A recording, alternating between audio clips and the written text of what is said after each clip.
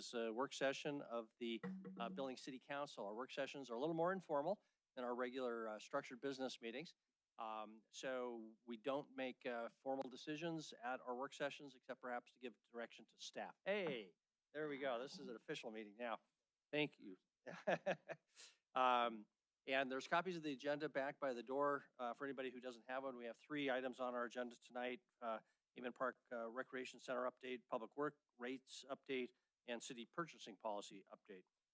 But before we do that, we'll start with public comment in just a moment on any of our items. There'll be an opportunity for public comment on each of those items before we wrap up.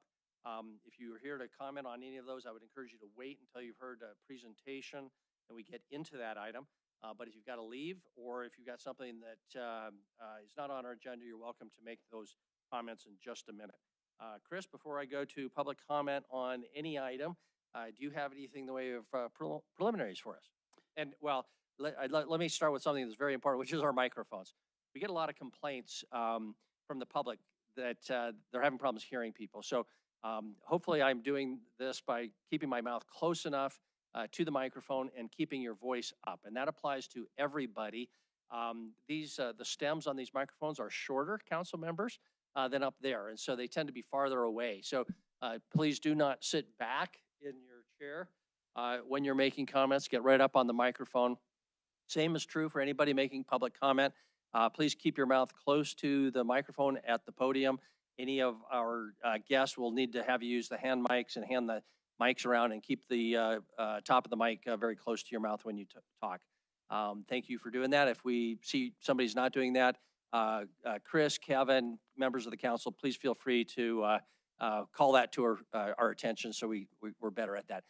Anything though, Chris, before we go to item number 1? The only thing I would add to that same set of comments is there several over the past several years have pushed of the value of being able to sit at a table like this in a work session to be a more collaborative environment. And my fear is if we don't figure out how to use these mics and we continue to get complaints from the public, you're going to end up deciding that we're back at the dais. And if that's the case, we lose this. We gain sound, but we lose this conversation. So I just, that's the motivation behind wanting to put extra effort into using the mics and have them function for us. So thank you. Very good. Thank you, Chris. And just a reminder, another problem we get is when individual council members or guests are addressing other people at the table, we tend to sometimes turn our head and away from the mic. So that's fine to look, but try to keep your mouth still very close to the microphone when you're doing that. With that, Councilmember Neese? Since that was brought up about not just the mics, but our format here at the work session, I would like to make sure that we understand. I think we've had complaints about the setup that we have right now, which is some people's backs are to the audience, and it would be helpful, I think, if we look at more of a U shape so that no one's back is to the audience. And I don't know if the other council members believe that as I do, but I think that's something we should look forward to try to get it a little bit more open.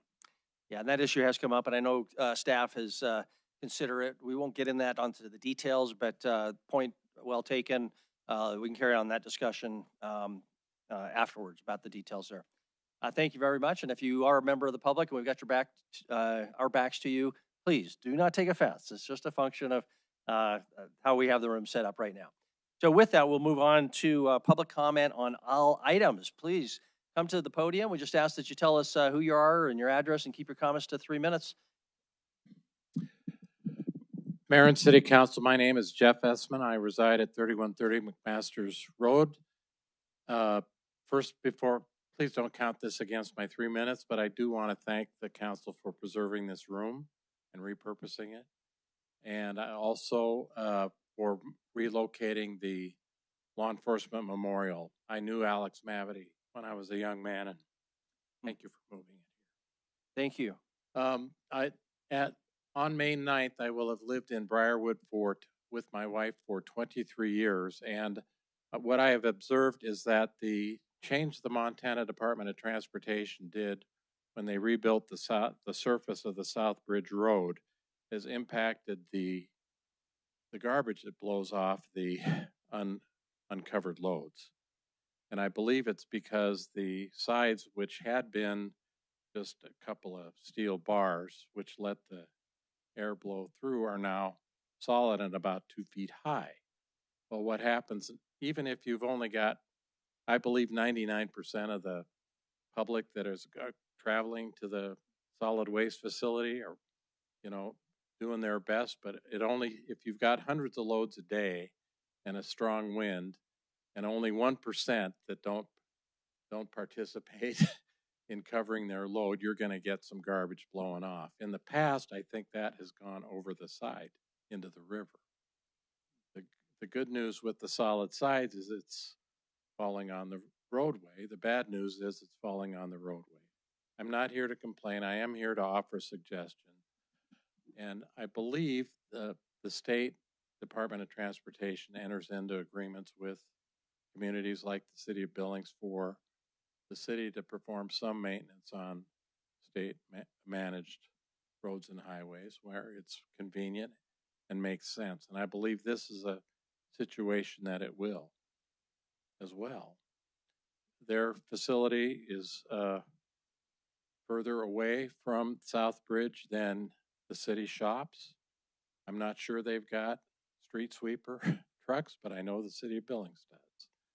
I think if maybe every Monday morning after the heavy loads on the weekends, if that sweeper could get out there at early light when traffic is light, somebody's gonna, needs to get the larger stuff picked up by hand. That's going to be a safety situation. But there is a lot of rocks, debris, nails, etc.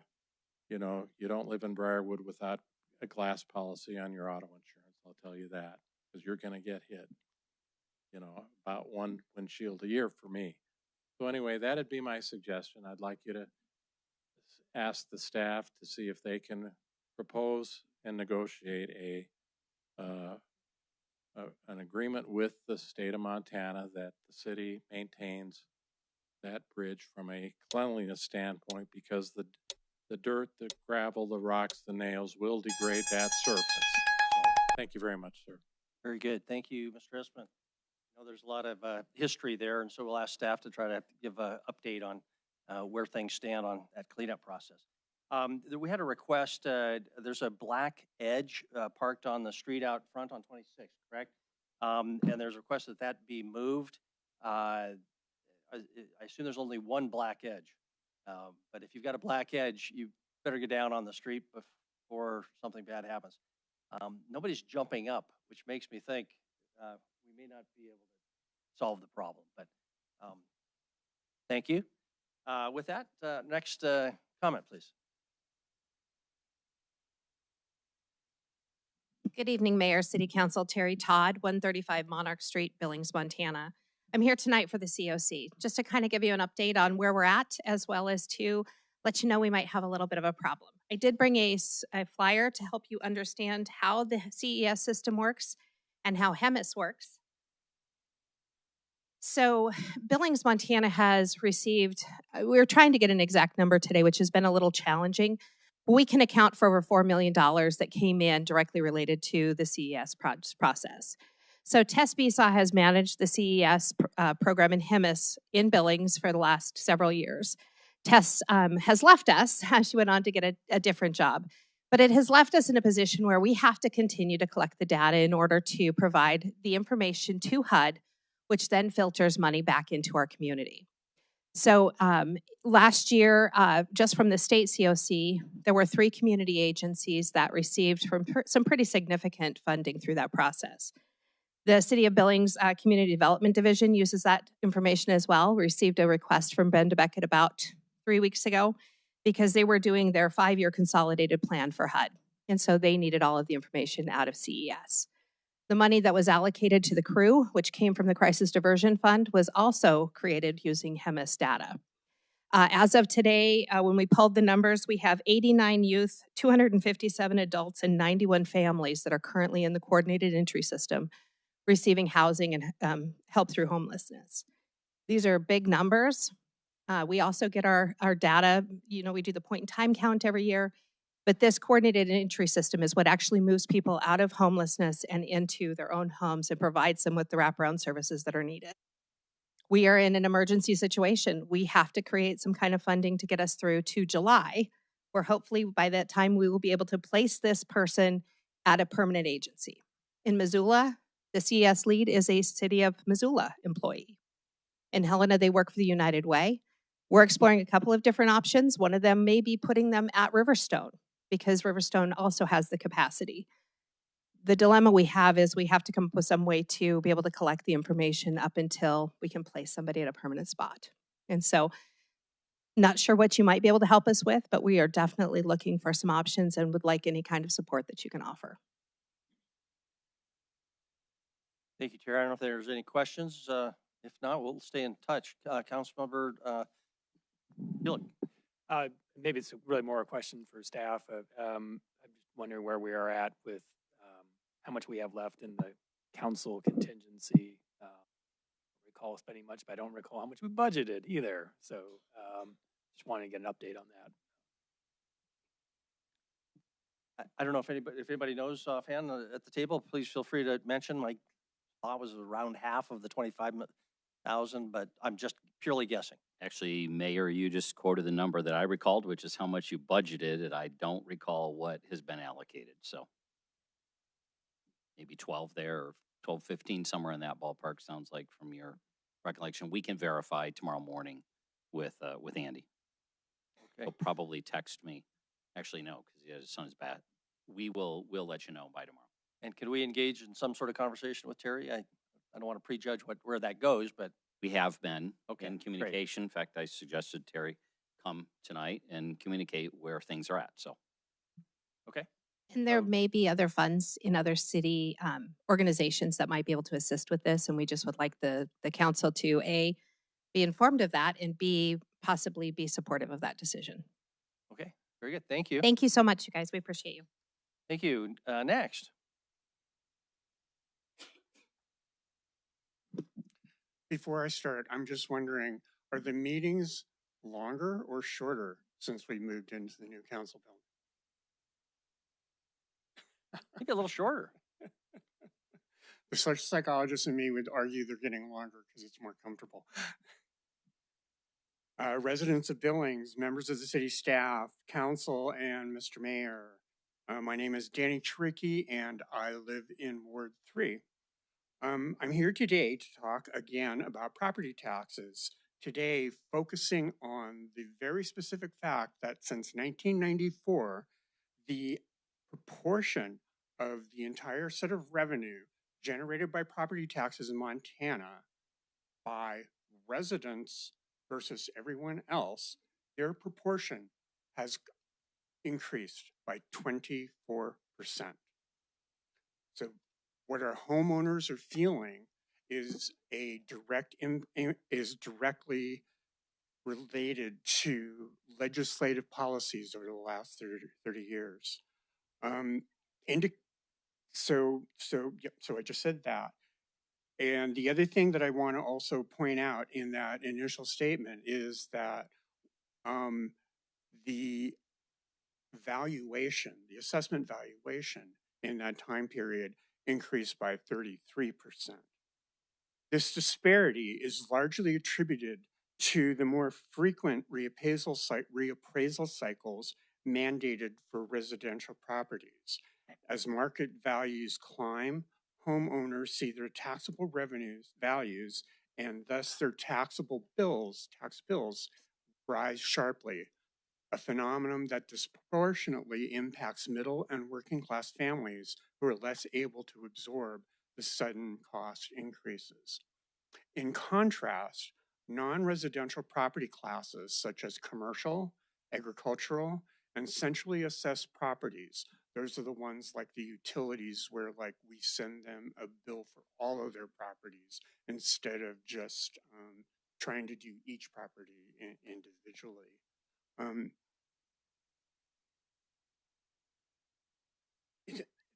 These property classes have benefited from a less frequent reappraisal schedule, and targeted legislative mitigation measures. Commercial properties, for example, are often reappraised on extended cycles and are subject to value neutral adjustments that help maintain a stable tax rate. Agricultural properties typically follow an ag value system that is designed to moderate tax liabilities in the face of market volatility. So in order to promote equity within Montana's property tax systems, several measures need to take place. One is a value neutral taxable rate.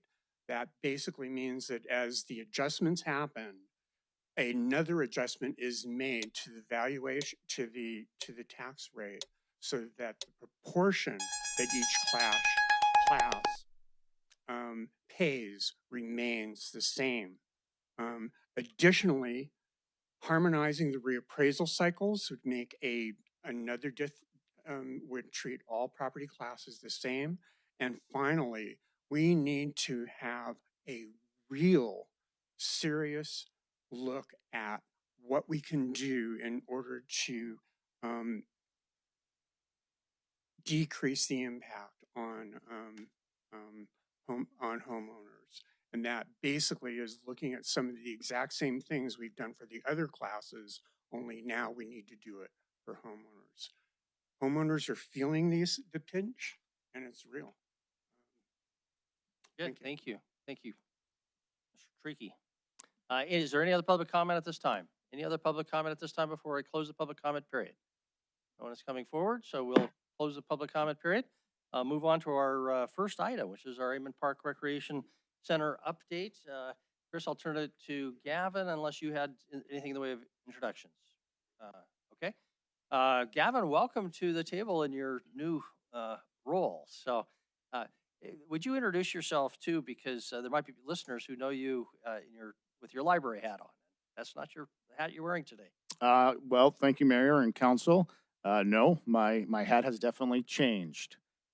So spent 8.5 years as the director of the library, now in week 4 as the interim director for PRPL. So pretty exciting stuff. Before I go into my opening remarks for tonight's presentation, I do want to address that there was a story that ran this morning. You may have seen it from Color 8. Awesome story. Grossly inaccurate from the budget to the design, everything about that story. So I just wanted to kind of put that out there. I did send you all an email just kind of addressing that. Tonight really is an opportunity to talk about or to provide information about the Amon Park Recreation Campus with a focus on the courts facility. This will be the first of several updates to council. I do plan, much like Mr. Iflin did with the new City Hall development and build out, putting information in the weekly. So there'll be information there, and then also to be determined by administration of how often to come back and give updates in this type of setting. This is obviously a really exciting project for our community. I think about it in kind of a stool with 3 legs, right? We've got economic development opportunity here for that part of town, restaurants and hotels, other businesses. We obviously have a sports tourism aspect of that, which is really exciting as well. And then we also have the community aspect of that. The community to create an accessible space where they can utilize that, both in the recreational side of things, but also in the open campus hours of the courts aspect of things. So a lot of potential and opportunity out there. Tonight's presenters come from a couple different entities. Chad Schreiner, A&E Design, at the very end of the table here. We'll discuss site development, floor plan, and building design. Brian Alexander, right next to me, from Sambell. We'll talk about site detail. Jason Hubbard from Langlis and Associates.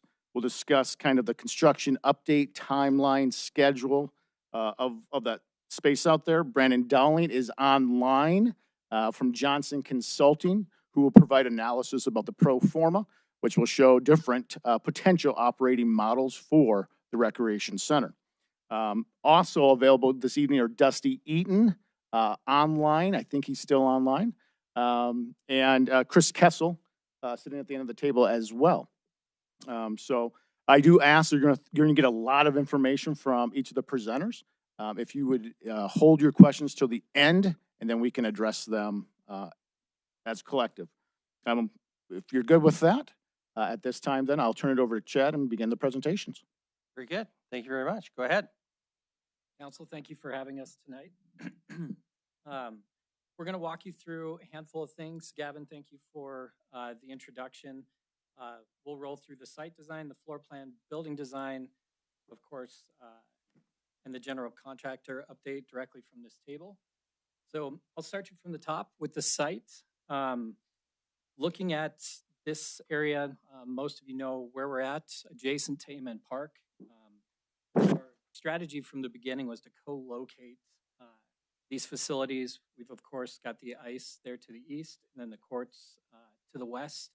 And by co-locating them, we can gather that program, each building, and we looked at the best position and most efficient use of space, excuse me. And ultimately, we chose that the northern edge of the site, adjacent to Amen Park, afforded us the best opportunity and the most efficiency. So in the middle, as you can see, kind of circled is the plaza. We looked at each building, their adjacency to one another, the separation required, obviously for fire, but how could we activate that? So we looked at both the entry sequence to the building, whether you're coming off King Avenue or Southgate Drive, and if you're coming up Commerce Way or the yet to be renamed road with this development. Brian will speak to that later. How you land at these facilities and how we can most efficiently get between each. So you can see the main entry of each building identified, and I do have the laser pointer here in PowerPoint. Courts here to the west, ice again to the east. And we've got this promenade between the two that flanks the campus plaza. And while it doesn't look like it, the way that we've devised our fire strategy, where we have to have access all the way around the building, is activating that in a way that it can be useful. We want to maximize our efficiency in every aspect of this project. So that fire lane, as it wraps around, is actually an edge buffer to Amen Park, where called it the Amen Edge, where we needed to truncate it. People can come walk off the park directly onto this plaza and promenade and down to the facility. And looking at doubling down on that, you can see here next to these berms, food truck space. So when we looked at kind of the parking strategy, again, we'll get into that more, but with this specifically, if we had space to get food trucks out of the parking to the west, the main access at Amen, which does take up parking spaces during tournament time. I happen to coach soccer, see it quite often, and get them onto this, we could reactivate those parking spaces. So just looking at all that nitty gritty and making it useful. And then you can see these colored numbers in the plaza and off to the left to that side. Again, trying to be as efficient with the space as possible. We proposed putting 3x3, 3v3 basketball. So with the courts facility, they can actually host summer tournaments right on the property. They don't have to use the parking lot for that, like you see the big one that Shields hosts. We have space for that programmed directly into it. Then kind of the final piece of that puzzle is we know in the future there's the desire to have turf. So the end of that fire access strategy in this kind of plaza promenade is this component that gets you right to it. If they take the turf as it stands today, mirror it into the open space where it is, this would be your turf entrance. You just walk right in through those gates, so it has an active place and position within this campus. So from there, I'll hand it over to Brian. He can kind of talk about details. All right, thank you, Chad. I'll just go into a few details as Chad mentioned on the site. As Chad alluded to, there are multiple accesses to the site that exist, two of them from King Avenue East, one from Commerce Way, and the other from Southgate Drive. There will also be a third access from South Billings Boulevard to what is now Commerce Way. Originally, this development was planned to have the road go through from South Billings Boulevard to King Avenue East. But this site essentially bisects that right now. So we're working with the land management coordinator to come up with a road name to rename that. Also, the suburban ditch previously bisected the site diagonally right through. So we expedited work, and Langless and their subcontractors have already relocated the ditch around the facility to allow construction to continue this summer for both the ice facility and the courts facility. We understand from Parks and Rec that the ditch will be turning on starting tomorrow, so it is done in time to make sure that Amon Park has irrigation water and that construction can proceed. And then I just want to talk a little bit about the parking. Obviously, for any of us that participate in soccer or have youth doing soccer or lacrosse, understand that parking is a premium in this area. For this project, we worked collaboratively with the planning department to come up with strategies. The zoning code doesn't have a real great single, I guess, parking criteria for this type of facility, but it does have some guidance for variable parking demands, which we utilize a number of different sources, including the ITE parking generation, the City of Billings zoning code, and data from other facilities around the nation that are of similar use. In looking at these different user groups from Amon Park, the courts facility and the ice facility, if you were to look at each of these independently, you'd have an outrageously large number of vehicles that are parked, especially when you're looking at peak soccer weekends and tournaments. But these largely do not happen at the same time. Seasonally, there are overlaps, but also for outdoor events like soccer and ice facilities will largely not be overlapping.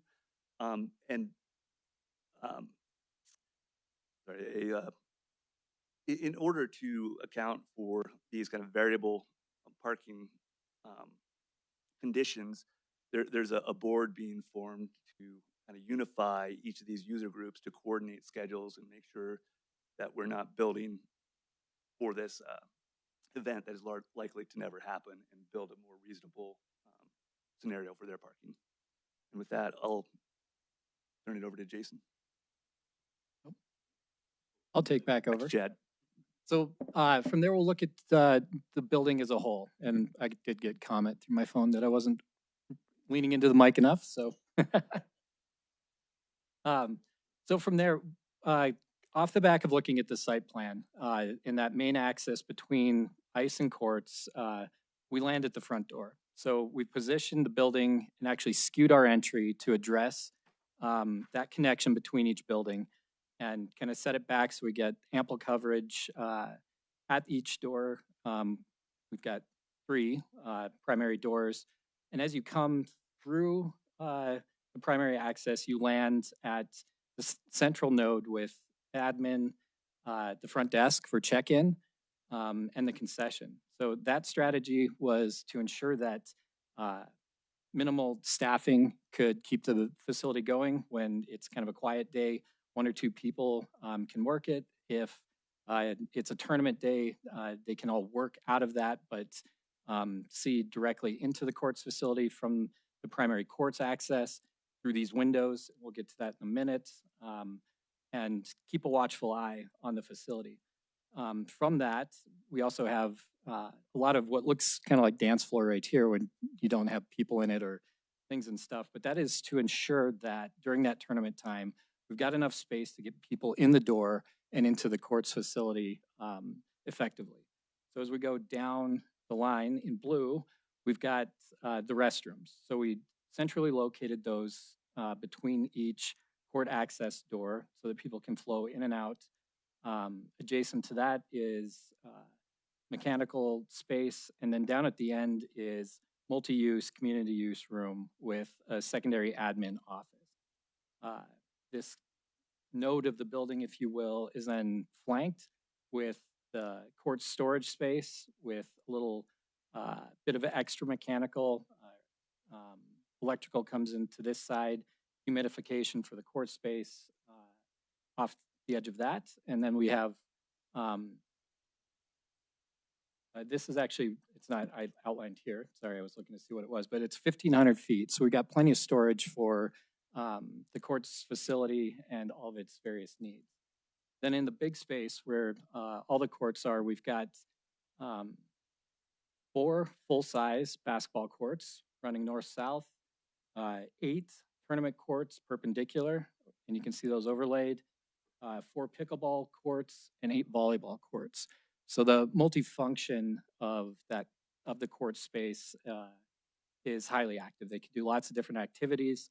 All of the equipment is ceiling hung and mechanical, so we can move it out of the way for various things. And then the final component is 3 of the 4 courts will actually have in the striping on the floor a walking track space. So if people want to walk while their kids are practicing, or day use just want to come walk on the courts, we have that activated. And moving on to building design. This is a perspective looking from the park. So if you were what would be standing on a 9v9 field, I know that field well because I've practiced there with my son. Looking back at the facility, you get a strong presence of the building with the ice in the background. And our strategy was we're really, really long, right? We've got 4 basketball courts worth of space. So we looked at with the design of the building, if we could interlock 2 forms. So we've got 2 shed forms kind of breaking down that long linear scale. And that is accentuated is at each of those interlocks with a polycarbonate cladding system that allows daylight strategy from both the north and the west in this view, and then opposite of that, to the east and the south, kind of this bookend that allows the course to be daylit at all times. We'll jump to the front. So there you can see what I was just talking about on the opposite side. It has an equal strategy. This would be that promenade off of the plaza interconnecting the 2 buildings. Actually, I'm just going to jump so I can kind of talk through how that polycarb works. With that daylight strategy also comes the benefit that at night when all the lights are on, you get this ambient glow from the material. So it'll be very visible and iconic if you're coming down South Billings Boulevard, or even off the highway, you could get a glimpse of it, or King Avenue East, you'll see the facility. So doubling both function and form, we get this interesting strategy architecturally. From there, at the courts level, we've introduced these minimal rips, small windows, so that you can see into the facility. They're small enough they don't add a lot to the daylight, but you do get that interconnection of activity and just livening up the space. And a few right off the plaza and promenade so you can see in and out when you're hanging out. And last point I wanted to make, I had to check my notes, is that from the onset of this, with these 2 big facilities, because they are big, is we really wanted to tee into the synergy of each form. Ice was out ahead of us. They have one big long slope shape, so we looked at that. Kind of how we authored our split, where we didn't want the long going the whole length of it, but we really wanted communication between the facilities to help with that campus synergy. And a quick look inside so you can see some of the things that we've just talked about with the daylighting strategy, the vision windows. We really know once this thing's up and running and there's kids in there, there's going to be a lot of activity. And you can see with all of the courts, that means a lot of equipment. It'll be a fun, active space for the community. Just a quick look at how it comes together. This is a pre-engineered metal structure, so you can see that split in the form between each interlocking roof, a glimpse of that daylighting strategy with the polycarb, and then of course the court's layout. And from there, I'll hand it over to Jason. All right, thanks, Chad. The first thing I wanted to cover is that we've already been working with KE Construction. They're building the ice arena, as we all know. We've been having probably meetings every other week with them, just going over site logistics, safety. I mean, we're sharing one site here, so it's a little unique situation, but we're working well together. We plan to have those meetings once we're both active on the job on a weekly basis, so we can keep that coordination going. So that's been going well. I just want to let you all know that's happening, and we're getting along just fine. So, bidding schedule. So, as you may have known, that we've already did our first bid packages. That was for the site work, the rammed aggregate piers, which go underneath the foundation of the building, the pre-engineered metal building design. So that was our first bid package. That's completed. You guys have contracted me for that so far. The next one we have coming up is the rest of the packages. So that's going to be coming out May 5th is when I should get those plans from A&E Design. And then we'll send the rest of that out. That bid process takes about a month from bid to qualifications, and then I get a GMP and then recommendations back into you all. We're planning on, if we get that approval, we're trying to hit that June 23rd meeting for approval. And at the same time, their plan's going in for permit. So we're trying to coordinate those two together. So once we get both of those approved, then we're off and running. Current construction schedule, as Brian mentioned, the ditch is relocated. It's piped underground and that's done. We'll run that test here in the next day or so once we get the water through there. And then we're backfilling the ditch as we speak. That's almost complete as it starts. And then Weave Construction, the subcontractor, is doing site grading at this point. Again, beyond that, we will start the building construction and continue the site construction middle of June, and then our project's anticipated to take about 12 months. So we'll be done in June of 26. All right, project's costs. Sorry. So again, you guys have awarded us about 3.9 million already. I have an additional amendment in currently, and that's to secure our metal building and our insulated metal panels.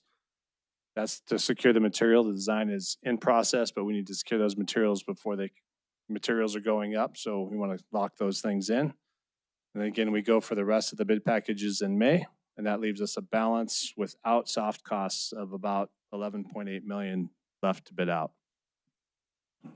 Just re-going through the budget, we know the project budget's 20 million. We've heard that loud and clear.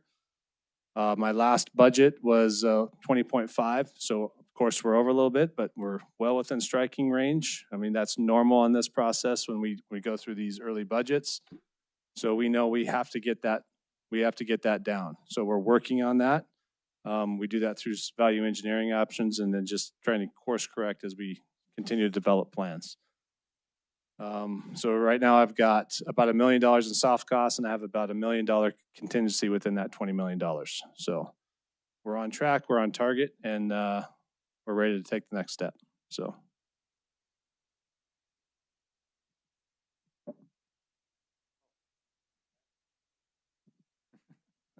Yeah, pictures of, just for those that are not been able to see what's going on out there, or it's kind of hard to see if you're standing in the park, but the picture you're showing now is, that where Chris has got the laser pointer, that's where the ditch was relocated into 24-inch PVC.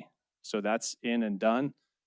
The dirt, you can see the ditch is the old ditch is being excavated out and getting ready to be backfilled. So that's that photo right there, looking south. And the next one is just looking east, same thing, wherever you see the skid steer and where his pointing is where the ditch is relocated, and it's already buried and underground. And you can see the windrows of dirt getting ready to fill in the old ditch. So it's further along than that right now, but there's a snapshot just so you see what's going on.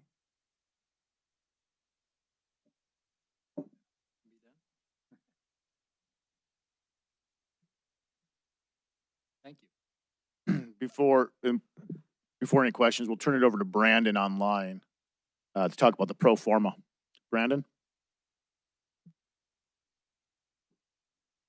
Thank you all. Let me go ahead and share this real quick.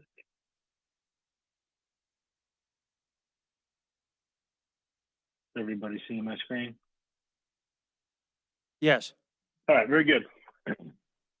So good evening. My name is Brandon Dowling. I'm with Johnson Consulting. I'm a principal with the firm. I've had the pleasure of being with Johnson for about 16 years now, and I lead our sports and entertainment practice. So I really focus on sports facilities, indoor, outdoor, youth and amateur, recreation, stadiums, arenas. That's sort of what I do day in and day out. As a firm, and maybe before I get to that, let's level set in terms of what we're going to share in terms of our analysis. Wanted to go through our scope of work, what we're in charge to do, sort of our review of the operational model and recommendations, and then our overall assessment of the performa. We've done some side-by-sides of the various operating models that we've seen for these types of facilities and kind of put together some projections in and around those. Again, just a little bit about Johnson, just to kind of qualify and understand a little bit of our firm. We specialize in serving as development advisor to municipalities, both public and private, in the front-end feasibility stages or pre-development stages, as well as in implementation stages of these types of development. So again, stewarding rather the market financial feasibility of a study, right-sizing it to the market-driven program, financial projections. We do a lot of sort of economic fiscal impact analysis, TIF projections, and funding strategies. So this is the type of work that we typically serve in the public forum on a national basis. So we're based out of Chicago. We've done quite a bit of work out west, and locally we've done some work as well. So happy to be here in front of you and share some of our results. Just to share a little bit, again, what we are retained to do. There's been quite a bit of work, and this has been studied for some time, right, in terms of the notion of the community recreation facility.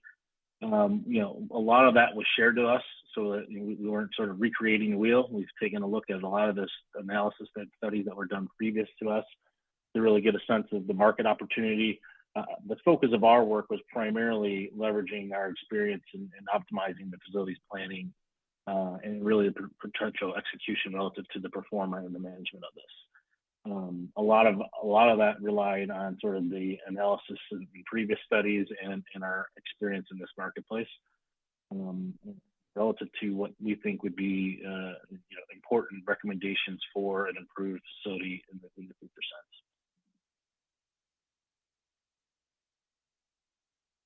sense. Operational models. So we've shared a little bit on the various models. This graphic is aimed to kind of illustrate effectively the controls and the risks that happen with the various models. We have a public model, we have a private model, we have a public-private, we have a nonprofit oriented type of model, where that is another way of saying sort of public-private partnership of some sort as well. What we're aiming to share here is that there's sort of risk imbalances relative to utilization, access, and revenue generation, right? And so at the end of the day, we're needing to balance what is the overall driver of success in this facility. Is it to churn as much profit as possible? Is it to be a public access and amenity standpoint? Is it both, what we typically hear? And sort of how do we balance that with the notion that we want this to be an economic development generator, sports tourism asset as well? And so, we share this often at the beginning of our analysis to really understand and measure the access versus control, and really drive that towards, what are we defining success in this future development for the community. We shared a little bit in our analysis relative to the two primary models, I would say, is public and private, looking at pros and cons of each, and just kind of going down the list in terms of the public pros. Again, I think one of the biggest things is the ability to really leverage existing staff and resources and programming that you have there in your community. The ability to sort of minimize and keep the fees at a lower range, the community focus, and then obviously the public funding availability. Matching that against the private side, one of the advantages of a private operator is that they're able to leverage technology and systems that are already developed, a national marketing database, if you will, for various forms of sales, efficient, certainly more efficient than decision making typically in the public realm because of the orders in that regard. And then when we look at cons, you know, again, we talk about the efficiencies on the public side, the budget constraints, the lack thereof, that's it, national sales organization, and the limitedness of, you know, really being able to sort of leverage that national sales organization in the public realm. You know, those are certainly cons on the public side. When we look at the private, it's, you know, typically these are higher fees. There's different missions, right? One's to turn a profit, and the other is really to gain access and serve as an amenity to the community. You know, profit over community is something we talk about quite a bit as well. And when you start to leverage and balance the decision between a private and a publicly operated facility. And then, you know, one of the things that we share too is often the ability to leverage local assets, right? And so ultimately at the end of the day is really understanding how does that national or private entity that would come in and operate it really become in tune to the local market and the dynamics of the local market. You know, early on in sort of a lot of our review, one of the things that I would say is that we've really understood that there's a significant opportunity here, and I would say demand for indoor, not only locally, but regionally. And so, you know, as we highlighted some of our items on the left in terms of cost savings, efficiencies, regional significance, I think the lack of competition is one of those things that really has risen in your market that we you know, we don't see very often in many other markets to the scale of what we've seen in Billings. And that to me is a key consideration relative to between public and private operator. Typically what we see on a national level for these types of facilities is the reliance of a private sector management entity is in an effort to really balance and bring in some of those regional and national tournaments. That's where that reliance on that national sales programming will come in hand, and really driving towards advertising and sponsorships. And I'll share a little bit of this in some of our assumptions that we share later on in the performa. But, you know, one of the things that we've noticed early on is, you know, frankly, because of that lack in the regional demand that's there, this is certainly going to be a facility that is going to be, you know, more inbound versus outbound in terms of solicitation and hosting of regional tournaments, right? And so I think you guys are going to be able to meet a need and demand that is so great that the reliance of having some of those national players for event right holders for tournaments and things like that, which you would typically leverage a private sector who's going out to the various conferences where these rights holders are at, becomes much more important when you have a lot more competition in that regard, right? And so that's sort of one of the biggest things that I wanted to share, because I think, you know, relative to what we've done on a national level, those are one of the things that stood out the most, is the significance of the regional opportunity here for that type of programming. I'll go into sort of the various revenue streams as well. Again, we just shared sort of the detail around the programming. You know, 4 courts, 8 volleyball. We made an assumption around 8 to 10, pretty standard in terms of operations. So about 14 hours Monday through Sunday, sort of how that equates to the number of available hours. So that's important when we start to talk about the utilization and some of the assumptions that we've made. Key revenue streams. So one of the things that we've looked at is the assumption around daily emissions. So this is what we call drop-in. And you'll see this throughout our analysis. In the top part, you'll see in parentheses sort of the public operator versus the private. You know, again, we kept it fairly consistent. One of the things that we did is, in terms of the private versus public, you see about a 10% increase on fees. Again, with the mission to really charge and revenue generation on the private sector to recoup some of those expenses that we'll talk about a little bit later is one of the key factors around sort of being able to reduce those fees that we talked about early on. You know, overall utilization, again, we were fairly conservative, and I would say that's a word to share throughout. I think in a lot of the utilization, as well as the overall revenue streams that we have put forth here, I think are pretty darn conservative. It's really going to come down to a balance of mission and driving to what we define as success. As I alluded to, I think the opportunity from a demand perspective, in particular for sports tourism, is just so ripe that, you know, you can almost sort of pick and choose when you want that to be happening in terms of the weekend programming, or if there's something there locally that you want to be happening as well. So very, you know, sort of ripe, if you will, in terms of demand opportunity. Court rentals, again, fairly consistent. We, for the sake of this purpose, we kept the revenue assumption around the court rental for a full court at 150 for junior. We kept that consistent against both of the models, both public and private. One of the things you'll note is there is about 5 more weeks of availability on the private sector. And again, that's with the notion that, they're pushing a more aggressive approach for court rentals. Whereas perhaps the public model is assuming some of that, and even talking with staff, some of the assumptions around here is there's already programming that you all are doing elsewhere in the community that would really benefit from a facility of this nature, and sort of, making sure that we're allocating and carving out hours of availability for that programming to not only currently exist, but grow for the local community and residents. And so, that's where we see the balance between the public and the private is, again, that charge for revenue, you're not able to get as much public access as we talked about. Tournaments, again, I think pretty conservative, but you'll see we do account for a fair bit of tournaments, and you'll see, hopefully, I was remiss in saying this early on, there is a ramp up. That is why we show the sort of the 3-year. This is fairly typical with all these facilities improvement that plan this way. Is it will take a little bit to get on the scene, if you will, from a local and a regional tournament perspective. And so that's where you'll start to see the gradual increase from year 1 to year 3. Year 3 is typically your year of stabilization. So that's where we stop to kind of just, that's where we think that the facility will sort of plateau and will operate as a full stabilized venue. Again, typically with these is once we're sort of under construction, you're already selling for that year and a half, if you will, of the development, right? So it really, year 3 is, if you want to look at it from the time this really gets to go, it's about a 4-year head start before we hit stabilize this facility. One of the things that we started to build out was the visitation. This becomes a little bit important when we start to look at revenue streams from concessions. You'll see 600 versus 1,200.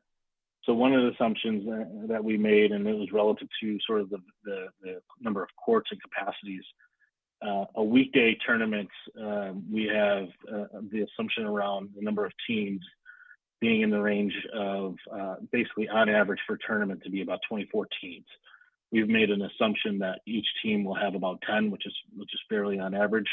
And then the spectator per participant is about 2.5, which is, again, pretty conservative. That numbers from the last 10 years have probably floated from 2.5 up to 3%. Relative to the various sports, I would say what we have seen nationally is that girls sports bring a larger number in terms of following, whether it's mom and dad, then it's grandma and grandpa. So these are per caps on average. We're assuming 2.5 for every participant. So that's where we're, that 24 by 10 by 2.5, you're getting to that 600 number. The weekend is where we assume to be the larger of the two. And again, that's 48 teams that we're assuming. So double that, if you will, obviously, in terms of what we think we can maximize in terms of courts and utilization and scheduling of the weekend tournament from a Friday, Saturday, Sunday standpoint. And that's fairly typical for these types of facilities on a national level. Is sort of that Monday through Thursday is really energized and looking at how do we serve the local market and residents, and sort of how do we better leverage this from a regional visitation and economic development sports tourism perspective on the weekends. And so that's sort of the way we've projected to follow this as well. Sorry, I just lost my. Here we go. So concessions, a pretty important part of sort of the revenue generation. You'll see the public model versus private. You may note the various visitation numbers. So again, a little bit more footfall, if you will, or visits to the facility for a private operating model versus the public. And again, that's really garnered around the push for additional rental space within the facility. We've made an assumption of 3.5 for our per caps. So, and again, this is a per cap per person on average. That can range from $3.50 to $6 that we've seen on average. So, $3.50 is pretty modest and reasonable. We did look at the pool concessions that in the market relative to the visitation. I think that per cap was about $2.96, if I remember correctly. So a little bit higher. This is a little bit more in line. Again, this is the reason why we went a little bit of a premium on the existing is that this we feel will be much more regional in nature. So the more regional in terms of programming utilization, the higher the per cap typically is because of the reliance, not coming from home or bringing their stuff in the car kind of thing. So that's what's driving a lot of that. The other big ticket sort of difference that you may note is the advertising and sponsorship revenue. We think a venue like this will probably have a total inventory of about $250,000 on an annual basis.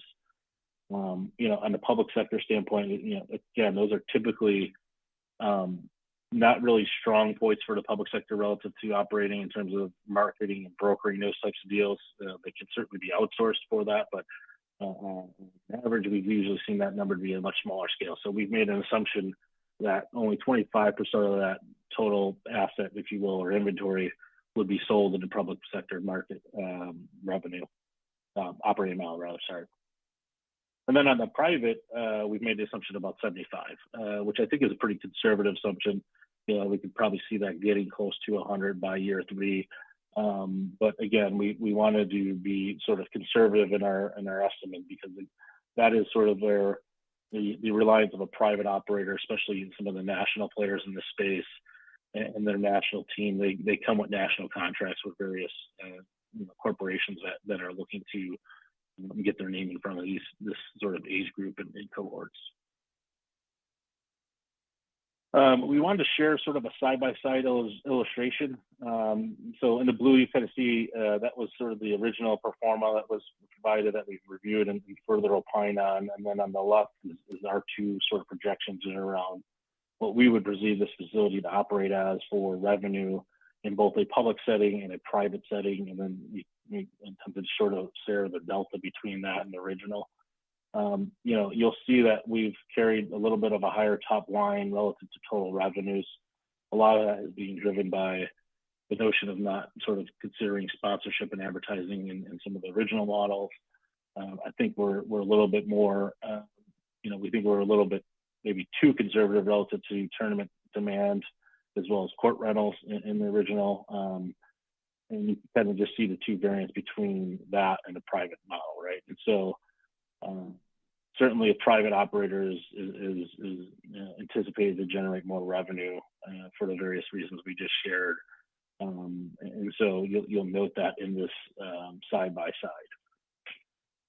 Next, we'll go into sort of the expense side. So this is sort of a summary of the key, expense line items, if you will, of these types of facilities, and the various estimates for them. In terms of variance from the original, I think it's really just the overall sort of salary for the facility manager. That's the 85 is sort of right in line with what we find from a national average of these types of facilities. So that's the only one that sort of jumps out. And then the other was equipment. I think the original pro forma was maybe a little bit too robust. One of the things that typically is the FF&E that comes with these and the warranties for those original, first 3 to 5 years. So we've assumed a smaller sort of supply and equipment allocation, which we typically see in that early phase of these types of developments. The other that was sort of part of our recommendation for this, and again, this is one of those ones that I think, well, many of them are sort of obviously policy decisions for how it's operated, but a capital replacement fund is something that we would highly recommend as part of this in sort of preserving the future.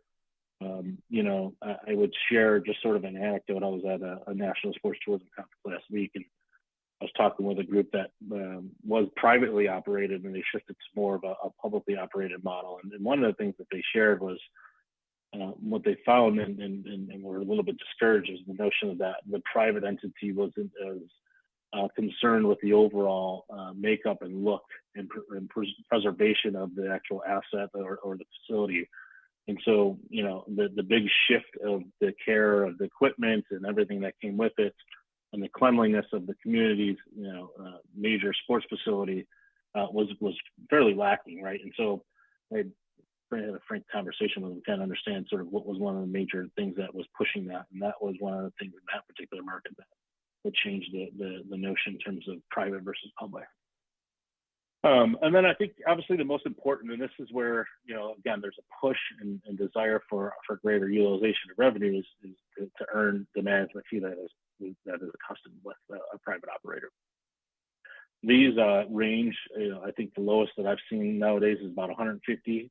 They've gone all the way up to 275. And there's, balances of incentives, and it all depends on sort of the makeup. If it's incentivized to be more room night generated or tied to a certain number of room nights, those can be really variable, if you will. But again, on average, I think that's a fair assumption.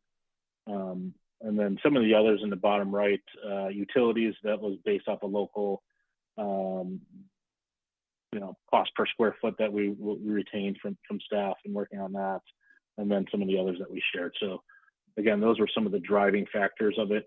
And sort of the last slide that I have for you all is sort of what that looks like from an NLI, net operating income standpoint. So, top line revenue, bottom line expenses. Again, I think one of the things that we've seen the greatest capacity to grow was sort of the revenues in year 1 through 3. In the private model, we would see that there would probably be a little bit of a surplus would be our projection, and by year 3, that stabilization.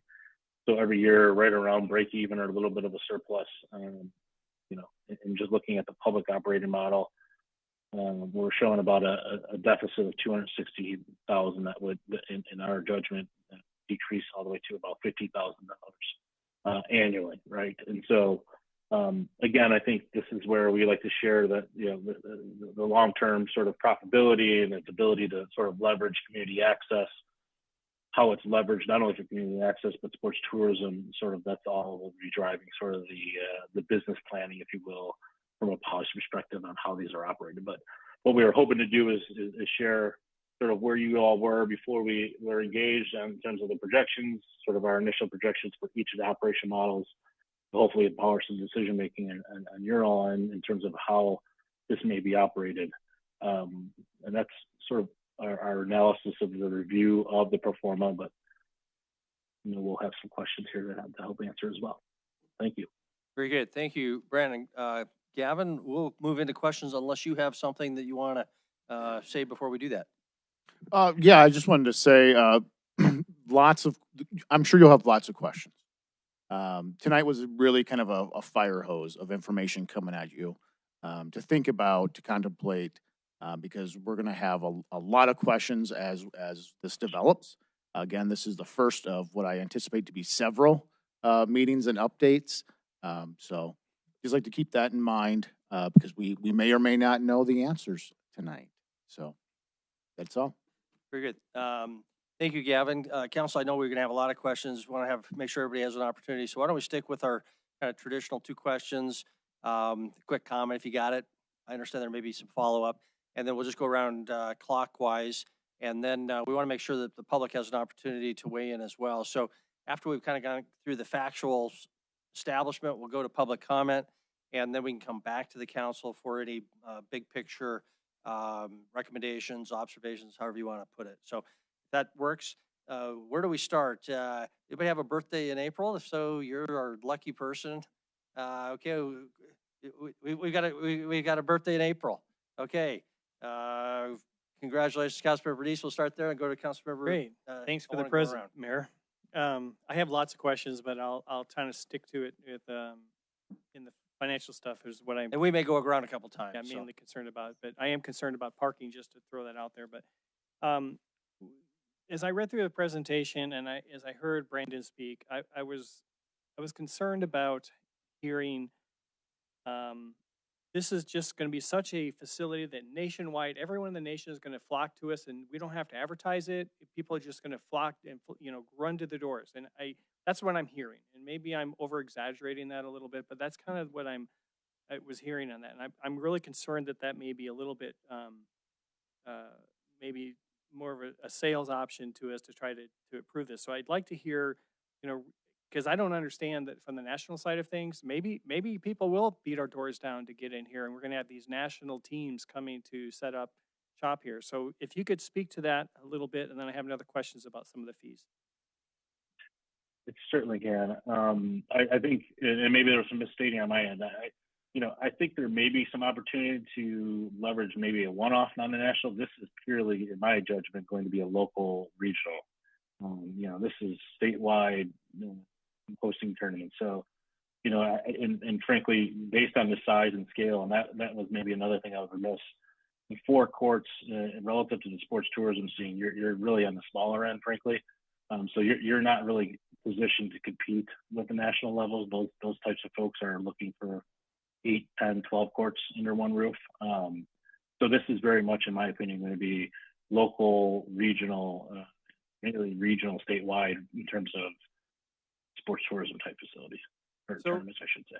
Okay, so if it's going to be more regional, but you were stating that this is going to be national teams coming in here. So what is it? Is it actually regional or is it not national teams? What do you think? Because that's kind of what you're. I would say a lion's share with this would likely be regional overnight. So those 20 that we were projecting in terms of the weekend, we view that to be, within let's call it a 4-hour drive. Not necessarily going across the states. Again, a 48-team tournament is sort of a decent sized regional tournament. We're not, okay. All right, so 4 hours. A 4-hour circle around Billings is what we're talking about, a draw. Okay. I think the reference to national might have been referring to advertisers or potential sponsors. Okay, thank you for clarifying that. And then when you mentioned the competition, what other competitions were you looking at? Because I know the Metro does a big tournament and they have a lot of courts there that they set up during the year. So that's a large tournament that comes in. I think that's statewide. And there's other facilities that have gone up around the state. And so are you looking at all these different facilities that have gone up in the last few years? Yeah, a lot of our market. So again, we were looking at sort of the operating model, and a lot of that work and research that we retained was from previous studies that were done for you all. And I think it was the Victa study that was done in 2022. So there was a pretty robust database of existing facilities in the marketplace that sort of shared that same sentiment around the gap there, if you will, for indoor facilities locally. So the 20, you were relying on the 22 report for any of the competition. Okay, so that would have been finalized in 22, but the data would have been a little bit older than that. Okay. And then as I look through the fee structure, as far as looking at this, it's first 3 years, the city would, as a public facility, it's going to roughly a $500,000 loss over 3 years. And I noticed that the county fees are only $1 over the city fees. And so this is a city facility paid by city taxes, run by city employees. Was there any discussion of changing those county fees or out of city fees higher? That's what we do with our trash services. We double the fee for the trash. So if you were to do that with a model, what would that do to the revenue generation for the city and or the use of facility? Yeah, I would say you're referring to, I think, the daily admission. So from the overall slice of the pie, if you will, that's not a significant part of the overall revenue generation. Certainly, if you double the number, I think it would move it. But in terms of needle moving, I don't think it would have significant move to the overall revenue component of this.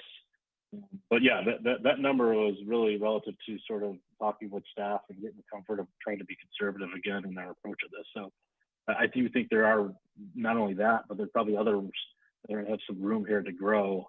Again, in an effort to be conservative in nature. That's sort of where we stayed. Okay, thank you, Mayor. Sorry, I asked 3 questions. That's great. Thank you. If I get around, I'll ask another. All right, Councilmember Roy. I've been sitting here puzzling on how I can jam a whole bunch of questions into one question. So I think I'm going to start with, I want to start with some questions about inside of the facility to begin with. So it seems in looking, kind of listening to the pro forma, we're trying to strike this balance between recreation users and sort of tournament type events. But when I look at what you've put up for the inside of the facility, there are some things missing that concern me that I'd like you to talk about in terms of thinking about using multiple courts at once. I don't see any locker rooms or showers, so I'd be interested in knowing kind of how that might affect things. I don't see any seating, and I don't see much for noise. And I put noise in context of my son used to do Y basketball, where they had a thing that kind of dropped down in the middle of the room and it was still really loud. So even if we have things that drop from the ceiling, I think we have to talk about sort of noise. So can you just talk about, are we actually designing the inside to support a competition, even a youth competition type? Are we really looking at the rec users? I'd actually say we're looking at both. So with the sports tourism model, less so to speak specifically to seating, we have not only stored in the storage space, but around the facility, tip and roll bleachers. So when you have that type of rec plus weekend tournaments, you don't get the big stadium seating. You don't need it. You've got parents that come in, they huddle around court, go court to court, and that's how it'll be dealt with. So lots of those accounted for. I couldn't tell you off the top of my head the total, but ample seating at each court. From there, the restrooms, locker rooms, we looked at locker rooms with the advice of our committee. We opted to go away from that. There are showers, but there aren't full-blown locker rooms. And what that is based in is that when you come specifically for a tournament, you're typically not changing in those locker rooms. You've got, 6 to 14-year-olds. They come in, they blow in, they play the game, and they leave with their parents. So if we put a full locker room in, would it be highly underutilized?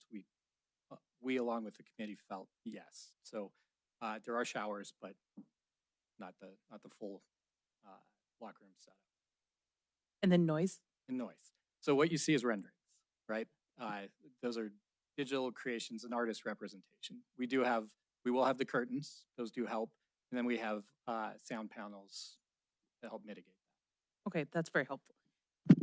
Okay, and then I wanted to ask now a question about the outside of the facility. Can you talk a little bit? I know we're talking about sort of an adjacent piece, but how do we blend into the sort of larger interaction with the sort of Amen Park side of the equation? Specifically, other than right on the road, is there any sort of internal pathway or how do we get from one parking lot to the other? Is there any kind of internal navigation, or is it just along the edge of the road? And then that berm on the back end, where does it sit? Does it sit on the Amen Park side of the land, or does it sit on the rec center side of the land? Starting from the top, the berms sit on the Amen Park side. So those would be utilized, would be made out of spoils from both ice and courts. When we dig the hole, we got to put it somewhere. So we thought continuing the berms that are already there would be a good strategy. We looked at that with the committee. So once we go, yes, we will cover a small portion of the edge of Amen Park with new berms. You'll have to help me walk all the way down through your question.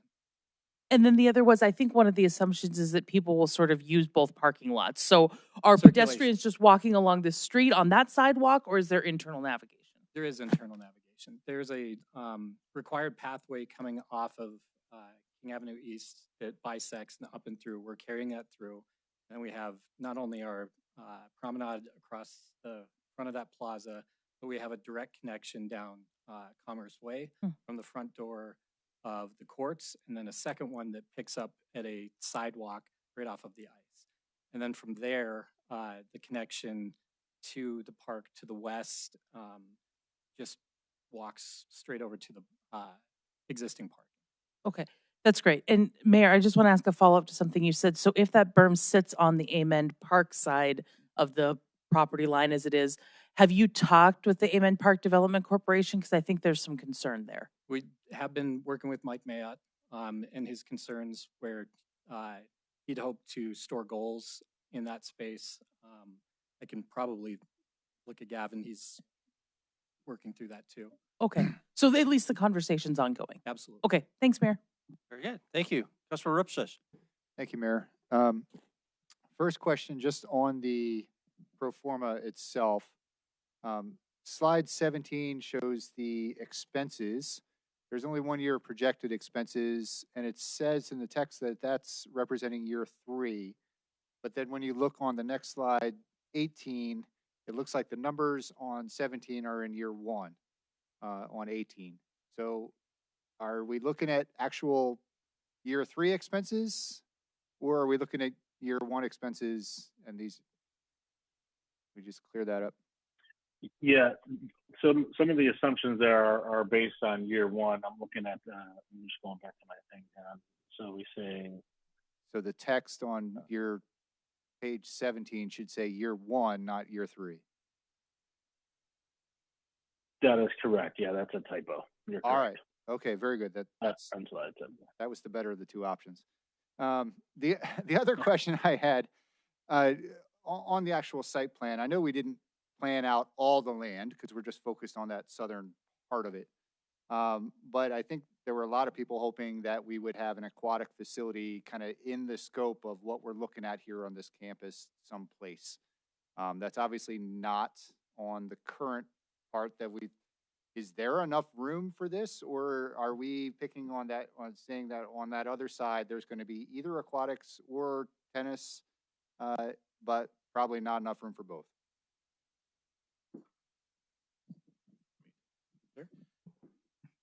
I guess speaking to the adjacency of the buildings and why we did that was to maximize as much space to the northeast as possible, right?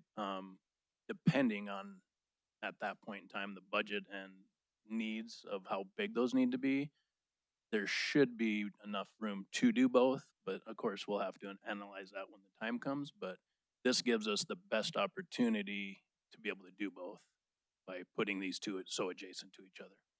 All right, very good. So it is a technical possibility. We just need the partners in place and all that other stuff to fall perfectly in line, and then cross our fingers we can do that someday. At least I think it's more hopeful than crossing our fingers, but yeah, if we could lay out a building on it and show it, then we could potentially look at that, right? Okay, great, thank you. Very good. Councilmember Gillick. Great, thank you. Nice looking design. I appreciate the effort, and I mean, this has been a pretty fast rolling project too, and so good work. I do like the use of the fire lanes for courts and potentially food trucks. Speak to the parking. I appreciate the effort of I think what I would say right sizing it, not trying to go for some sort of peak usage, because when you're trying to go for the most extreme situation, then you're going to have most of the year a lot of unused public of stalls. You're paying for things that you don't use as a community. So, it does mean though that we're going to need as a community to encourage people to carpool or whatnot when there's big tournaments and whatnot. We need to be thinking about that as well. I do have a question on the pro forma in terms of with the public versus private management.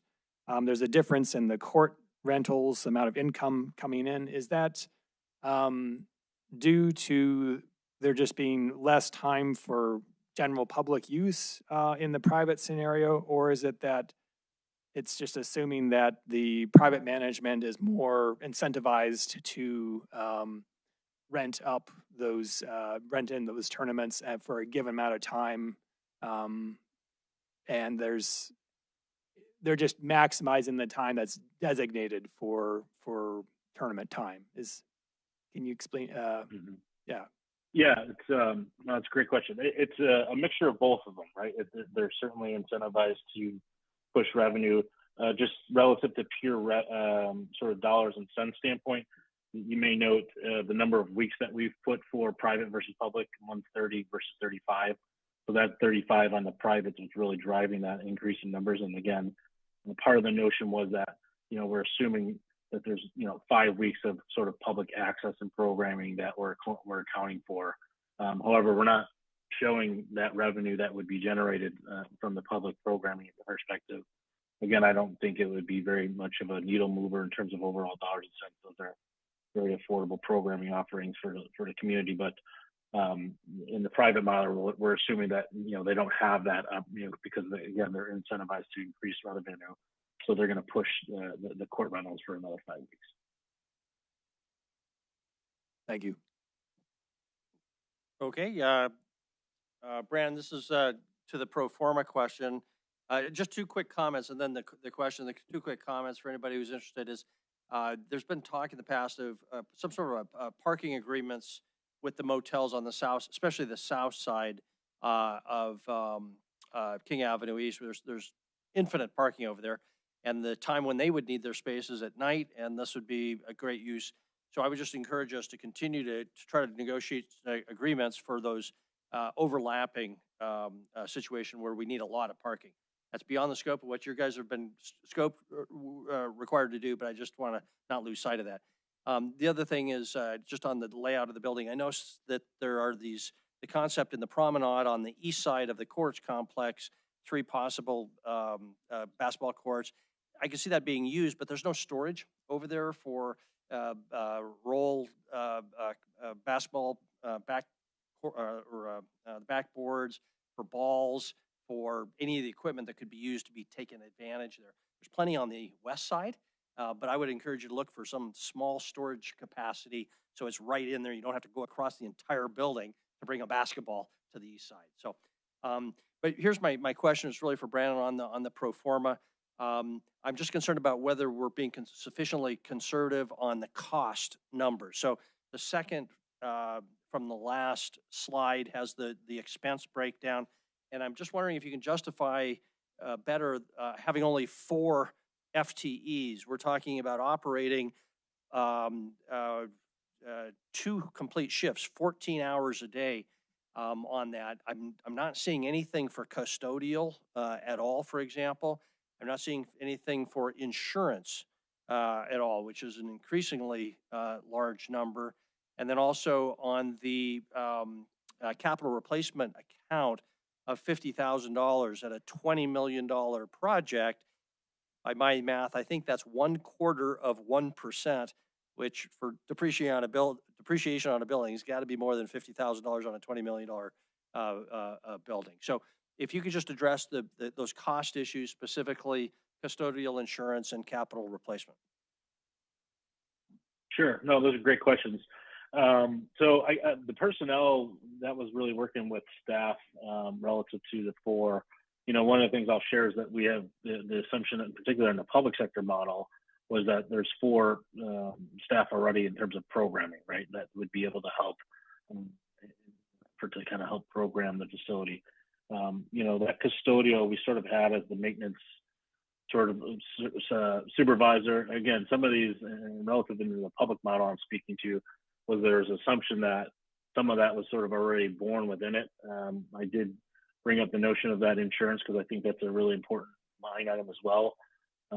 So again, if that's something that needs to be accounted for over and above, there was a notion that that would be born into the overall insurance number that exists for the Parks and Rec department right now.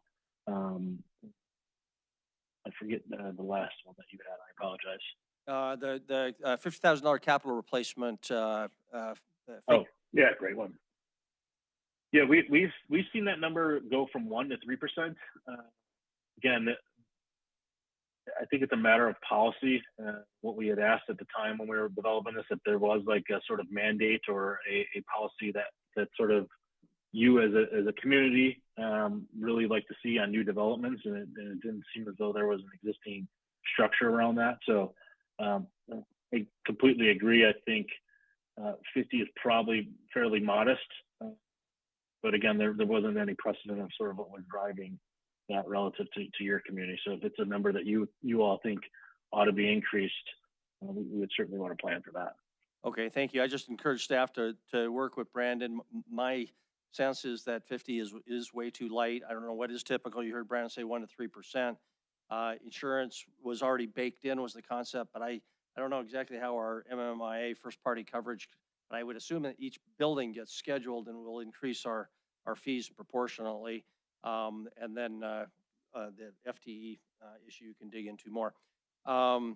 The other thing, and this will be the last one, is what's the realistic chance of getting a national operator for a facility this size, which is so small? Is anybody going to be interested? And if not a national operator, are there regional operators? Or would we even be looking at a local operator like the YW or somebody that's more local?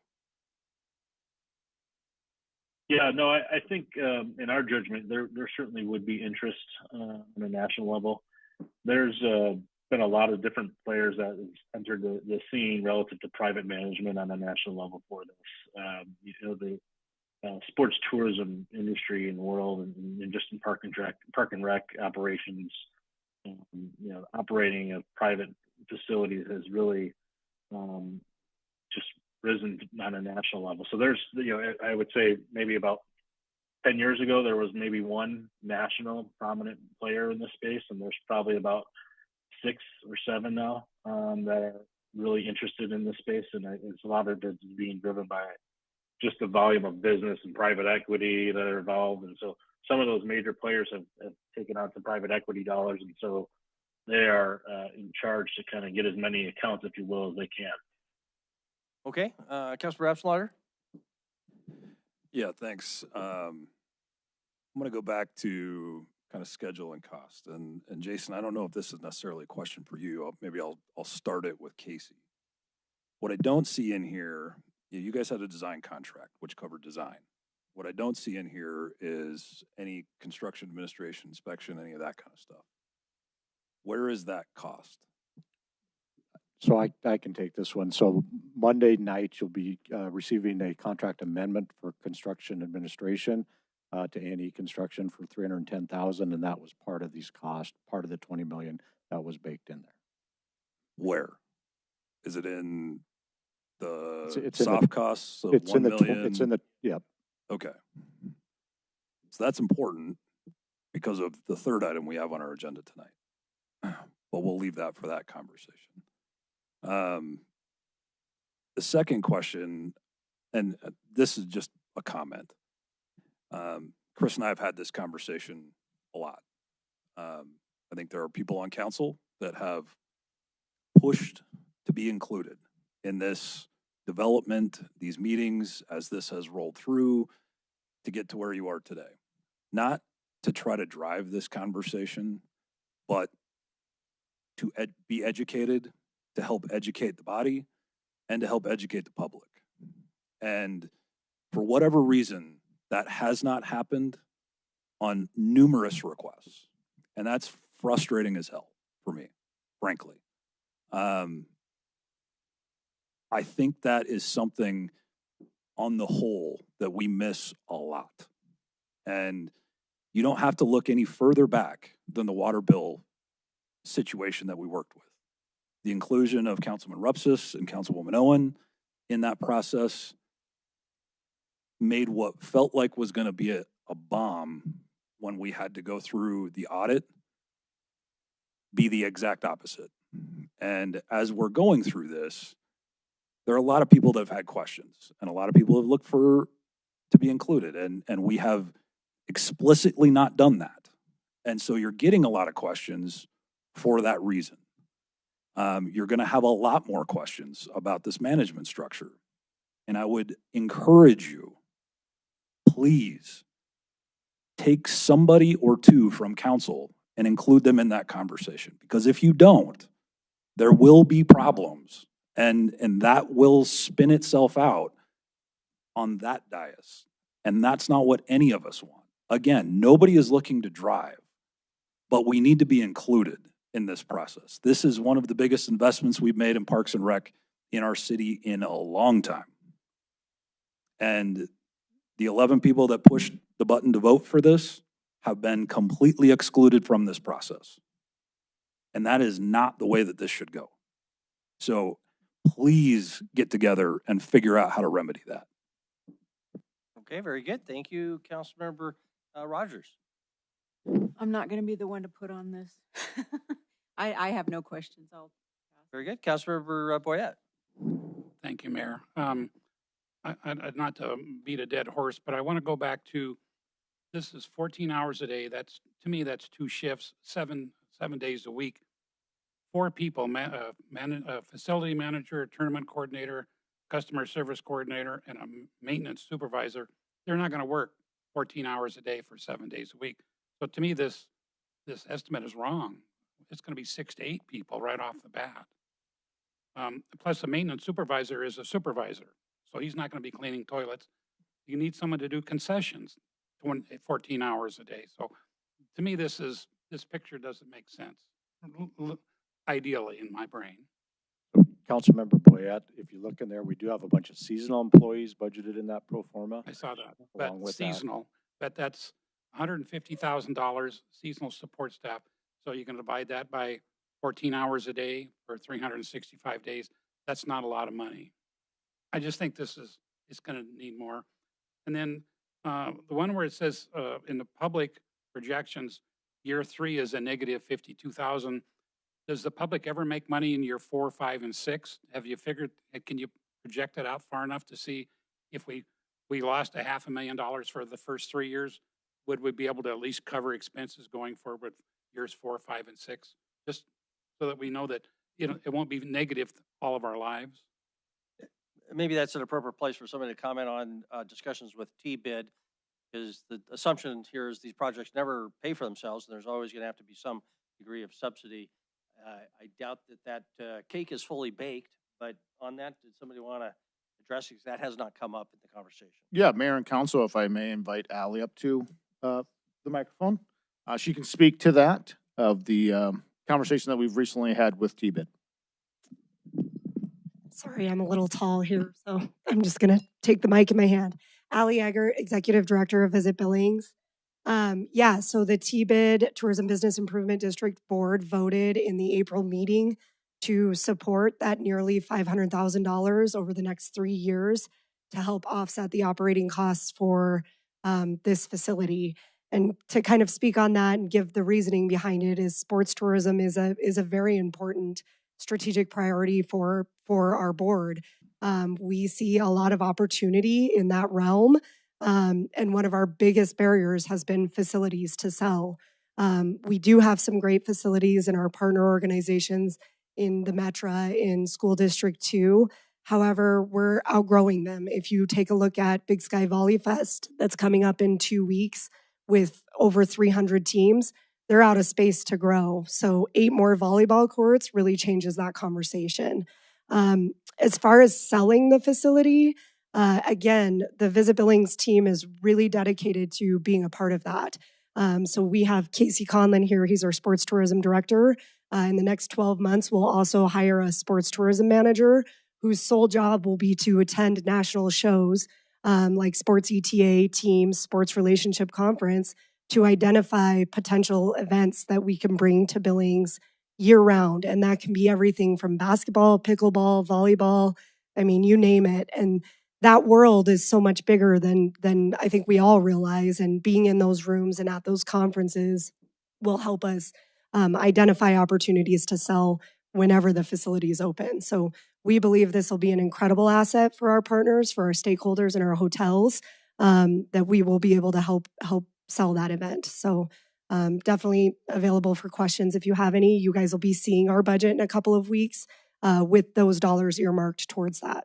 And Ally, just to clarify, when you said $500,000 over 3 years, that means $500,000 each year for a maximum of $1.5 million, as opposed to 500 divided by 3, correct? 500 divided by 3. So you're looking at the ask of, so if you're looking at that pro forma, the ask that was made was for that 260 year 1, 185 year 2, 55,000 year 3, over the next 3 fiscal years. Of course, if the facility was looking to not, be operating in the green by year 4, then they could continue to come to our board and ask for support. But we believe with the support of our team selling it, you'll have no problem being in the green, we hope. Okay, so if those numbers, our deficit goes up, we're going to have more of a conversation with the T-bid. Yes, yep. The motion was for up to that amount each year. Thank you very much. Councilmember Boyette, were you done on this line, or did you have anything further? I just wanted to make sure that it going after year 4, 5, and 6, that we still weren't going in the hole. And that's what you're saying we shouldn't be, because we're going to have people out there looking for other people to come. So I just don't want the city ended up saying, well, coming to us and say, well, we need $50,000. We go, well, that's not the program. That's not what we're here for, is to keep giving money to this to me, it should be self-sufficient, year 4, 5, and 6 on its own. Okay, very good. Council, we could go around another route, but then I worry that we're not going to be able to hear from people in the audience, which I don't think will take too long. So let's open for public comment, and then when we're done with that, we can continue questioning or further comments, and then we do have to move on to our second item. But with that, please, public comment on item number 1. You know the routine, just ask you to keep your comments to 3 minutes. Please tell us where you live and your name. Tony O'Donnell, 3958 South Tanager in Billings.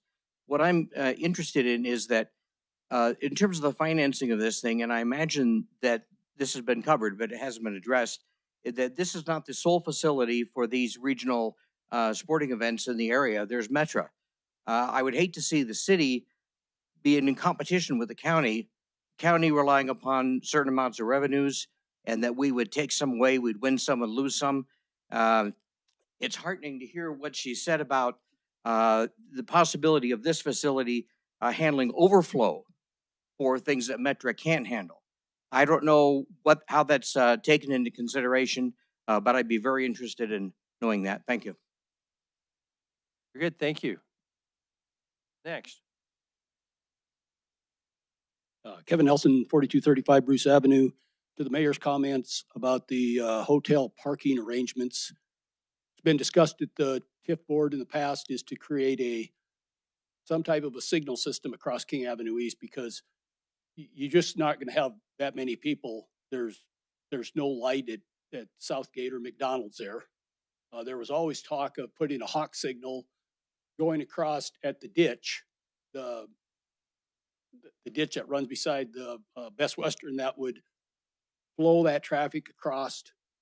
You would then get across to Southgate and then spread out down the sidewalks into those motels, but you would have an access point. You would have a controlled area to do that. The other thing this goes all the way back to the steering committee stuff way back. And one of the things that the consultant then said about Performa is that Billings is just really cheap when it comes to what we charge for some of these activities. And he was quite concerned that you may drive away some of this business, because in order to be somewhat close to even profitable or minimize the deficit, is you're just going to have to charge more money. And I don't know if that's ever been updated. If you're using the Vista study, it's probably not updated. And I don't know how inflationary factors have caused some of this use money to, if we're collecting more money for some of these uses, and have you factored that in? Because I know that was a concern. And thank you, Mr. Aspenleiter, for talking about public participation. I think we could be well farther down the road with a lot more of this covered. I've asked many times when the TIF was starting this, why isn't the public involved in some of these meetings that they were having and allowing, what I always said was really smart people in town that had a lot of information that could have been fed into this scenario, that maybe some of these issues would have been resolved earlier and had a better handle on some of this. But it was such a shut down, lockdown meeting format that we never knew anything. And it was just sort of like, oh, here we are tonight with some of this information that's coming out and with a lot of questions. And I think a lot of this could have been mitigated and resolved early on in the process. Thanks. Very good, thank you. Is there any other public comment on item number 1? Please come to the podium if there is. Any other public comment on item number 1 before we close the public comment period?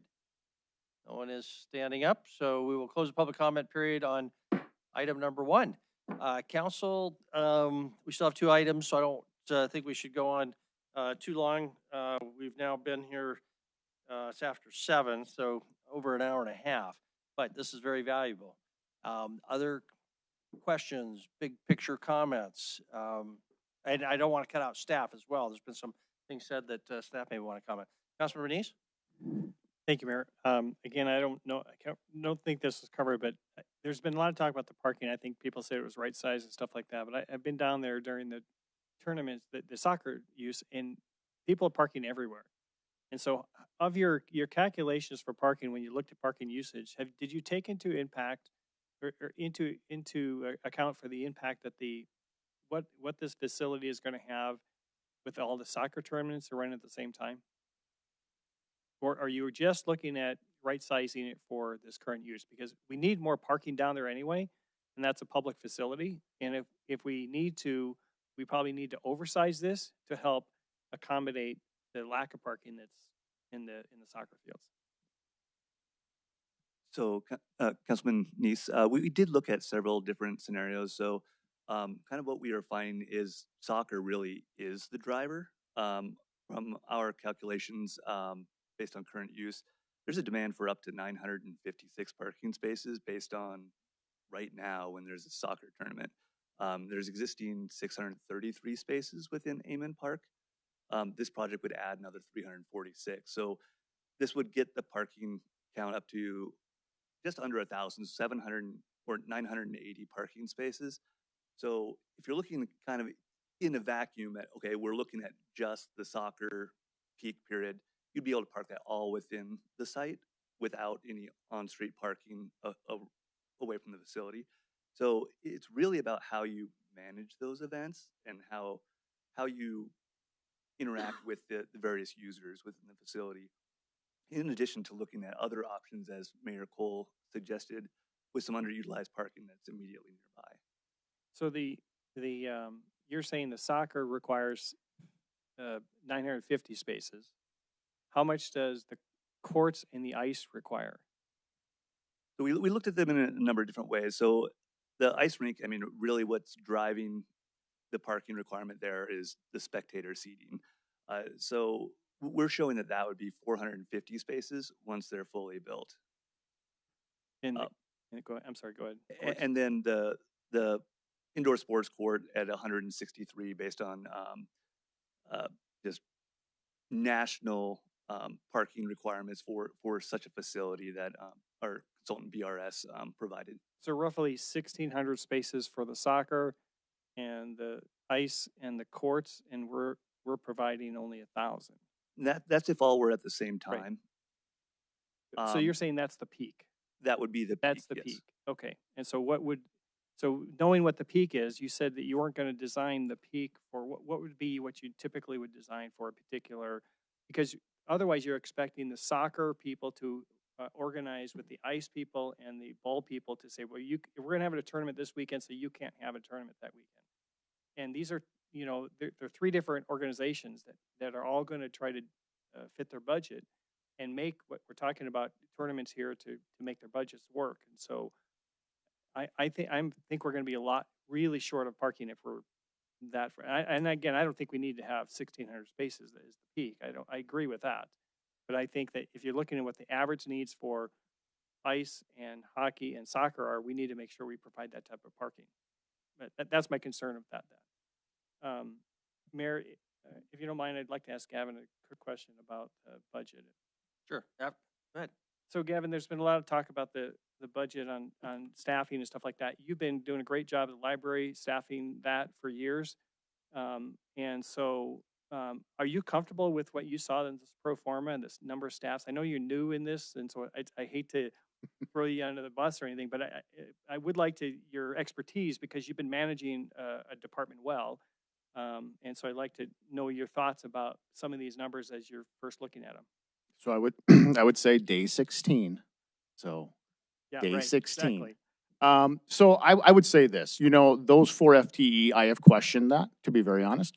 I do think that we have to have intentionality behind it in the way of how those seasonals are used. So, and I'm just going to use arbitrary numbers right now. If we use 200 seasonals per year, does that increase to 225 seasonals a year? Or is that because certain seasonals work a very short period of time, lifeguard, let's say, we don't have an aquatics facility, but they could work concessions. How is that going to look like, okay?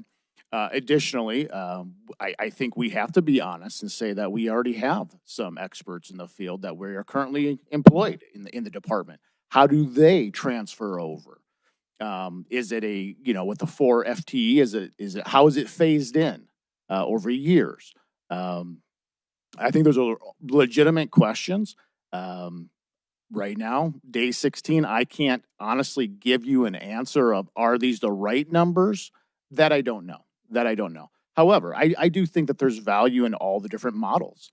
I think I would say this. Of course, I'm biased as the new director over here. Is you wouldn't you wouldn't build a fire station and have someone else run it. You'd have the firefighters run it. Why build a rec center and have someone else run it when we have experts here? And that's something that's a larger conversation. I get the costs and everything else, but I do think that we have experts. We have the passion. They have the abilities. What we need, I think, though, to a different question that you posed, Councilman, is we need to choreograph with those other entities out there to ensure maximizing that space, not cannibalizing the space from each other, maximizing the space for each other. That's going to take some coordination. That's going to take some conversation. Okay, thank you. So just one quick question. As you heard, And then we'll go to Councilor Owen. Boyd mentioned that he would like to see this, run self-sufficient, not costing the city taxpayers any money. Do you think that you can run this operation or get this operation if it is under management of the city to be a net cost to the taxpayers, a net cost of zero to the taxpayers? So in my very limited understanding about rec centers is that most do not run at breaking even or at a profit. There is a loss to those facilities. I think that I would be not doing my job if I did not do everything in my power to minimize that margin of deficit. I would say that, you give us 3 years to run this with T-bids, help of the shortfalls. Yeah, I would say we can do this. I think that we can break even and or at least absorb that deficit. That's not going to cause a catastrophic domino effect in the budget. Thank you. Very good. Councilor Owen? Thank you, Mayor. I just want to put myself in the category of people who would like to understand parking better. So I'm hoping maybe we could get a written documentation of some of the assumptions that are made. Can we just sort of see it laid out? And specifically, I'd like to understand a scenario that I haven't heard us talk about much, which is the recreational user in the court facility. So in a scenario, I think we're working under the assumption that tournament type events are not generally going to overlap, but tournaments and a rec user might. It seems based on the pro forma that we're assuming about 20 rec users a day, which seems very, very low to me. So I'd like to understand that. But also, if we're doing a full soccer or a full lacrosse weekend, I think those rec users are not even going to be able to access the facility. So what are the actual assumptions about the casual recreation user? What does that look like? What is their foot traffic? I'd like to understand that all in parking. And the reason I'm asking about parking, just to be clear, is I have so many questions about the pro forma. I just want to do that at a different meeting. I want to stick to the facility because that's what's coming first. But I do want to understand some of the assumptions that are driving what we're building in terms of parking, because I would put myself in the category of people who are concerned that maybe we're not doing enough. And then my last question, I just wanted to follow up on a question from Councilmember Rupsis. I want to make super sure that I'm very, very clear. We are working under an assumption now that there will be at least one, if not two more additional pad sites. We are not working under an assumption that if we build these two buildings and it turns out parking is a catastrophe, we'll just pave north. Is that correct? Is that your assumption, Kevin? Councilmember Owen, yes, from the beginning, we've always looked at, I think a potential for a third pad site, absolutely. Fourth is going to get a little tight. Sure. But we are not sort of being pretty on parking here because worst case, we'll just pave up northeast.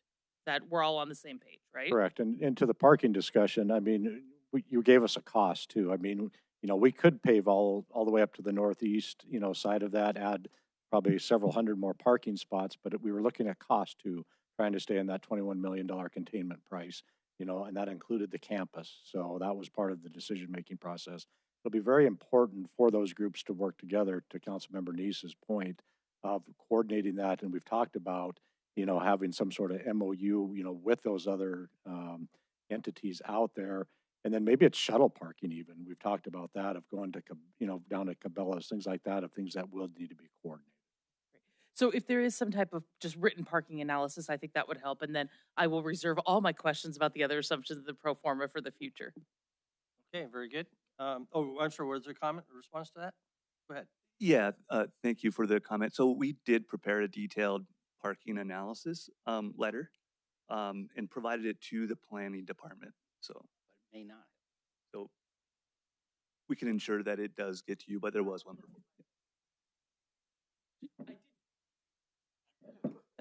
So I guess just to be clear for the record,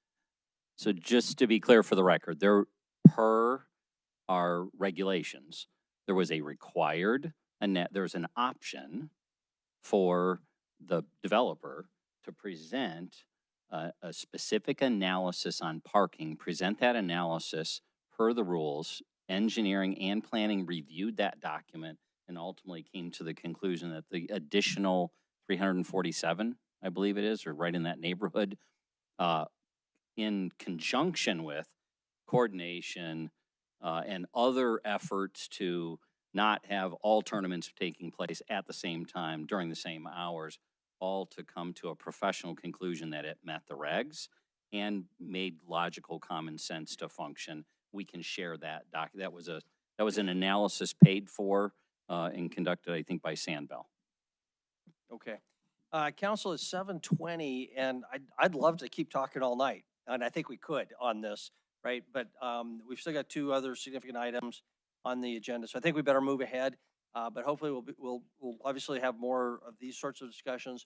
But to Councilmember Aspenleiter's point, I'm hoping also that there could be more informal discussion analysis on some of these details, and that we can find opportunities to do that. So we'll move on. We probably won't take an official break, but it's a work session. So if anybody needs to get up and use the restroom or get a drink, obviously feel free to do that. With that, then we'll move on to all of our guests. Thank you for your hard work on this. It's an exciting project, and we'll get her done. Thank you all. Our next item up is item 2, our public work rates. You've got, for anybody in the audience, you're going to hear a lot of numbers here. There's several hundred pages that back this up in our packet, and that's available on the city's website. You can just Google City Council packet or agenda and look for the presentation, the staff report from our Public Works Department. While we're getting set up, yeah, we'll, yeah. Actually, we have several council members taking breaks now, so this would be a good time. If anybody wants to take a break, let's do that. We'll just try to be back as soon as possible, literally 5 or 6 minutes.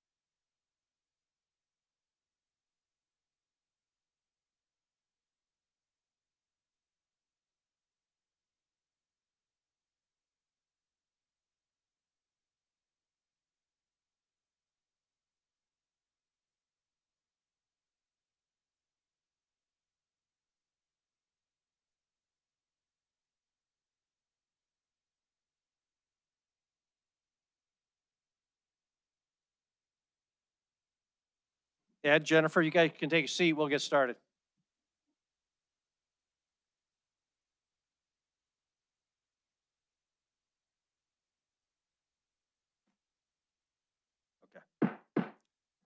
Welcome back, everyone. We left off on item number 2, update on our public work rates. Just a reminder for the public, you'll hear a lot of numbers. It's a little hard to follow, but you can see the very detailed staff report by going to the city's website and just Googling for the agenda and the city council packet for more information. With that, we will I'll turn it over to Chris if you've got anything before it goes to our Public Works Director. Chris, anything before we turn it to Debbie? We'll turn it right over to Public Works. Otherwise, it'll just be a repeat, I'm sure, of this will be the second or third time we've had this conversation in the past 10 or 12 days, including budget and finance. So very good. With that, Debbie Melling, our Public Works Director, before she passes it to Jennifer. Well, she's already passed it to me, so. Right. Jennifer Dre. So as you mentioned, Chris, this was brought before the Budget and Finance Committee twice. You will see 2 options as we go through here. The first option is what is calculated per our current plans and policies that are approved, as well as the Public Works Board did see these rates and approved those rates as well. And then the second option is what came out of the Budget and Finance Committee meetings. We met with them twice, and so it's the vote that came out of that meeting to come to the full council. So we broke this into the sections, various rates here. Everything's very similar as we go through it. We start with the rate drivers. We get into the actual rates and the impact of doing 0% rate increases. And I don't know, Mayor, if you want to have discussion after each rate or if you want me to go all the way through it, but I'll leave that up to you. Council, do you have a preference? I guess we'd have 4 categories? 5 categories. All the way through it. Okay, that's unanimous. We'll just power through. Go ahead. Okay, for street maintenance districts, also called SMDs, we have inflation is the overriding factor that's driving the rates. In fact, for all of the, it's going to impact every rate that we have because nothing gets cheaper each year. So specifically for SMDs, we did have an increase in cost allocations and VOC rent, just inflationary increases as well as materials inflationary increases that we're seeing just as the price of asphalt is increasing and paint, etc. We also are funding a 12% equipment operator wage increase, which was very much needed to retain and hire these employees. But it wasn't we weren't fully funding it in this year. We didn't have the availability. We had to make cuts in order to do that. And then another 4% in FY26 to fund these increases. The other thing is we did lose $610,000 of entitlement funding. We didn't have that last year, but we could have, if we had that back this year, it would have been a lower recommended overall increase. And then we had $50,000 per year for traffic calming increases. And then one of the big driving factors here is increasing the paver funding. And we started this a couple years ago, trying to get to the appropriate recommended industry standard levels. And you can see in the chart kind of where we were, where we are, and where we're trying to get to. Bottom line is, though, if we don't maintain our streets and we let them deteriorate to, a poor standard, it costs 4 to 5 times more to do the maintenance on those streets than it is to repair them now. So we have 2 street maintenance districts in the city. We're not very creative, so we have District 1 and District 2. District 1 is essentially downtown Billings area, and all it does is pay for the additional level of service for sweeping and snow plowing that they get in that district that is beyond what we do in the rest of the city. And because of our reserve levels in that district, we're recommending a 0% rate increase for SMD1. And Street Maintenance District 2 is the entire city of Billings, including that downtown area. So downtown pays both the SMD 1 and 2. And our calculated rate for our current service level and plans was 4.6% increase, needing about $780,000. This would result in an annual fee increase of $9.95 for the average residential property. And then the option 2 that was recommended by the Budget and Finance Committee is a 0% rate increase. And in order to do this, we would cut about $780,000 of capital projects. What our plan would be to make those cuts would be to decrease our Safe Routes to School funding by $767,000.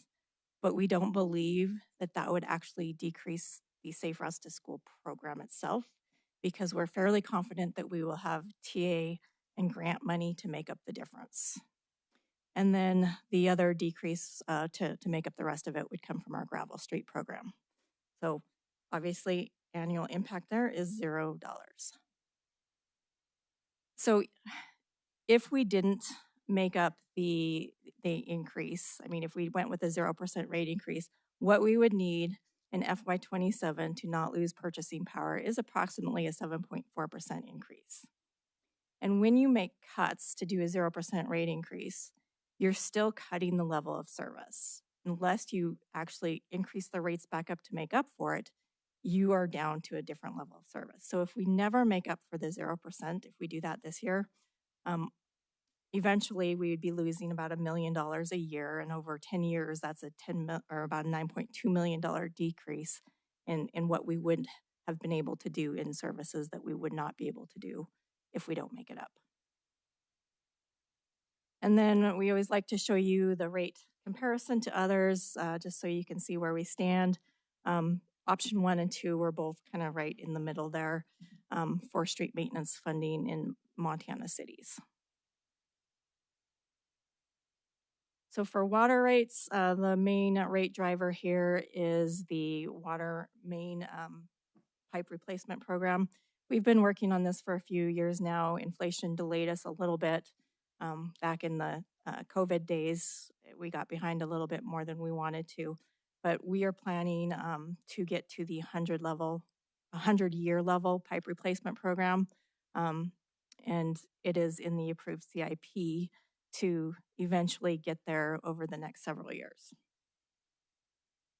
This slide just shows kind of the areas that we've had our water main breaks.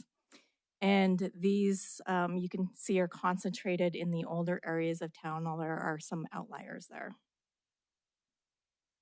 So this slide is just in here to remind council that when we set water and wastewater rates, we have to be very specific. According to state law, we cannot subsidize one class with another. We can't overcharge commercial and undercharge residential. It has to all be equitable. So we have very set cash approach methods that we use for most of our users. Per our contract with Heights Water District, we use a utility approach, and because of that, we cannot charge them for any of our assets until it actually goes into use. So as you'll see here, the Heights Water District increase is much higher than it is for the rest of the city. So per the cost of service rate study that we outsourced to A2S, option 1 would be a 2.4% residential rate increase in FY26 and 2% in FY27. We would not have any cuts that way. Option 2 would be a 0% residential rate increase in FY26 and 2% in FY27. The Budget and Finance Committee meeting after the first one clarified that they were not concerned about the non-residential rates as much as residential. So you'll see that the residential in option 2 stayed at 0, but the others did not necessarily stay at 0. And then in order to do this option, we would cut $1.6 million of water main extensions. And we just added the water main extension programs in the last rate study. Actually, the rate study did not include the water main extensions. We didn't calculate it that way. We let council know it was not in there, and council approved. They wanted to increase the rates above what we had calculated to actually pay for these water main extensions. So what this does is if we have, developments on our borders of the city we're able to get ahead of it and build out so that they don't build in the county. Obviously great for the general fund and for our streets. We have collected this now for 2 million, or for 2 years, $2 million. We have not used any of that money, so it's still in there, and we would not, take any of that out. But instead of doing 2 million over the next 2 years, we would do 400,000 under this option. So for every water and wastewater bill, there's a fixed monthly charge and a volumetric charge. The fixed monthly charges under option 1 would go up 2.3% for a 3/4 inch, which is what most residential customers have. So that's an increase of 20 cents. And then option 2, of course, is 0. And then the volumetric rates you'll see is 2.5% increase for option 1 in FY26 and 2.1% in FY27, 0 for option 2. And then down below with the other user classes, I have it highlighted in yellow which ones actually changed from option 1 to option 2. So multifamily, commercial, and bulk water resellers is the same in option 1 and 2. Cutting the extensions did not affect those classes of users. But for the seasonal class, it would change the FY27 rate, decrease that rate. And for the Heights Water District, it would change it a little bit. It's a penny lower in FY26 and 2 cents lower in FY27. So on this slide, I draw your attention to the bold 8 kgals per month line. That is the average annual water use for residential customers in Billings. So the average annual increase under option 1 would be $1.16 the first year and $1 the second year. Option 2 would be 0 the first year and $1 the second year. And then this is where we stand as far as comparing with other entities around us, kind of in the middle of the pack for our water rates.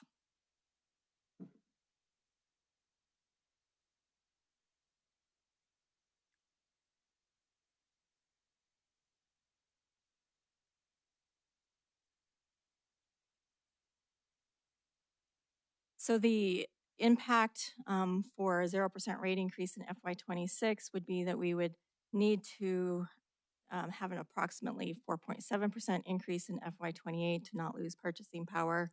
If we never increase, it will eventually lose $6.6 million over 10 years. So moving on to wastewater, main rate drivers for wastewater are stagnant flows, and that we are increasing customers by about 1% per year, but we're not increasing our wastewater flows. It's a very, very stagnant there because, everybody's doing the low flow toilets and getting better at conservation there. But the main rate driver here is again, the same thing as in water, the pipe replacement program and where we're trying to get with that. So option 1 for wastewater is a 3% overall rate increase in FY26 and FY27.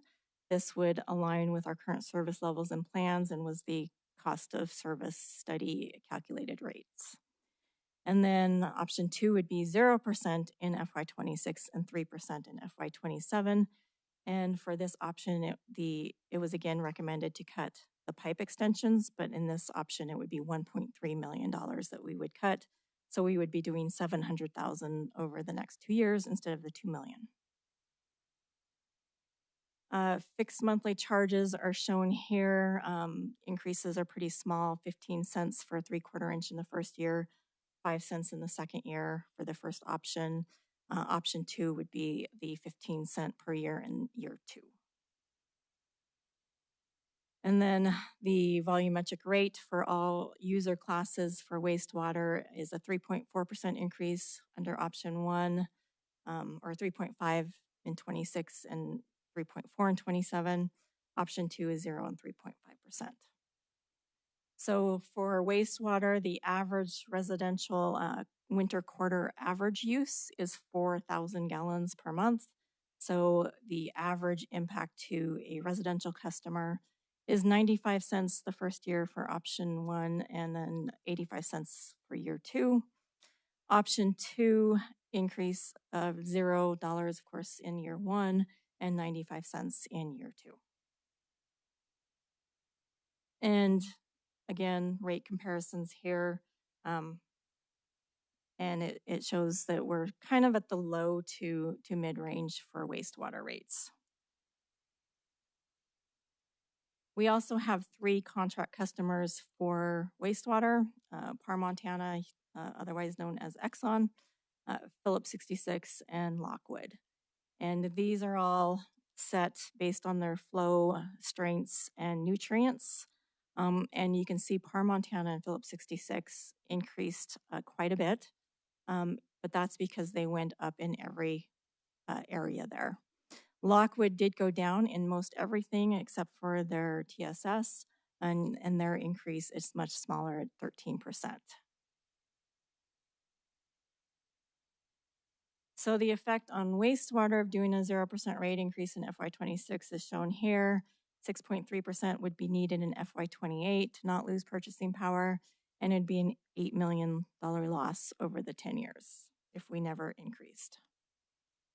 So system development fees, we have not shown the Budget and Finance Committee. They were not ready yet. So this one has not been seen yet.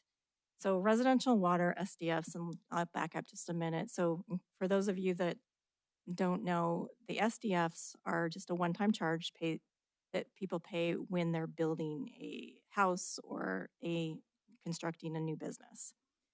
So last year we changed our residential water SDFs, and we had previously set them based on the meter size, and we were looking for a different way to do this, as the larger properties, with lots of grassy areas, are impacting our system more. So we did change it last year. So we have an outdoor component based on the lot size, and then we have a per unit component. So a single residential family would pay $1,390 right now for the inside component, and then whatever their lot size would be the outdoor. So the recommended rate increase for FY26 and 27 is an increase of 20.7%. And the reason for this increase is a much larger rate base as we're building the West End project. And it's, the CIP still has a number of growth-related projects in it.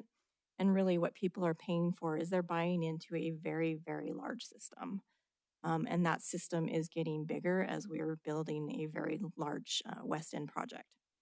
And then they're also, the other part of it is they're paying for that growth component of making sure that we have the capacity available for them when they're ready to connect to us. So on the other water SDFs, I'm going to skip to irrigation first. So it's kind of in line with the residential. It shows a 22% overall increase needed. The non-residential, there's 2 options there. One is kind of a staggering 107% increase. And then the second option is a 22% increase. So what we do is we set these on an equivalent meter size. And historically, we have always used the 1-inch meter as our base. When looking at this and reanalyzing it this year, we've come to realize that the 3/4 inch is our largest class for non-residential, and it is our largest growing class. So there's an argument to be made for changing it to use 3/4 inch as a base. So using the 3/4 inch as a base, you see that first number, 18,490 there. And then we scale that up based on the different capacity ratios as you go up in meter size. When we used it as a 1-inch meter as the base, it started, that 18,490 was on the 1-inch. We scaled back to the 3/4 inch, and then we moved forward to scale the rest forward. I'm not sure we have a recommendation for you. We know that we know we should probably get to the first column there, where we're increasing it to compared to the 3/4 inch base, because that's really what we have in Billings. But we're okay with not doing it this year. This might not be the year, or it might be the year to scale into it, step into it. But we're just wanting to know that what you want for that discussion when we come back in May, what you would like to see there. And then on the wastewater side, it's actually a decrease in the calculated SDF. So it'd be a 9.3% increase for the city of Billings. Lockwood also pays an SDF for every new connection they get out there, because then they connect to us. And theirs would be a 17.3% decrease. And the reason for the decrease is because our CIP going forward has decreased a lot from the last time for wastewater.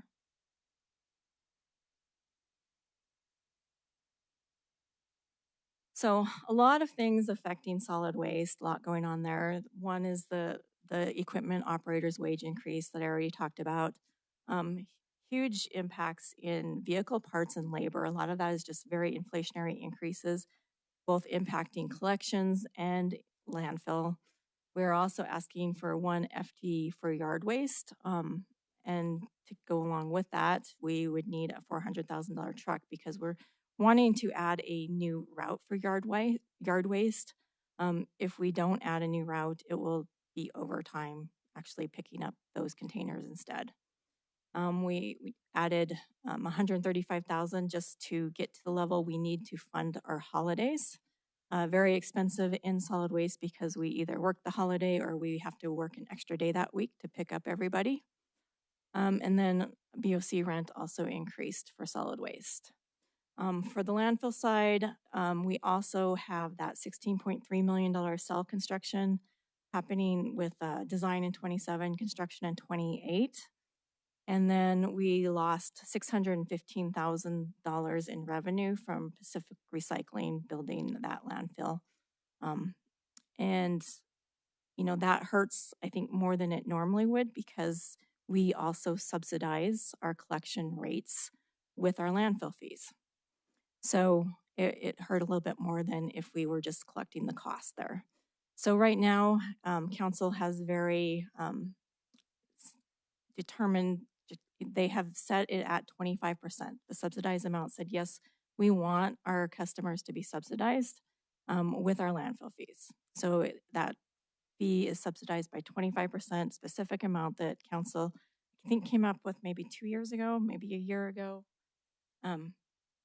And so looking at that, we have 2 options here. Neither option actually includes cuts in solid waste.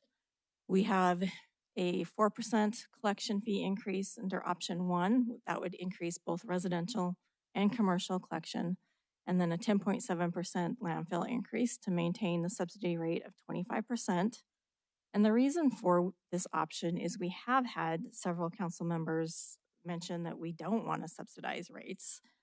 We don't think that's good business practice. So we wanted to be cognizant of that. And then we're also concerned that if we get to subsidizing too much, we will hear from the legislature in a couple years, and they will make sure that we cannot just keep increasing landfill fees for and charge others less to do that. Option 2 then is a 0% residential collection fee increase, a 4% commercial collection fee increase, and then a 14.6% landfill increase. And so on the options, the bottom 3, the extras, the commercial, and the roll-off are the same under either option.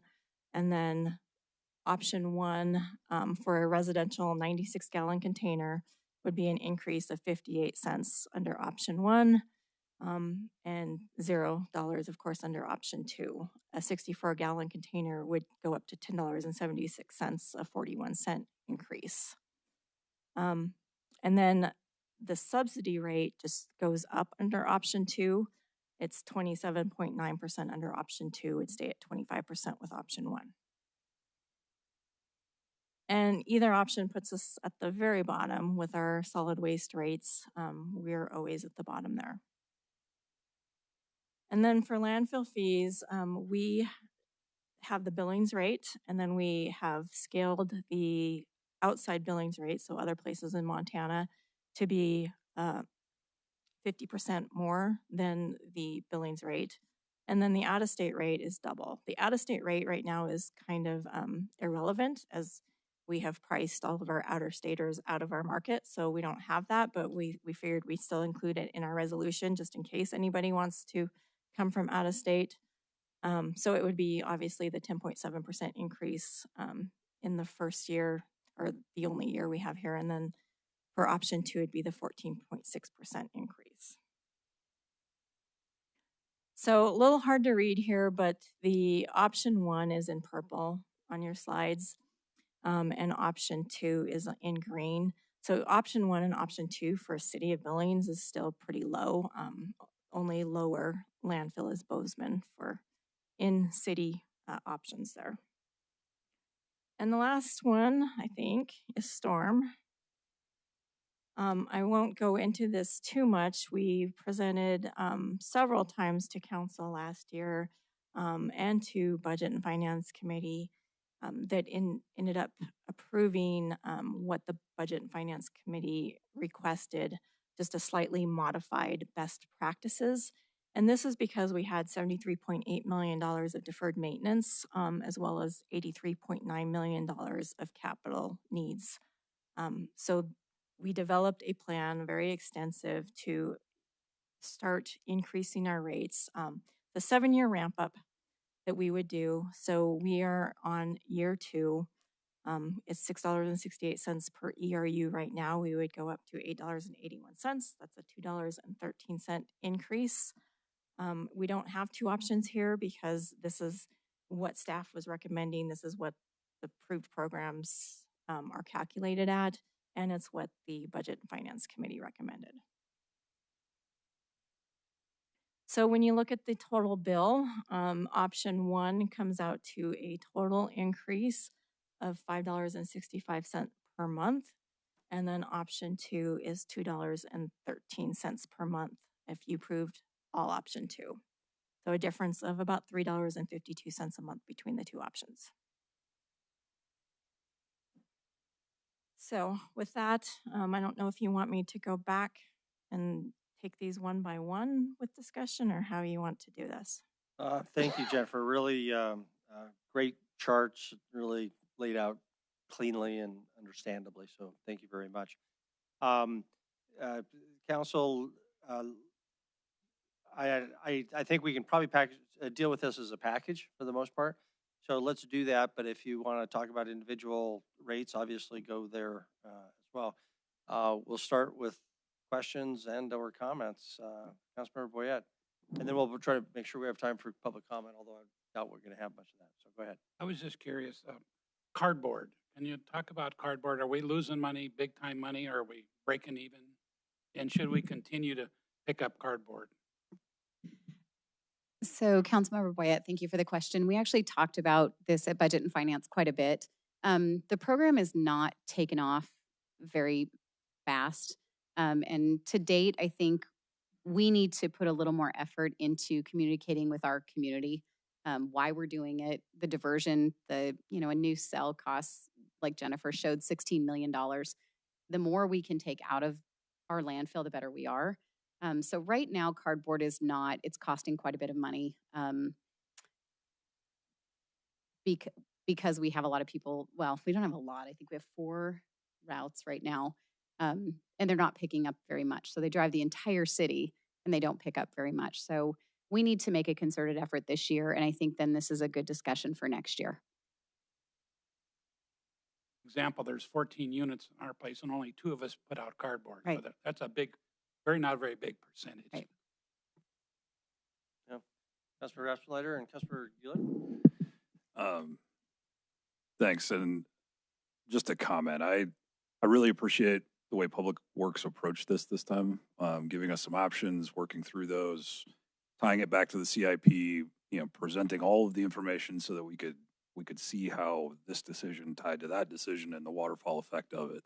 I think they did a great job in helping us make a decision coming out of Budget and Finance. It wasn't a unanimous decision necessarily, I don't think, but I think it's one that we all could get our head around based on the situation. And I think staff did a really good job of not driving or interjecting, but really just presenting the facts and the information and letting us as a policy body determine where we wanted to go, understanding the ramifications of both. There are ramifications of both to what we're going to do here. So I'm going to support option 2, holding the rates flat on water, sewer, and garbage for residential. I think in this point in time, coming off of what we've come off of, along with property valuations going up again here in a couple months, and the tax pressures that we have in this community, I think it's something that we have to do to try to help our residents and citizens, and it's the least we can do. We did not do a lot of damage to the capital improvement plan. We do have $2 million set aside in extensions already from the last 2 years that has not been used. Those are still going to be building, not to the tune of what they originally were or were projected to do, but they're not at zero either. So this 1-year freeze does have a 2-year impact on that, but we are not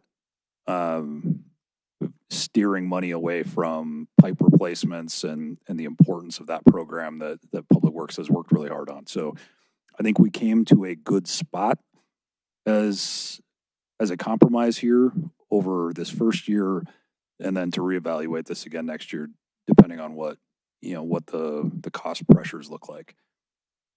The one thing that I am concerned about as it relates to system development fees is the water system development fee and how we're working that towards $18,000 on a 3/4 inch meter.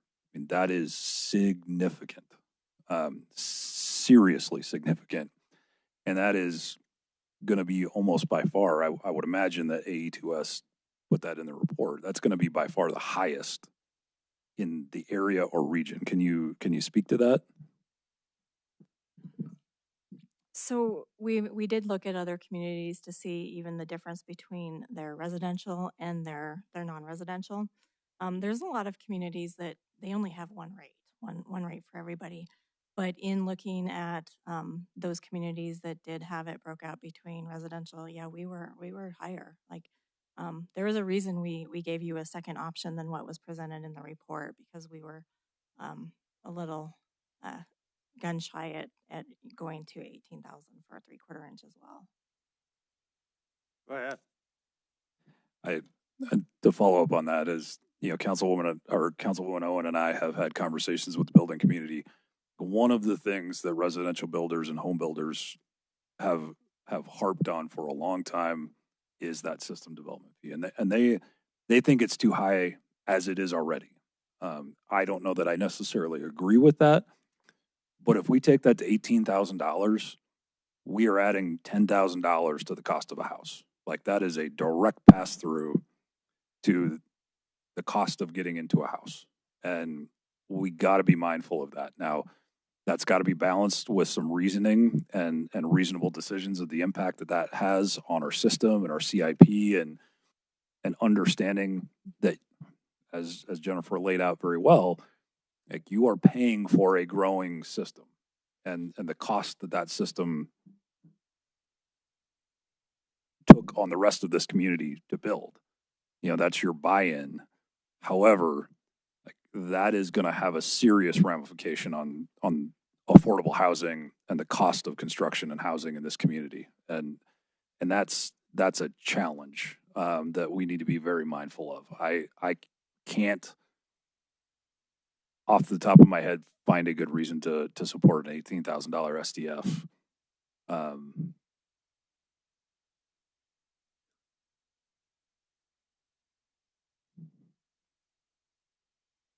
Corrected.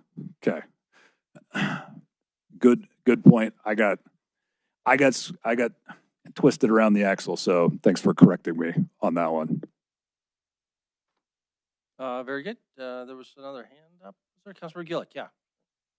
I guess I didn't quite understand still on the SDF for the non-residential, or kind of, I didn't quite follow how that all worked. But the residential looked good as far as I was concerned, but non-residential was curious to me. And so Could you go over that again? Sorry, I didn't quite catch that. Sure. So non-residential is, of course, commercial, which includes multifamily of 5 units or more. And so historically, what we have done, and what we still do is we use an equivalent meter system. So the best way that we have of comparing and having a nexus from our cost to the fee is to use our meter size for non-residential.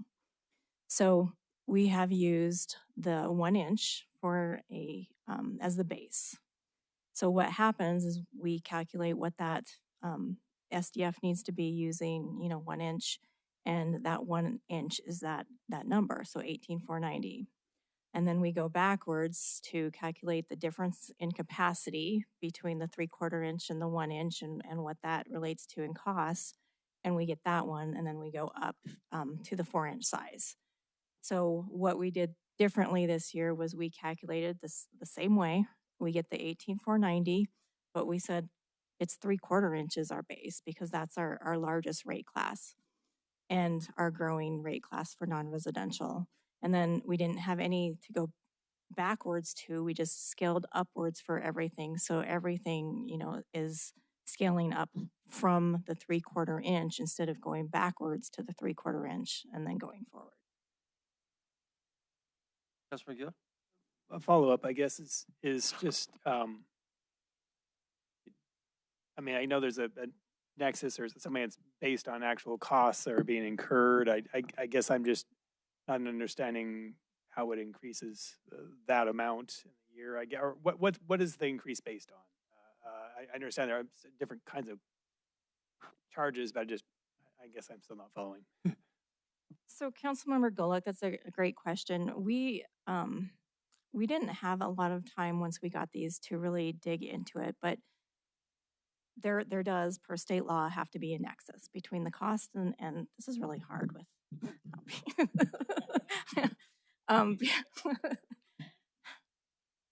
between the cost and the fee.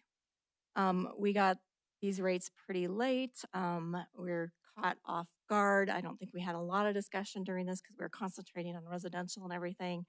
And so we went back to this. I think there is an argument. So what you have to do is you calculate the maximum supportable SDF. And so AE2S calculated saying, you know what, the maximum supportable SDF is that 18,490 for a 3/4 inch because that is our largest rate class. That is our largest growing rate class for non-residential. I think there's still an argument that can be made for a 3/4 inch or using the 1 inch base. We haven't had enough time to dive into this to be like, does this really make sense for the type of businesses that we have that are 3/4 inch? Do they really have the impact that we're showing here compared to, say, a residential? And we really do need to dive into that more. So that's why we're not really ready to make a recommendation of which one we would go with, or if we think eventually we want to get to the 18,490, but we want to step in. We don't have a great recommendation because we just haven't been able to do that deep dive yet. Jennifer, if I can ask you a follow-up on that question, when you said scale up, is the increase just exactly proportionate to volume? So if you use twice as much, the rate goes up twice as much. If so, that doesn't quite seem fair because there's got to be economies of scale with the larger size. Recognizing though that you've got a fixed number of costs, and it's like our property taxes. If you reduce somebody along the line, you probably have to increase somebody else in the package. But is the increase exactly proportional to volume? It is proportional to the amount of water that can go through the meter. So that can go through the meter. So if you have a residential or non-residential that has a 2 inch meter, but maybe they're only using what would go through a 3/4 inch, they're still charged based on that 2 inch. And if somebody else moves in, they could go up. So it's based on what could go through that line. Okay, thank you. And Debbie, you were going to comment. thing that we've seen over the last couple of years. We have people come in on high density multifamily and they go through 1 meter. And when they do that, say you go through 1 meter and you serve 20 homes, and there's a large difference between our large meter system development fee versus 20 of the small system development fees. But at the end of the day, that impact on the system is exactly the same. So one of the things that this does is gets that closer where it's actually indicative of that impact on the system. So I don't know if you'd call that a loophole, but when you use those large meters versus individual meters, the impact's the same, but the cost has been different. So this brings that closer together, I think, is another benefit. Okay, thank you. Council, other questions on any topic or in item 2? Councilmember Neese and Councilmember Rogers? Thank you, Mayor. There's a lot of questions on this, and I may have to email you afterwards to get some more information on it, but I'm off the system development fees on the water. Just as a comment, I don't mind pausing the pipe extension for a year. I think that we had a limit to get to anyway. I don't think it was unlimited. I don't remember what the limit was, but we were going to get to, I don't know, 3 or 4 or 5 million and then kind of get a fund built, if I remember correctly. But so I don't mind slowing that down a little bit. On the rates going to 0, I understand that people need to have a rate reduction or have a pause in what's coming out of their pocket, but I'm not necessarily think going to 0 is a good idea. I think somewhere in between what you're asking for and 0 is probably a better way to go. I think when you mentioned these amounts that we're going to be in 10 years behind the 8 ball, at least if we go halfway in that, it probably can reduce it some. I don't think it's going to cut it in half, but I think it's going to reduce it. It's going to cut that shortage that we're going to have down a little bit to where we can at least not fall too far behind on getting the infrastructure repaired or replaced as we need. So I would like to see us consider something maybe a little bit more than 0. Thanks for correcting me. I always have to apologize to everyone. I always say that we charge twice out of residents, twice the amount in the city. It's only 50% more. So thank you for clarifying that. So that's what we need to talk to Parks about. So, on the wastewater, can you, because you didn't talk about this during this, but I know this is more of a probably internal policy. Can you explain on the wastewater how the winter quarter average is now applied with these type of rates and what the logic was on that? Because if I remember when I was reading somewhere in here in you have a study or something like that, you mentioned that the new wastewater fixed charge has some flow cost in it. And so I'm wondering if there's a fixed charge now that we're assessing that has some flow cost in there. Do we actually need a winter quarter average minimum that we're charging now? So can you kind of talk to how that's going to be applied and how that now that we have flow in that fixed charge, why do we need a larger minimum flow charge? So we've always had a fixed charge and then a volumetric charge for both water and wastewater. And this is, what most people do when they're setting their water and wastewater rates. So the fixed charge pays for more of our fixed costs. So we have fixed costs no matter what your flow is, just to have everything ready for you. And then the volumetric charges, of course, for more electricity, more chemicals, that kind of thing. And so there's still going to be a winter quarter average because that's, the fixed charge doesn't pay for the changes that would occur. So it's really just part of our rate structure. We could totally eliminate the fixed charge if we wanted to and just do all volumetric. We would just have to do more in the volumetric fee. Well, I'm confused then. If the fixed charge doesn't cover all the fixed charges, then why do we have a fixed charge? I mean, if a fixed charge is covering the fixed charges and being ready to flow water, because there's as I mentioned, there's some flow charges in that fixed charge, then why would we then have a minimum flow charge if they're not flowing? We do not have a minimum flow charge. Isn't that what the winter quarter average is? No, the winter quarter average is so instead of charging, like we do non-residential is charged based on their water usage every month of the year. It's what they pay for wastewater. For our residential customers who have lawns, what we do is we base it on the winter quarter average so that they're not paying for the water that's just going onto their lawns and not coming back to us. So it is paying for, it's calculated based on each residential house and their winter quarter average from the year before, and then that is the fee that they're charged for the following year. And so the winter quarter average is typically is what the flow is, right? Because over the summertime, that flow is going into the ground instead of into the sewer. So in the wintertime, if there's no flow, because the winter quarter average is a flow, then why would they be charged a winter quarter average in the wintertime if there's no flow? So there's still a flow from all the indoor use. It's just much reduced from the summer use. Right, but that's what sets the winter quarter average. So if the winter quarter average flow is 0, say, then they would still be charged a winter quarter average for flow when they're not flowing, because they still get the fixed charge. So if a person's winter quarter average was 0, they would get a $0 volumetric charge and then just pay for the fixed charge if they left their services on. Okay, so would the city have, as I understand, the city doesn't have a 0 winter quarter average. The average for the city is 4, right, but it's based on each residential.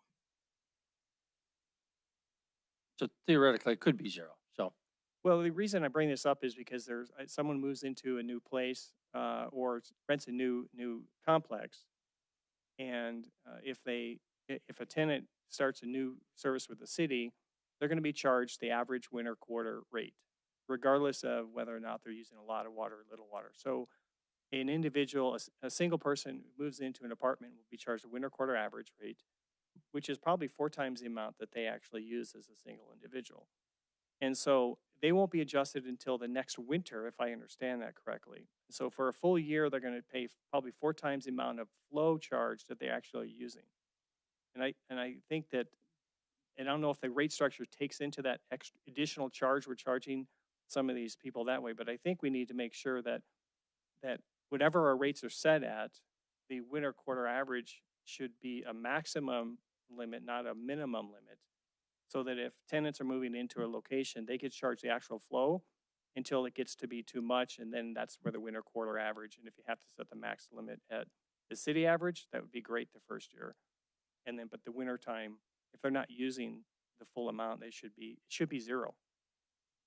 So Councilmember Neese, I think you're referring more to what's our policy and what's in our rules and regs for charging new customers rather than what's in our rates. That's true, but doesn't the impact of how you carry out your policy impact the amount that's collected, which then impacts the rates? So, and then we'll move on. Go ahead. Okay. So if somebody moves in, say they're going from 6 people in a house to 1, yes, it will decrease and they will be paying more than they should. Or we could have the opposite situation. We use the average citywide use because it's easy to implement, it's easy to maintain, to actually monitor each person's throughout the year and to be adjusting those as new people move in. It'd require more staff and more administrative costs. Okay, thank you. Okay, council, is there anything else on this item before we go to item number 3, our city purchasing policy? I don't see. Will the next be up an actual approval? Oh, thank you. Yes.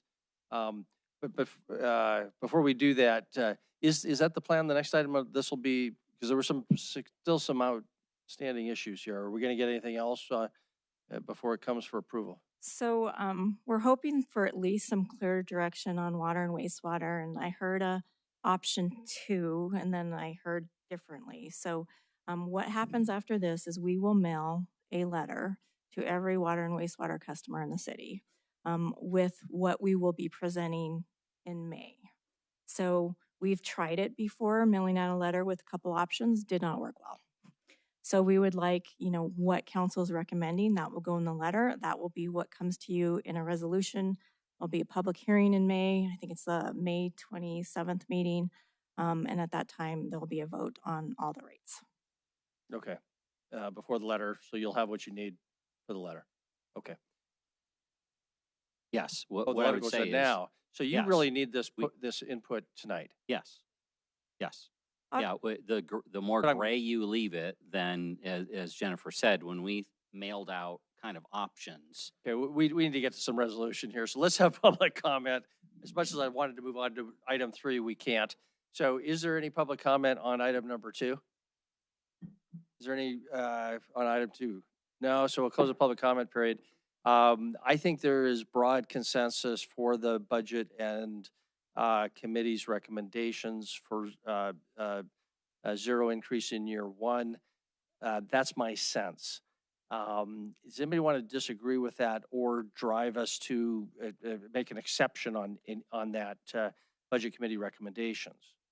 And then we still had some lack of clarity on a couple items, but how about the broad issue of the budget committee's recommendation of 0% increase? Councilmember Neese. That's a good point, Mayor, because I understand there wasn't a unanimous vote. So I would like to hear from the budget committee on why something would be different, because I can't agree with the 0%. Yeah, so yeah, all I can speak to this as chair. There were actually a number of votes that weren't unanimous, and then the street maintenance district was not unanimous. That was a 3-2 vote, and then the stormwater was a 4-1 vote. But I think that there was broad agreement on the committee that we did not want to be impacting replacement of pipes and whatnot, and repairing. Well, yeah. So to water and wastewater, it was really important that we keep on top of things, because if we kick the can down the road, that's just fiscally irresponsible, and we're ultimately the ratepayers and taxpayers pay more. So on the subject of wastewater and water, we were in agreement 5-0. On water and wastewater. Okay. Councilmember Absonlighter, you wanted to comment on that issue? Nope, I'm gonna make a motion.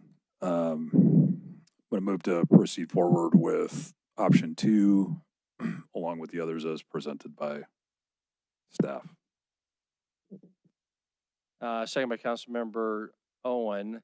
So to adopt option 2, which would be the 0% in the next year, and on other staff recommendations,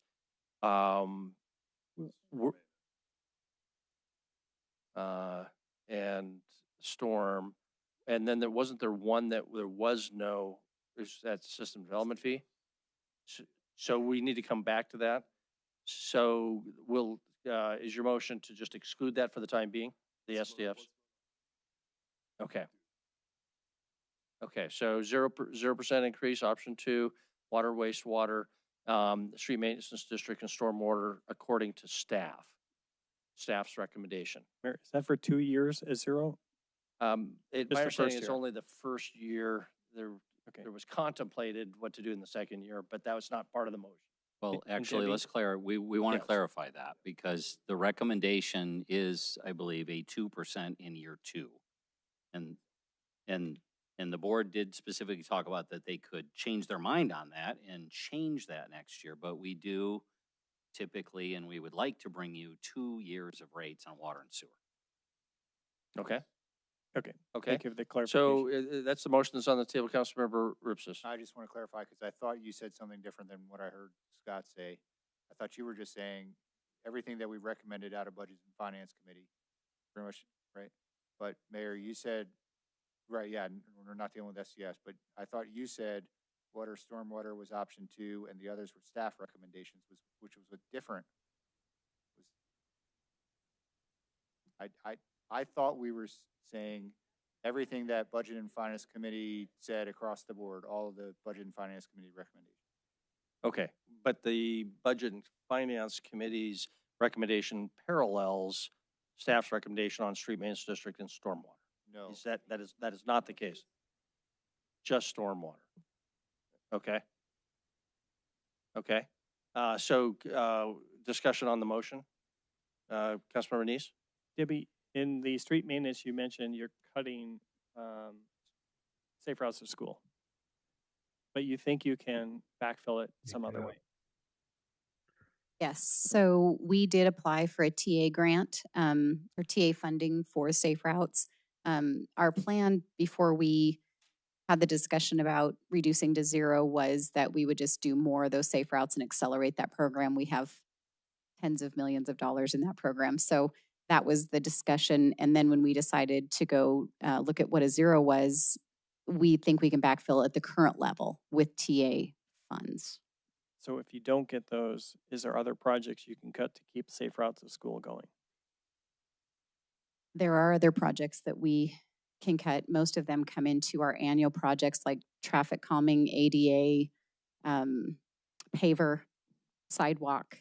That's really where our funds go for the most part under the CIP. It's pretty good likely we'll get that grant? I think so, Okay, yes. because I sure don't want to see us cut safe routes to school, and I guess if we don't get the grant, I'd like to have a conversation about what project to cut instead. Okay. Okay.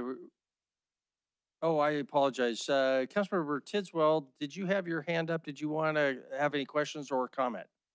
Apologize for not. No, just clarification on the motion, sir. Okay. Okay. So are we ready to vote on the motion? Okay. So if in favor of the motion, please say aye. Aye. Aye. If opposed, nay. Nay. Voting in opposition, Councilmember Neese. All other council members voting in the affirmative. So that resolves those, but not the system development fees. No, system development fees do not go in the letter. So They do not go in the letter. Okay. And it sounded like you wanted to chew on that a little bit more and come back with a more specific recommendation. Is that correct? I think we need to do a little bit more work on it. And then when we come back in May, we will have a recommendation for you. Okay. Any input relevant to that, Councilor Absleiter? Because Public Works does such a great job at budget and finance, can we route that back through quickly, budget and finance, so budget and finance has a recommendation to bring to the body? Thanks. Very good. Go to the committee. Lots of thumbs up on that. Any other input on that issue before we, does that give you everything you need for your letter so we get together next on this? Yes, Mayor, that gives us everything. Okay. Okay, if there's nothing else from council on that, we will move on to item number 3, our city purchasing policy. Thanks everybody who's worked on that. And thanks to the Budget and Finance Committee as well.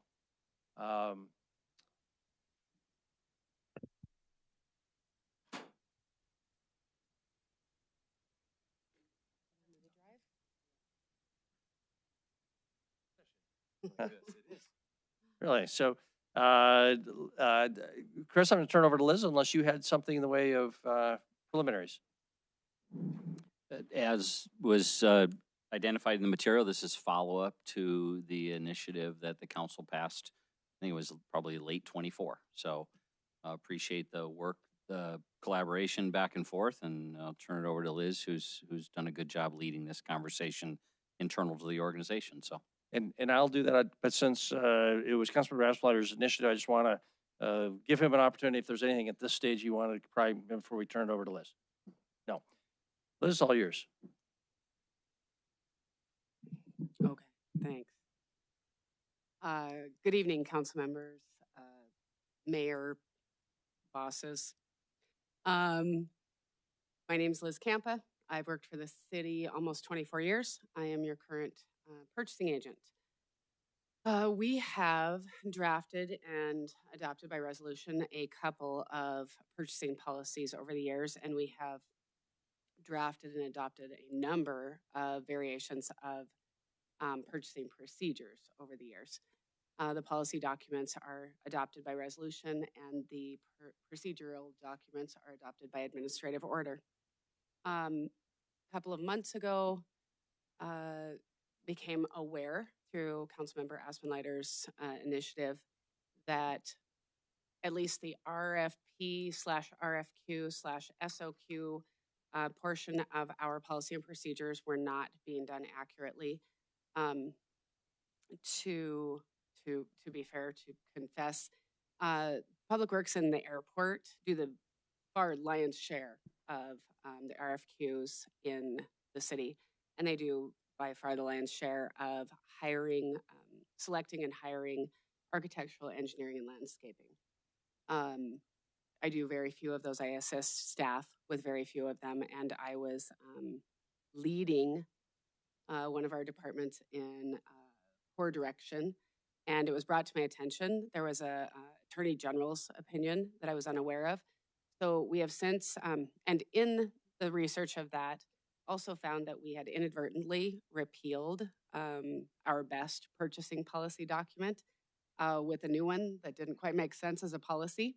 So have done some redrafting, done a bunch of research, and a great deal of review, and I'm here tonight to kind of go over that with you. So, Very good. Go ahead. Okay. So the policy that inadvertently got repealed was done in 2016.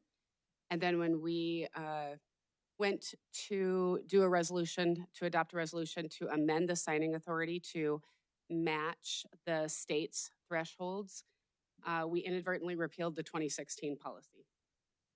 And so there was still a policy in place, but it didn't contain the kind of language and the kind of direction, policy direction that normally a policy resolution have. So we have drafted, and you have a copy of a new resolution that I plan to bring to you at your May 12th meeting. It includes a title that actually says this is the City of Billings City Council adopting a policy document.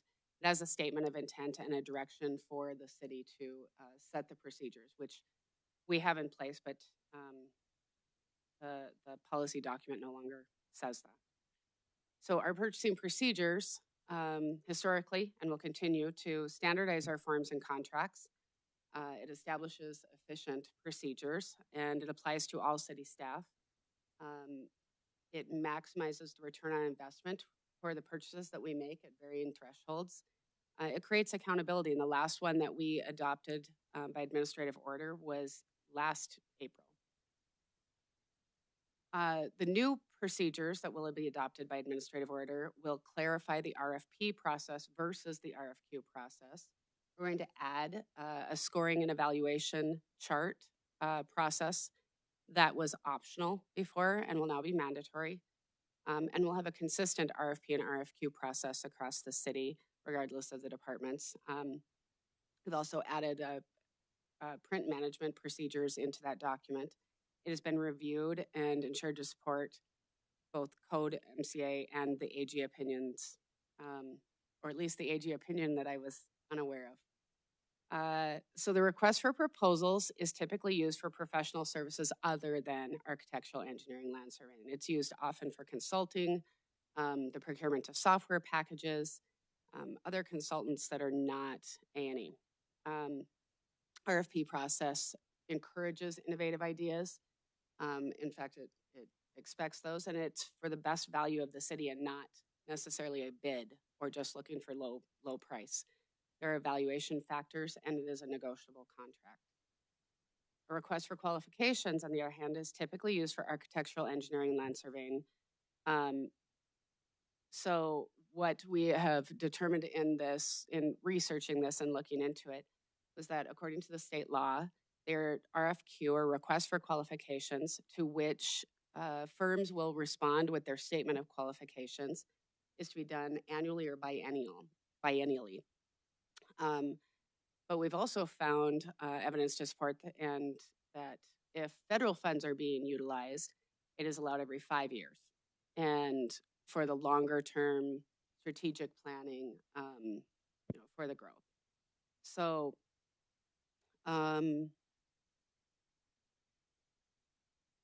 the RFQ and the statement of qualifications then are basically, in essence, they should serve as like a short list to then conduct an RFP for projects that are of 50,000 or more. Again, best value for the city, determining it by preset evaluation factors and direct negotiation with the firms. That was really fast and short and sweet, and I just kind of covered my side of it, but I would be happy to answer any questions you have. Okay, where are we at? Councilor Rasmussen? Thanks, Mr. Mayor. Liz and Andy, I appreciate the work that you did here. I think we're pretty well where we need to be. The couple of things that I guess I would like to see are the resolution is fine, but the resolution doesn't show me anywhere where any of that's added to our code. It doesn't point to where that stuff is outlined, and what I'd like to see are the sections in the purchasing policy in our code to see how that reads specifically and how it's directly impacted. That's one of those documents I don't think I've seen yet. So that's the one specific item that I do want to see before we see this on the agenda or presented with the agenda, showing the areas that have been changed that clearly identify where we made the adjustments to rectify and remedy this issue. That's the one thing in this process that I have not seen that would be helpful for me. I think the other side of this conversation, and this is really just a part of the conversation for Chris and the staff, is how are we going to make sure that everybody is actually following and implementing? Because I think that was the other side of how we got here. Some departments did it really well, others really didn't. And Liz was engaged sometimes, but not all the time.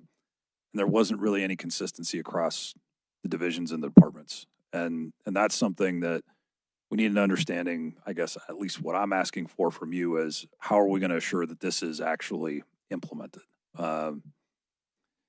And then the third thing is just better clarity on how this impacts the airport. And I know Jeff is here. I think I raised this question last year during contract amendment, like 57 for the Morrison Merrily contract. It doesn't strike me as straightforward that as it deals with the airport, and until they're an airport authority and don't have to deal with us, they have to follow a policy like this. How are we going to look at this as it relates to the airport? I mean, we've done contract amendments under airport and transit that varied from the airport to architectural services to engineering services, all under an engineering contract. And that is such a wide swath of scope under that RFQ. I guess I would challenge you to say that all of those services were included in the RFQ when that firm was originally solicited. You know, from the wide breadth that airport and transit includes. So I just want to be mindful of a policy like this, what it looks like, how it's implemented on airport and transit as well, and what we're intending to try to do with that 5-year federal policy.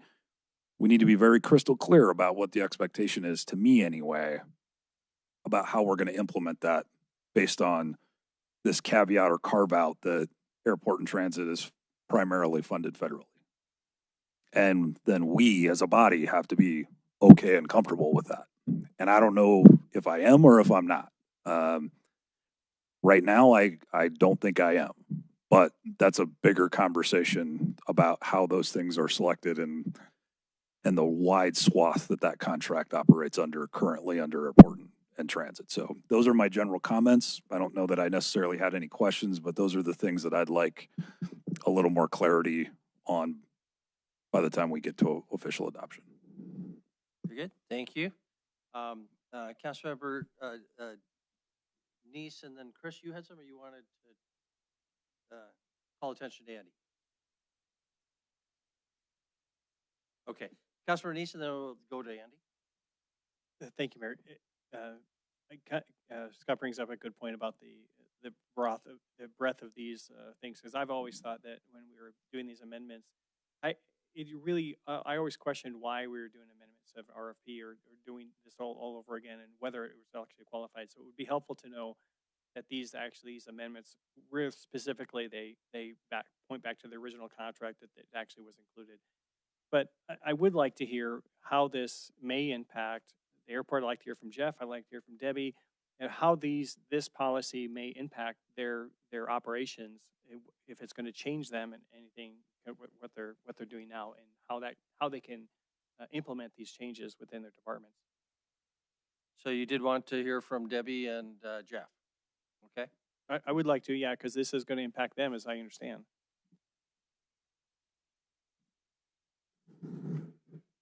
I'll go first since I was fast up here. Actually, I think the way that they've written this brings it into alignment with what we do. So I don't think it changes what we do at all. It puts some guardrails on it so we're consistent every time, which would be good. That's good to hear. Thank you.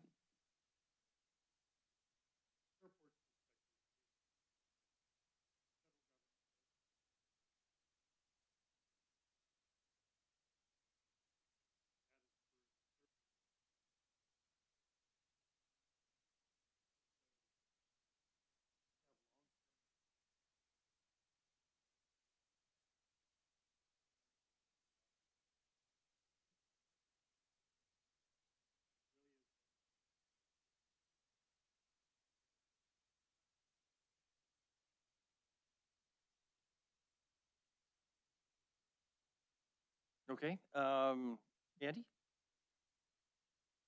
All right, I guess I want to clarifying question, I guess, for Councilmember Astenleiter.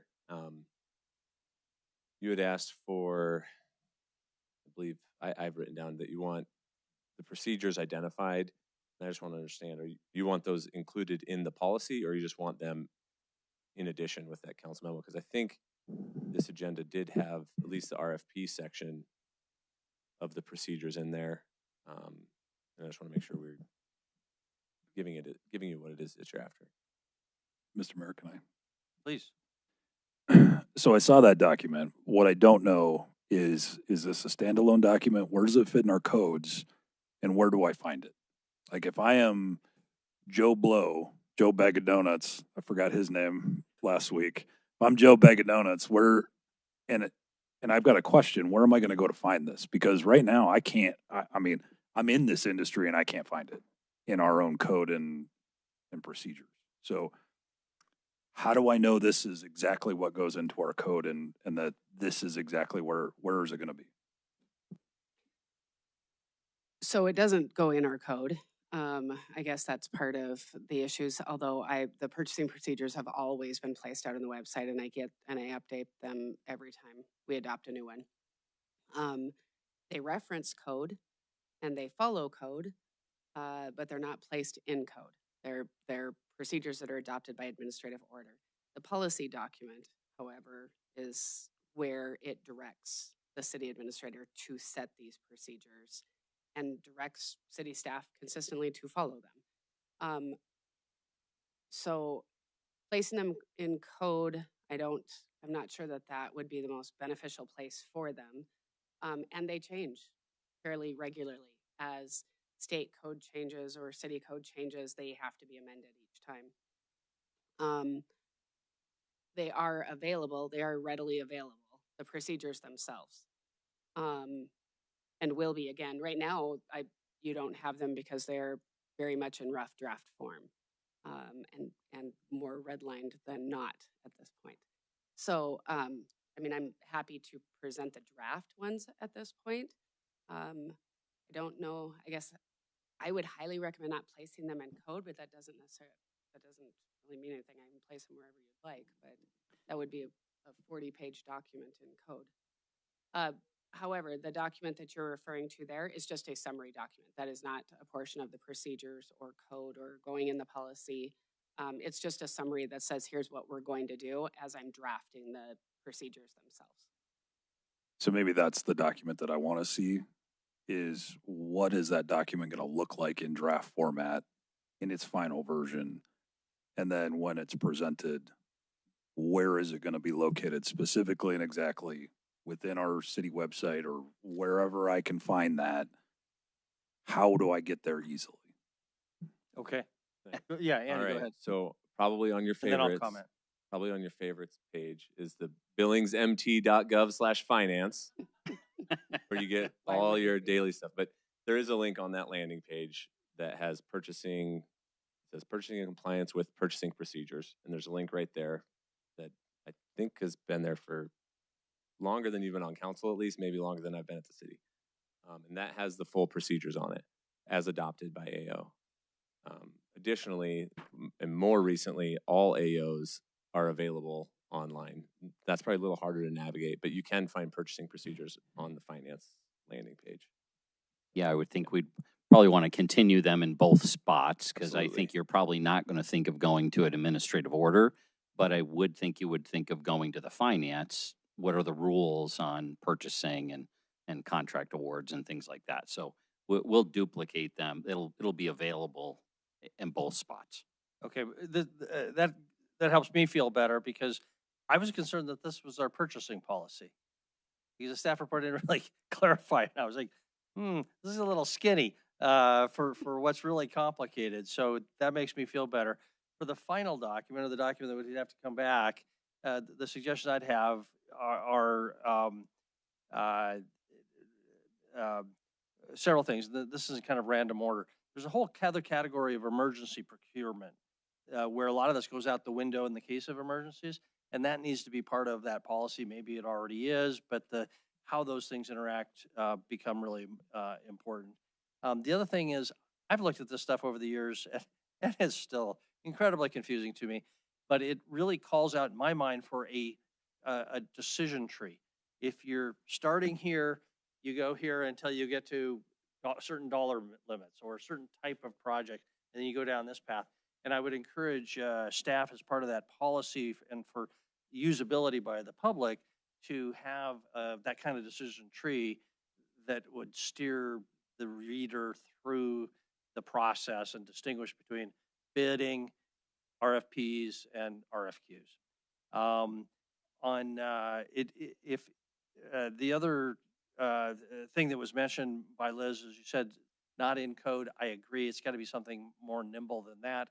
But it is very helpful that if it says anything that has a statutory basis for it or a Billings City Code basis for it, it should cite that and maybe even quote it in a footnote just to prevent it from getting too long. But that's really helpful. The public shouldn't have to trust your interpretation of something because we never know, right? So, and then the other thing that was not clear in my mind is this question of consideration of cost in a A&E RFP process. I know there was some dispute before about whether taking cost into consideration was correct or not. I don't know how that shakes out here, but I do look at that statute 18.8.2042B. One of the criteria is meet project budget. And I guess I would assume, how do you know that somebody meets budget project unless you can consider cost? Maybe there's a question about the timing of that cost, where you have to go through that, just a preliminary decision and then go to the cost issue. But those are legal issues, and legal should be involved. Legal's not at the table here. I just mentioned, and I'll stop here. We often use Dorsey and Whitney on lots of issues. They have a partner in Minneapolis, Erica Weisenberger, who specializes in the issue of procurement, especially at the federal level. So that's a resource if you wanted to consult with him. So those are comments. Liz, you wanted to follow up, or anybody? And I'll just go to other council members unless you did. Just a really quick follow-up, if it's okay, Mayor.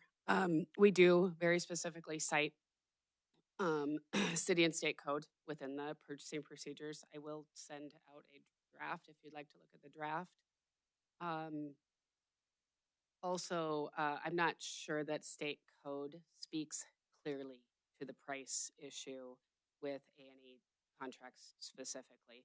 I think the Attorney General's opinion from 92, maybe, something like that, is actually what we were remiss on, or what I was remiss on. There were departments, like I said, who are very experienced at this RFQ process, who were aware of that Attorney General's opinion and were following its lead.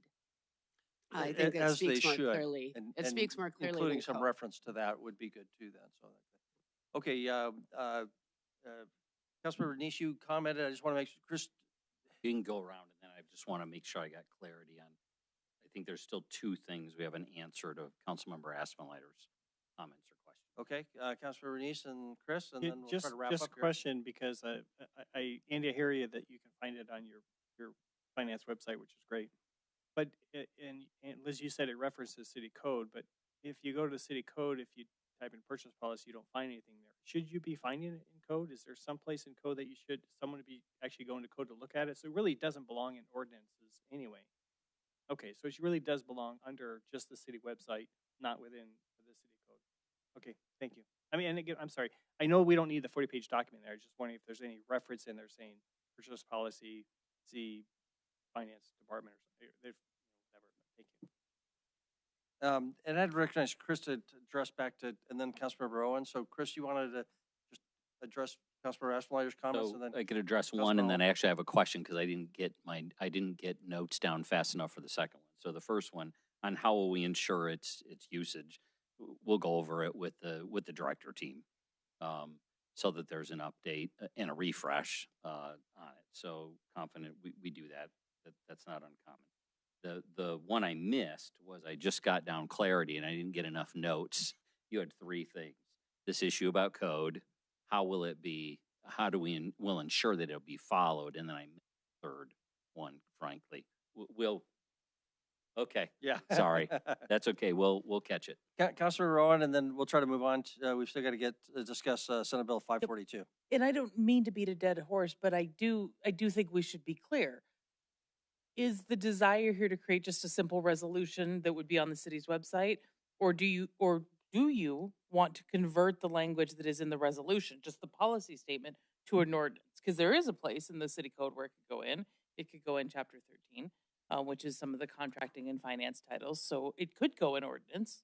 And I guess I'd be interested to know if staff have thoughts about it, if the initiative sponsor has thoughts about it. I don't think it makes a difference in terms of its binding nature if it's in resolution or ordinance, but I don't want to miss that point, because there are certainly places where not the purchasing procedures, but the statement of policy that's in the resolution could go. And that might cue people to find it. They might start with the municipal code. And I guess I don't have a preference, honestly. I mean, if it needs to be a living document and nimble and able to be adjusted and modified without having to come back to us to change the code, then I'm okay with that, so long as we're clear about where it is, what the intent is, and why it is. I just want to clarify my question. I'm not speaking to the procedures, which need to be nimble. I'm speaking to the 4-sentence resolution document that is the statement of policy, which I don't think needs to be nimble. I just wanted to make sure I was being clear on my question. And I guess I could go either way. I don't need it to be in the code if that creates confusion or the potential for this kind of a thing to happen. I think for this purpose, the resolution does the job because it's an official statement or position by the policy body, and the AO needs to be consistent with that. So.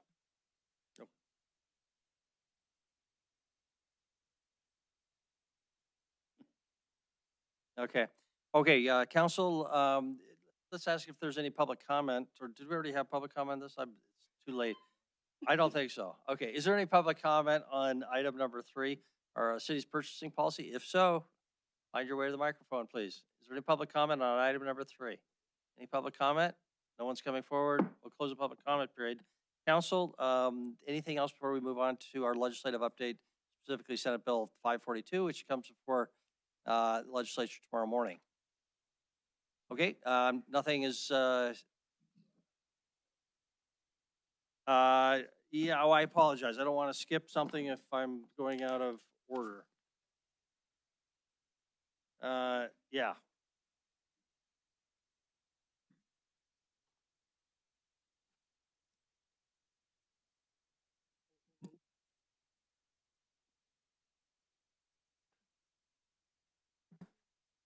Okay, just as a, we're now on our legislative update. I think many people know. I think the only topic for discussion, I hope, is the impact of Senate Bill 542, which came out of the mist last week and is the current leading contender for property tax changes in the legislature, is our understanding. I'll ask staff to tell us more about the background there, but it would have significant ramifications for Billings.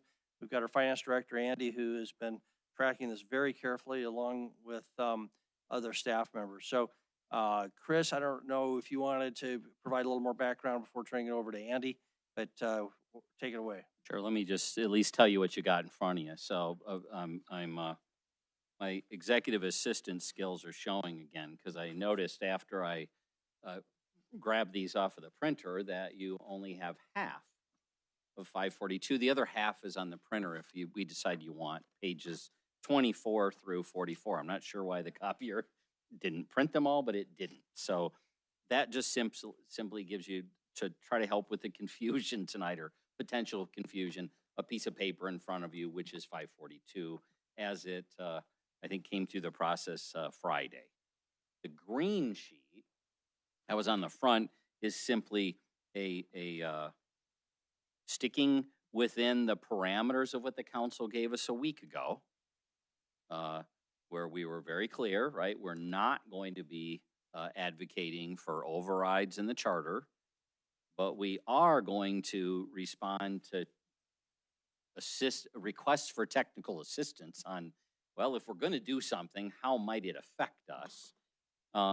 What you have in front of you, which is page 12, section 11, sub 4, is some language that we gave to legislators who were asking us for some feedback. And what we're trying to protect here is, under that scenario where the state of Montana tells us you shall do this, we're not giving you a choice, and we end up in a litigation situation and it's some years down the road before it gets resolved, we don't want to be in a, we want to limit or create an opportunity that the state put us in this, you're going to be the one to pay or come up with the funds to recover if some judgment came against us that we over collected on property taxes. Because how would we pay that back? We would be in a double, two times the hole that we were before. So that's there.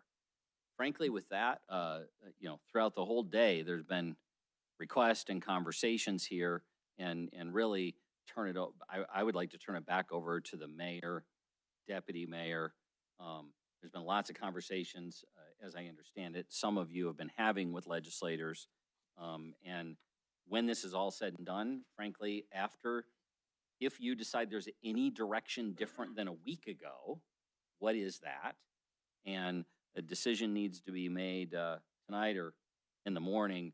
Are any of us heading to Helena tomorrow to be available? This is expected to be floor conversation starting at 10 a.m. and throughout the next few days. So let's focus, though, first on this, which is what, Mayor, I'd frankly hand it back to you. Andy, anything you would add? Chris, I think it's going to be important for people to understand how the bill works. Okay. I don't want to assume anything. This is complicated. And so I will do my best to take us through that, unless, Andy, you were prepared to do that in specifically how Section 4 works and Section 11. Yeah, I can do my best.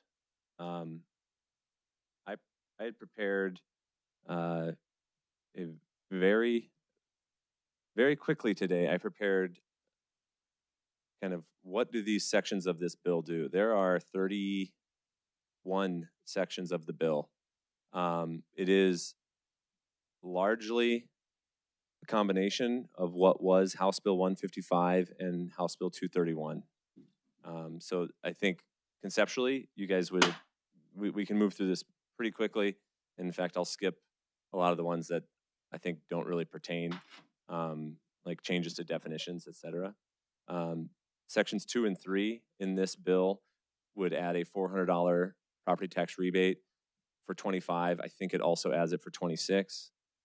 Section 4 is where the language states that a government with a mill cap in their charter shall levy the number of mills in fiscal year 26 that will generate the property tax revenue billed or assessed in 2025, with the assumption that this would establish a new cap in the charter, but there would be no charter amendment.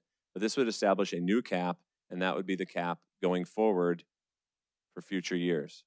So that's pages 4 and 5 is section 4, which is the critical one, and subsection 3 is arguably the most important for billing. Yeah, so subsection, in section 4, subsection 1 and 2 are primarily legislative intent and a background, and then section 3 is what would impact where billings. The rubber hits the road. Absolutely. And the way I read that says, the local government with a specific mill number cap in their charter shall levy the number of mills in fiscal year 26 and subsequent tax years that will generate the amount of property taxes assessed in fiscal year 25 without amending or revising the charter. So that's the big one. It does go on to talk about other voted mills, but those would not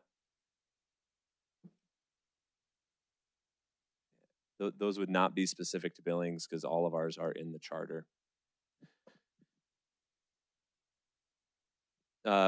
So section 3 of that says, so that, let's see, starting at line 14, about partway through, I'll just read the whole number of mills that may be imposed in the charter shall levy the number of mills in fiscal year 26 and subsequent tax years that will generate the amount of property taxes assessed in fiscal year 25 without revising or amending the charter.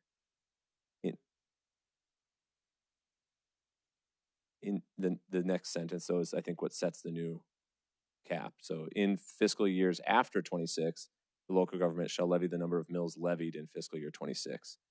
So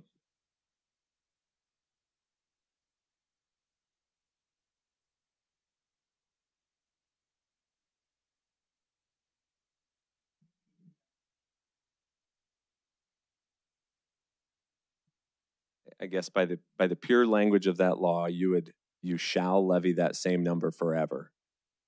But I think there's other statute that allows local governments to levy less than their cap, but retain that cap. So I don't know that would go away. But my understanding of watching both the hearings, listening to the testimony, and then the way I'm reading it is that you would have a new cap set in 26, and that would be your cap.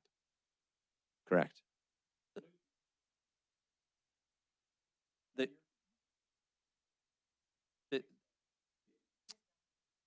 It's the number of mills, yeah. Yeah. But Andy, this would be the good time to discuss the long-term fiscal impact of locking in that number of mills, the lack of inflationary adjustment.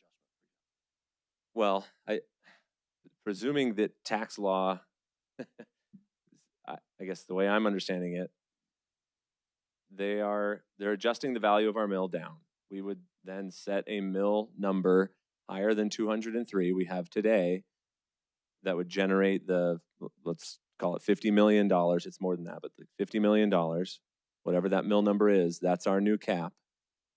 And then the next year, the value of a mill may go up slightly because of growth and inflation, but our cap is whatever it was in 26.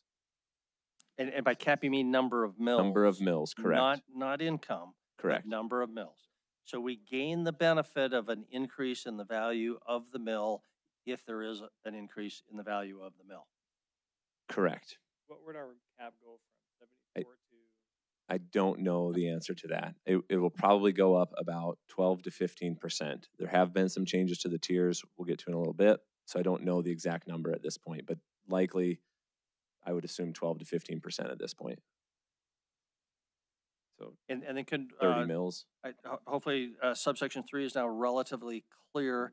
Subsection 4, its impact on Billings is, or applicability to Billings is debatable. But can you at least address subsection 4? Yeah, subsection 4 is for those communities who have voted levies that are not contained in their charter. And to be honest with you, I'm not sure how those other communities capture that. I suspect resolution or ordinance, but they don't have their mills within their charter. And so there's a section of statute 1510-425 that says you can vote specific mill levies, and then they have. And so they have some fixed mills as well, and section 4 is meant to address those. Apologies, I'm not understanding that. So we're assuming that section 4 applies to entities that are fixing it in some ways other than charter, but don't we have those? I mean, wouldn't the 2021 public safety mill be a fixed mill, not in our charter? Those were all charter Those are amendments. charter amendments. So Yep. we think they all fall under 3, not 4. That's my understanding, yes. But I think it's debatable. I think it's debatable too. Because there's nothing in 4 that excludes It would narrow it. I us. agree. You could drive a truck through that language. Right. So our mills, public safety mill levies, for example, are also a local mill levy limit of a specific number of mills. I think that's right. And the significance of this is in the subsection 4 world, which was really intended primarily for Bozeman and Belgrade, who have these. They have a choice.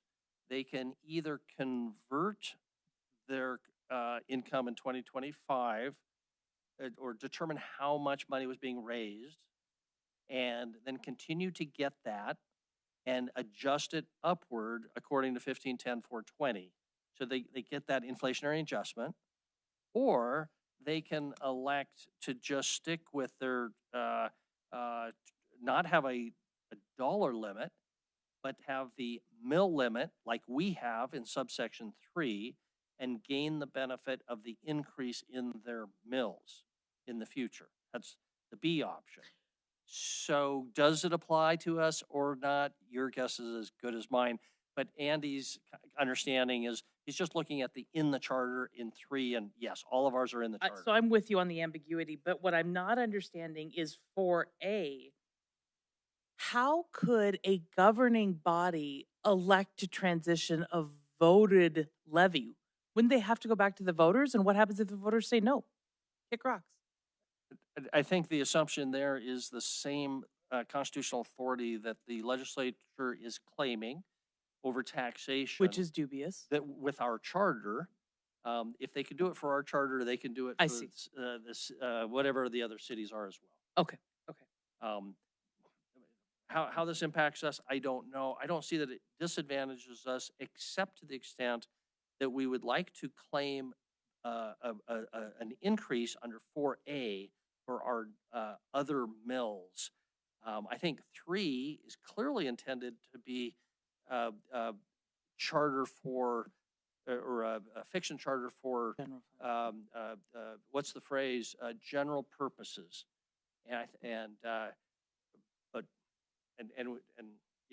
We've discussed whether we should try to amend that, but it would get very, very complicated. So I think you have to operate on the assumption we may be stuck with just 3. Okay, clear as mud, right? So sorry to interruption, but no, that's perfect. Keep going.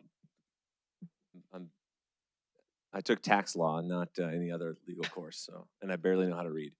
So, Section 5 and 6 set up a homestead exemption, which largely like the other, and really a lot of these next few sections address different areas of law that set up homestead exemptions, provide for tax relief for long-term rentals and owner-occupied residents. So that's what many of these sections do, and then set up rules for appealing and denying those claims, and how the Department of Revenue is going to set up rules. The next section that I think really you should spend some time on is section 11. That's the one printed in green there as well that we had recommended an amendment to. Section 11 states that the state, let me get there. Largely it states that the state will backfill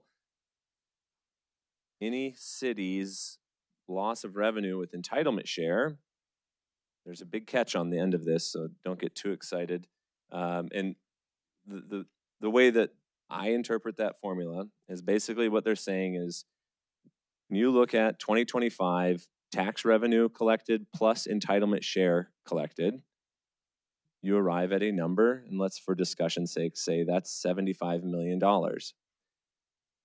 Fast forward to 2026, after this bill is adopted, signed, and enacted, the state would reimburse us with entitlement share to the extent that our combined total between tax revenue and entitlement share is $75 million. No new revenue, we likely would see reduced tax revenue and an increase in entitlement share to arrive at that same 2025 number. They're providing for this fix for 4 years. The way I'm reading it, it would be $75 million every year for 4 years, no new revenue. You may be questioning why this would even matter if we're adjusting our charter. Way down on section 20 or 30, 27, I think it is. Yeah, 27, which I think is on your second half packet. There's an effective dates clause, and you don't need to necessarily go there, but really what it says is section 11 becomes effective when a court of jurisdiction deems that section 4 was illegal. So section 11 doesn't happen unless someone sues and section 4 is deemed illegal, then the state will come in and backfill with entitlement share. So the purpose of our amendment on that was, hey, these things take time, they're slow. There's a world where we levy something this year and we don't find out that it's illegal until 2026, 27, and the judgment against the city and all other cities is you refund the taxpayers for those years that already happened.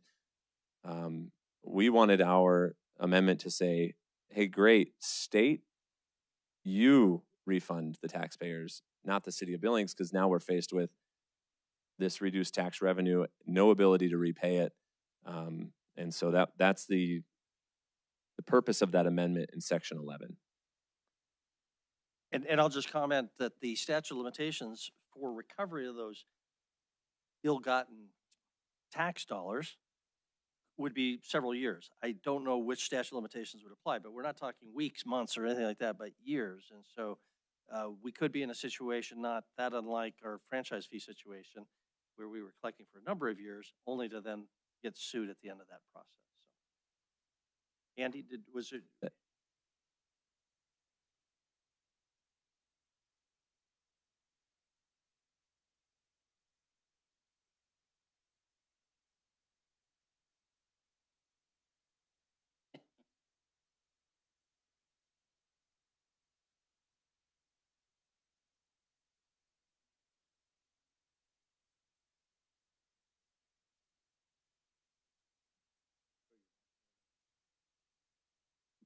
Sorry about that.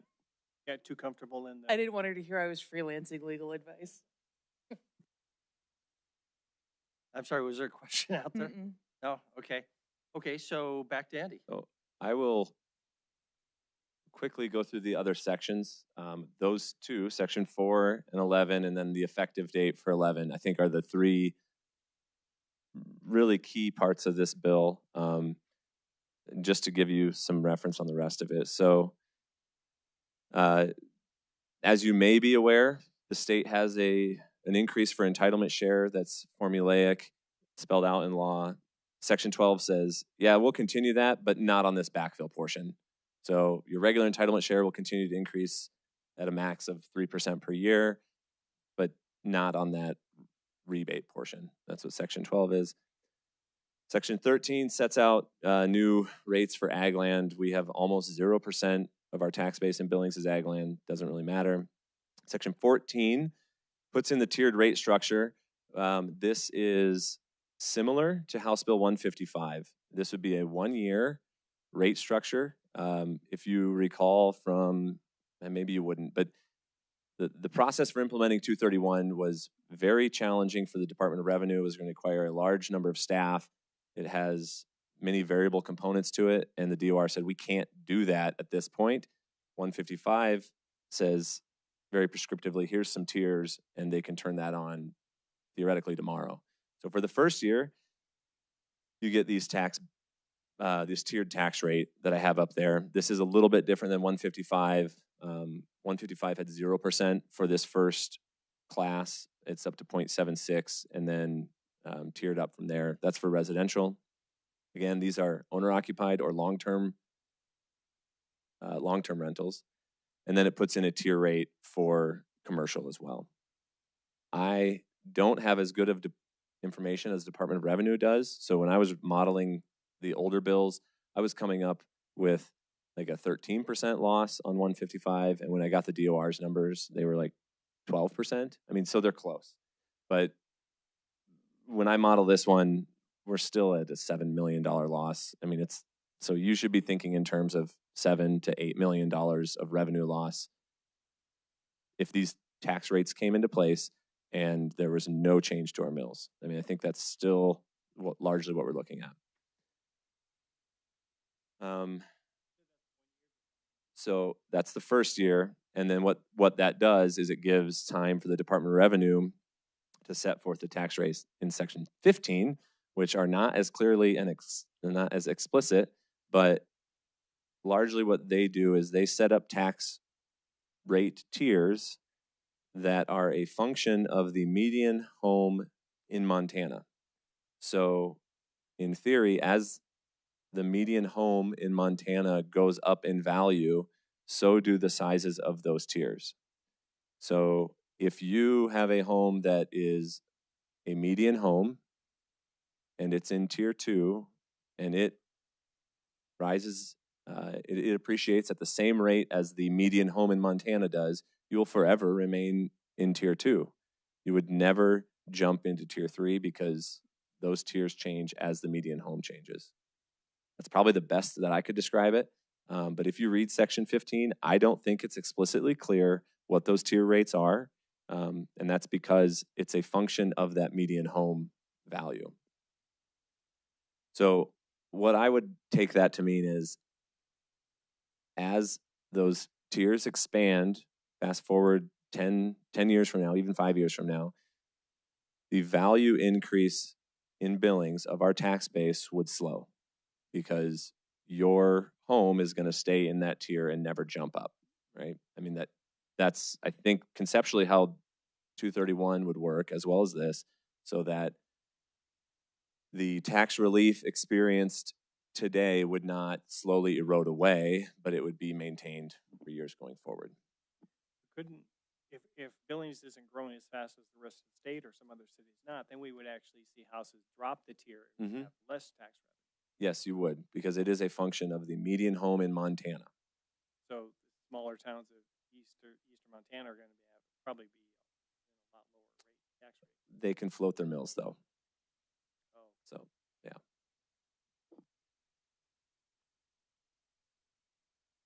So sections, let's see, 16 through, boy, probably the rest of them are relating to county tax appeal board rules and stuff for the county treasurer.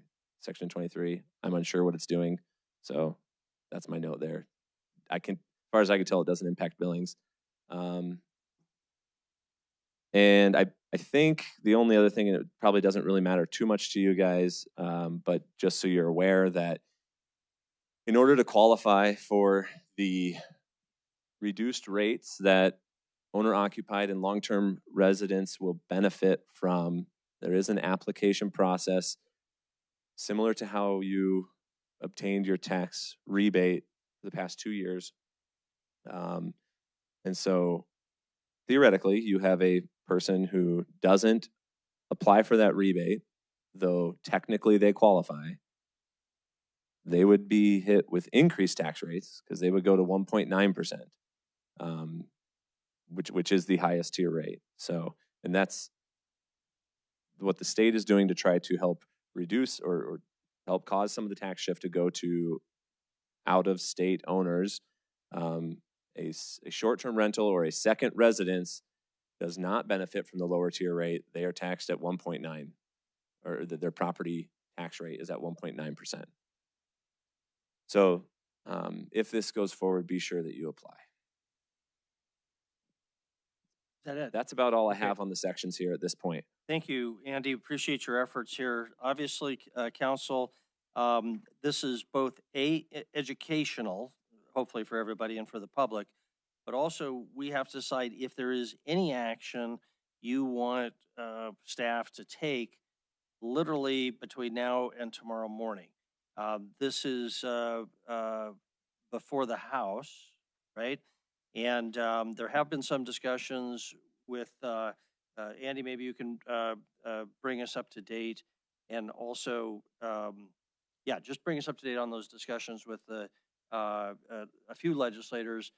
The staff has been very careful not to get out ahead of their skis because they understand the direction. The city's position is that we do not favor passage of any bill like this, even though this one didn't exist a week ago when we were having these discussions.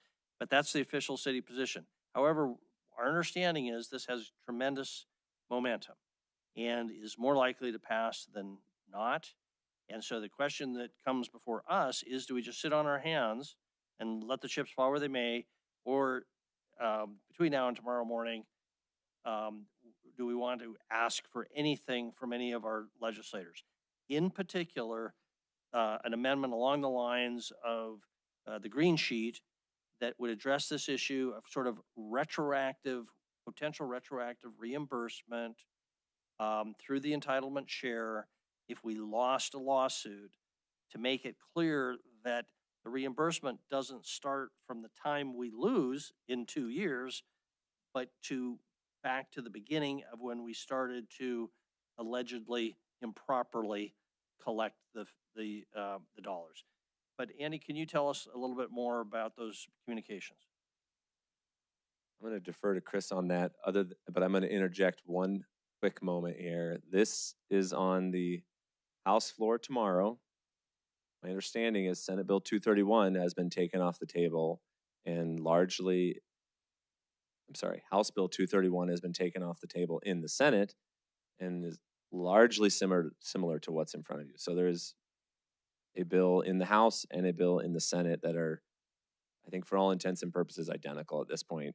So there's those two that we're monitoring. I think the only thing I would add is we have at least 4 legislators, some on the House and some on the Senate side, who absolutely are interested in helping and putting on the floor amendments that this body sees fit. That being said, they also have some advice that some things in their speculation just aren't going to be palatable. So frankly, I think what we need tonight is what your direction is for the week, right? I mean, this thing is likely going to be changing for discussions by the hour starting at 10 a.m. tomorrow. And as I kind of kick things off, am I and anyone else going to head to Helena to be available tomorrow, or are we best to stay out of the conversation because we don't want to get caught into, I don't want to misrepresent whatever the direction is. So the clearer you can be about what, if anything has changed from a week ago based on what we have, that's what we need tonight. And then from there, who's going to go and take that direction as these conversations continue. Council members, it's all yours. Councilmember Rowan. I have a question actually before we dive into thoughts, although I have many. I'm struggling a little with the practical application of this section 4, subsection paragraph 3, whatever it is. Because some previous iterations of this essentially were a city may levy above its mill cap. This is shall levy above its mill cap. So if I were to take a hard line perspective, I would say we can debate, and I will in a minute debate how the constitutional provisions interplay with one another. But what I think most everybody would agree is I cannot, as an elected official holding an election certificate from the state of Montana, be forced to vote in a certain way. They don't have the power to compel me to vote in a particular way. So if that's our hypothesis for the sake of argument, then what happens? If we as council say, listen, you can boss us all around as a political subdivision of the state, boss us all around to a certain extent, but you can't force me to cast a vote because that is compelled speech. And I have a First Amendment right to not have my speech compelled by the state. Then what happens? Is there any existing authority under the Montana Code essentially for staff to impose a levy on the people of Billings without a council vote behind it? Could this section be carried out if the 11 council members dug in and said, you can tell us to do a lot of things, but you cannot force me to say yes on a vote? I know Gina's listening. I can't identify anything in 26 years that looked like that in my time in Montana. I mean, this is certainly a different, for 5 years, I worked without a charter, general law city, 13 years with a charter, and now this 6-7 years with a charter. I've never seen anything even close to what you're describing to answer the question with any of the experience. Councilmember Owen, this is Gina. I would agree with what you're saying. I don't think there isn't any way that council could be compelled to, I mean, it's certainly within your prerogative to levy less than a cap, levy less than what they're saying. So, yeah, I mean, yeah, I don't think that there's any action that could be taken to compel you as a body to levy up that maximum amount. So that sort of gets to my next question, Gina, is if this language says the city shall levy, and the 11 council members say, you cannot force me to levy, then what? Do we just take the budget hit, or is there some sort of consequence? We just take the budget hit, right? I think it's pretty straightforward. That'd be in that my regard. concern. Yeah, the section 26 is the severability clause. As you'd expect, that says if there's some part of this that's illegal, everything else survives. Right. So the worst case scenario would be courts say, yeah, you don't have to do that, but the rest of it that reduces your taxable value is what you then have to live with. Right. At which point we're out $7 million. Yeah, no, I get that. I wanted to make sure that we didn't think that this sort of conferred an administrative authority to impose a tax over and above a council vote, because typically you'd see this language as may levy or shall levy not more than, or something that's a little more permissive. This is very blunt and directly essentially says council has to vote this way whether you like it or not, and I don't think that's allowable. And so I just wanted to make sure that we're all in agreement that this doesn't give rise to some new administrative authority to impose a tax. And I guess I'll just speak to the conversations that I had last week with respect to how I think that language got there. That was not in existence last week, but what I was told by both leadership in the House and the governor's staff leading this charge is that's essentially how we're going to reset your cap. And you can do it and reset your cap because that's how this reads. You do it in 26 and then that's the new cap. And then you operate revenue neutral essentially, or based off of 25, you still get the benefit of, increased valuation, so on and so forth. But that's it. Like that's their fix to resetting the cap is now you're directed to do that in 26, which then, per this bill, establishes the new mill cap. I think that is the intent. I'm not sure that's how they've drafted it, but I think that is probably what the intent is. I just don't think it's drafted necessarily that way.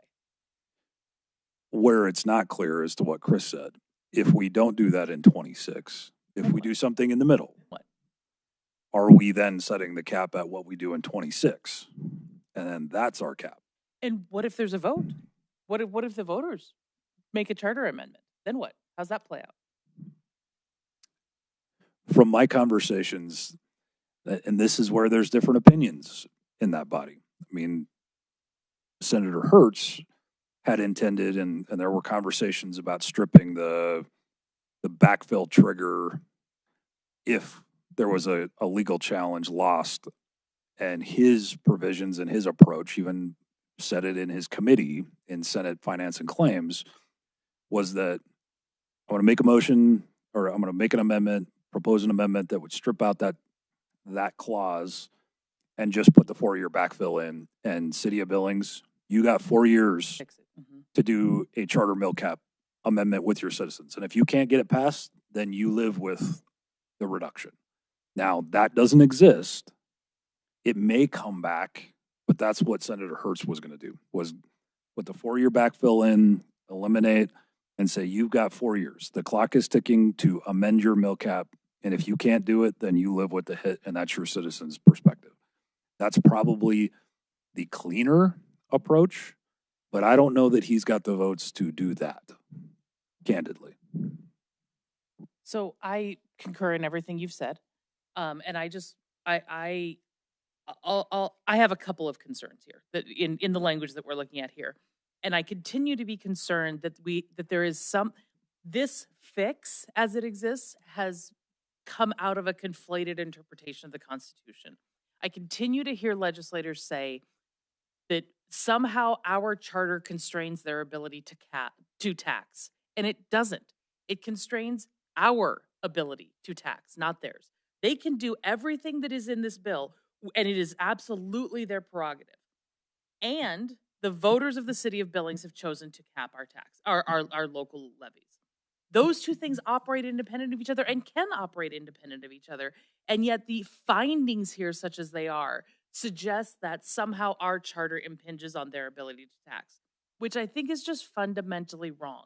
And so if these findings, to me, do not create the basis for the policy decision that has come out here.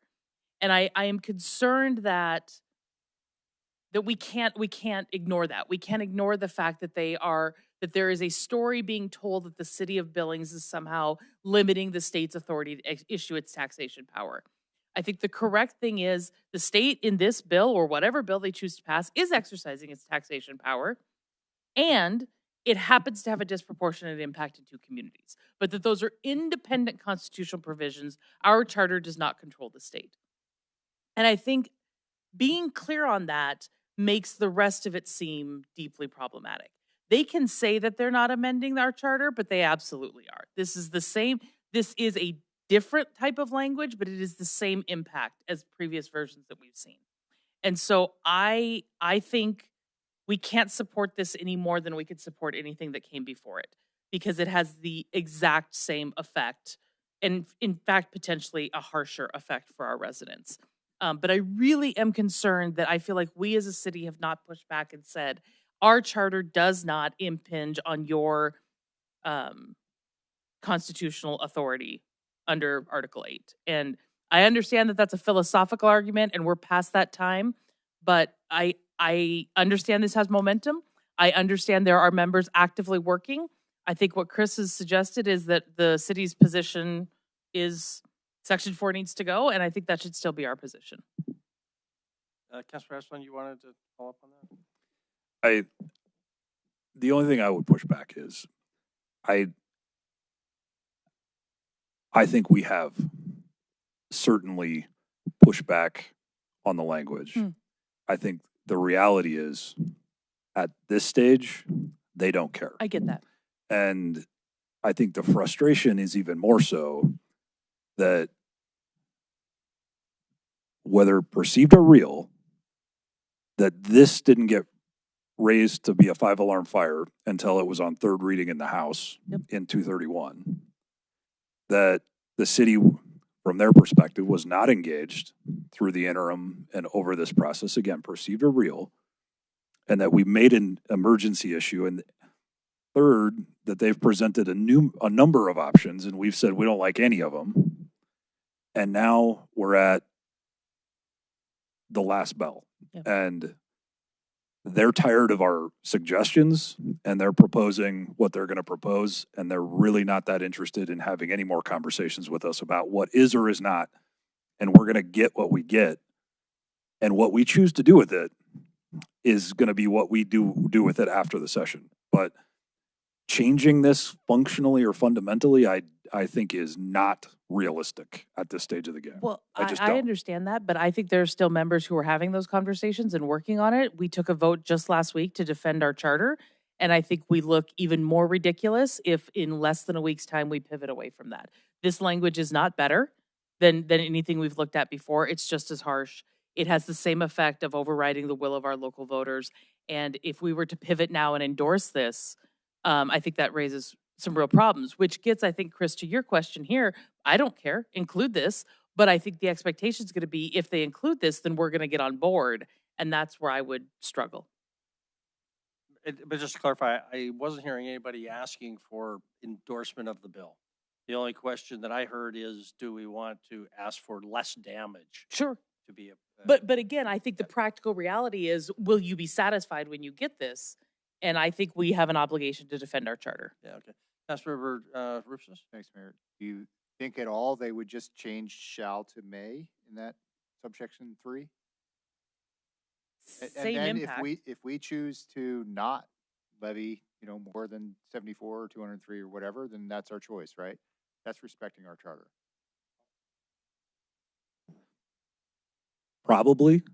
I mean, to those folks, Yeah, shall or but may, that does not matter. It's I only mean, written for us. right. So if we want to be consistent with the vote we took last week or 2 weeks ago, whenever that was, I think that should be our request, is just change that shall to may, or shall not levy more than, or Yeah. whatever, right? And if we have any ability to make changes to this, then what if we just keep it that simple? Just change those couple words, and then we'll just deal with it in budget session, when we get there. Yeah. And I think in any scenario, this bill, in any scenario other than they leave because they can't get anything done, which is a possibility. I mean, that is real.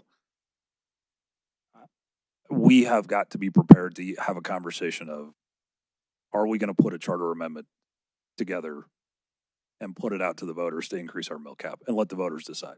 I don't know what the answer to that is going to be, but we've got to have that conversation as a body, regardless of what this does or does not happen, unless it goes away and somehow miraculously SB 90 comes back and all of these things die. But I also get a very distinct sense from talking to people that if nothing gets done and they sine die, the governor will call a special session and we will be back to dealing with this immediately all over again. And it is not going away. So we've got to be prepared to either in this budget make $8 million in cuts or make $8 million in cuts and put that out to the voters to increase our mill cap. That is coming. And that's a conversation that we cannot avoid or pretend like is not something we have to have soon. Right, I get that, but if we're talking about what we need to ask them to do tomorrow, when it comes up, to me, that's just change shall to may. And then, we live with that and then make our own decisions around this table as we need to. Then we don't have to be the roadblock. We don't have to be the one asking for really anything other than just give us the flexibility to do it and we'll deal with it. But that doesn't actually functionally change where we end up at the end of the day. Well, We still will have an $8 million hole in the budget with no backfill. Well, I don't. So we may as well just leave this language the exact way it is. And No, because the language as it is right now says we won't have that because we shall levy whatever. Right. But I'm telling you, I don't think they can force us to vote a certain way. Well, I think, I don't know, they probably can't, but I mean, the way that language is said, we don't even have to take the vote, right? That's my concern. That's exactly the point I'm trying to get at is does this give rise to an administrative authority? Yeah, it doesn't matter what we choose to vote, we shall do whatever. So let's just forget dickering about it and just say, just change shall to may and everybody's happy. We can then then choose to or not. And then if we choose to, then we can get sued by whoever's going to do it. And we've got a potential backfill 3 years down the line after we pay all the lawyers' fees. I don't think that's And right. just remind people, even if we did vote to fully reproduce 2025 income, we'd be about $2 million short, right? Andy? I'm not sure you made that point during your earlier presentation. Yeah, we'd be revenue neutral compared to 25. We were building the budget based upon an assumed 4% tax revenue growth at this point, which is about $2 million. So even with a shall, or even with a may that accomplishes the same result, we are still going to need to look for about $2 million of cuts from the budget that staff is currently planning on. We'll have to do that, but That's not the legislator doing that to us, right? no, that dealing is with that the when- legislature doing it to us because of our lower taxable value and freezing us in 2026 at 2025 income. Okay. $2 million cost. Got it. Thank you. Yeah, I think again, if it's a shall, and the legislators infringing on our city charter, us as legislators, at that point in time, I think we should immediately file suit to get that section thrown out, and that immediately will then kick in this other section 11. And so I don't want to make any changes here because it's really bad law. And I think the sooner we can get this thrown out, the better it is going to be for the city residents as well as us. We can govern our city as our charter asks us to. And so I don't think we should change anything at all. I think we should be stick firm the fact that we have the ability to govern ourselves and through our charter. We are supporting our charter. We're supporting our residents, and not just our residents, but all charter cities, because the legislator is overstepping their bounds.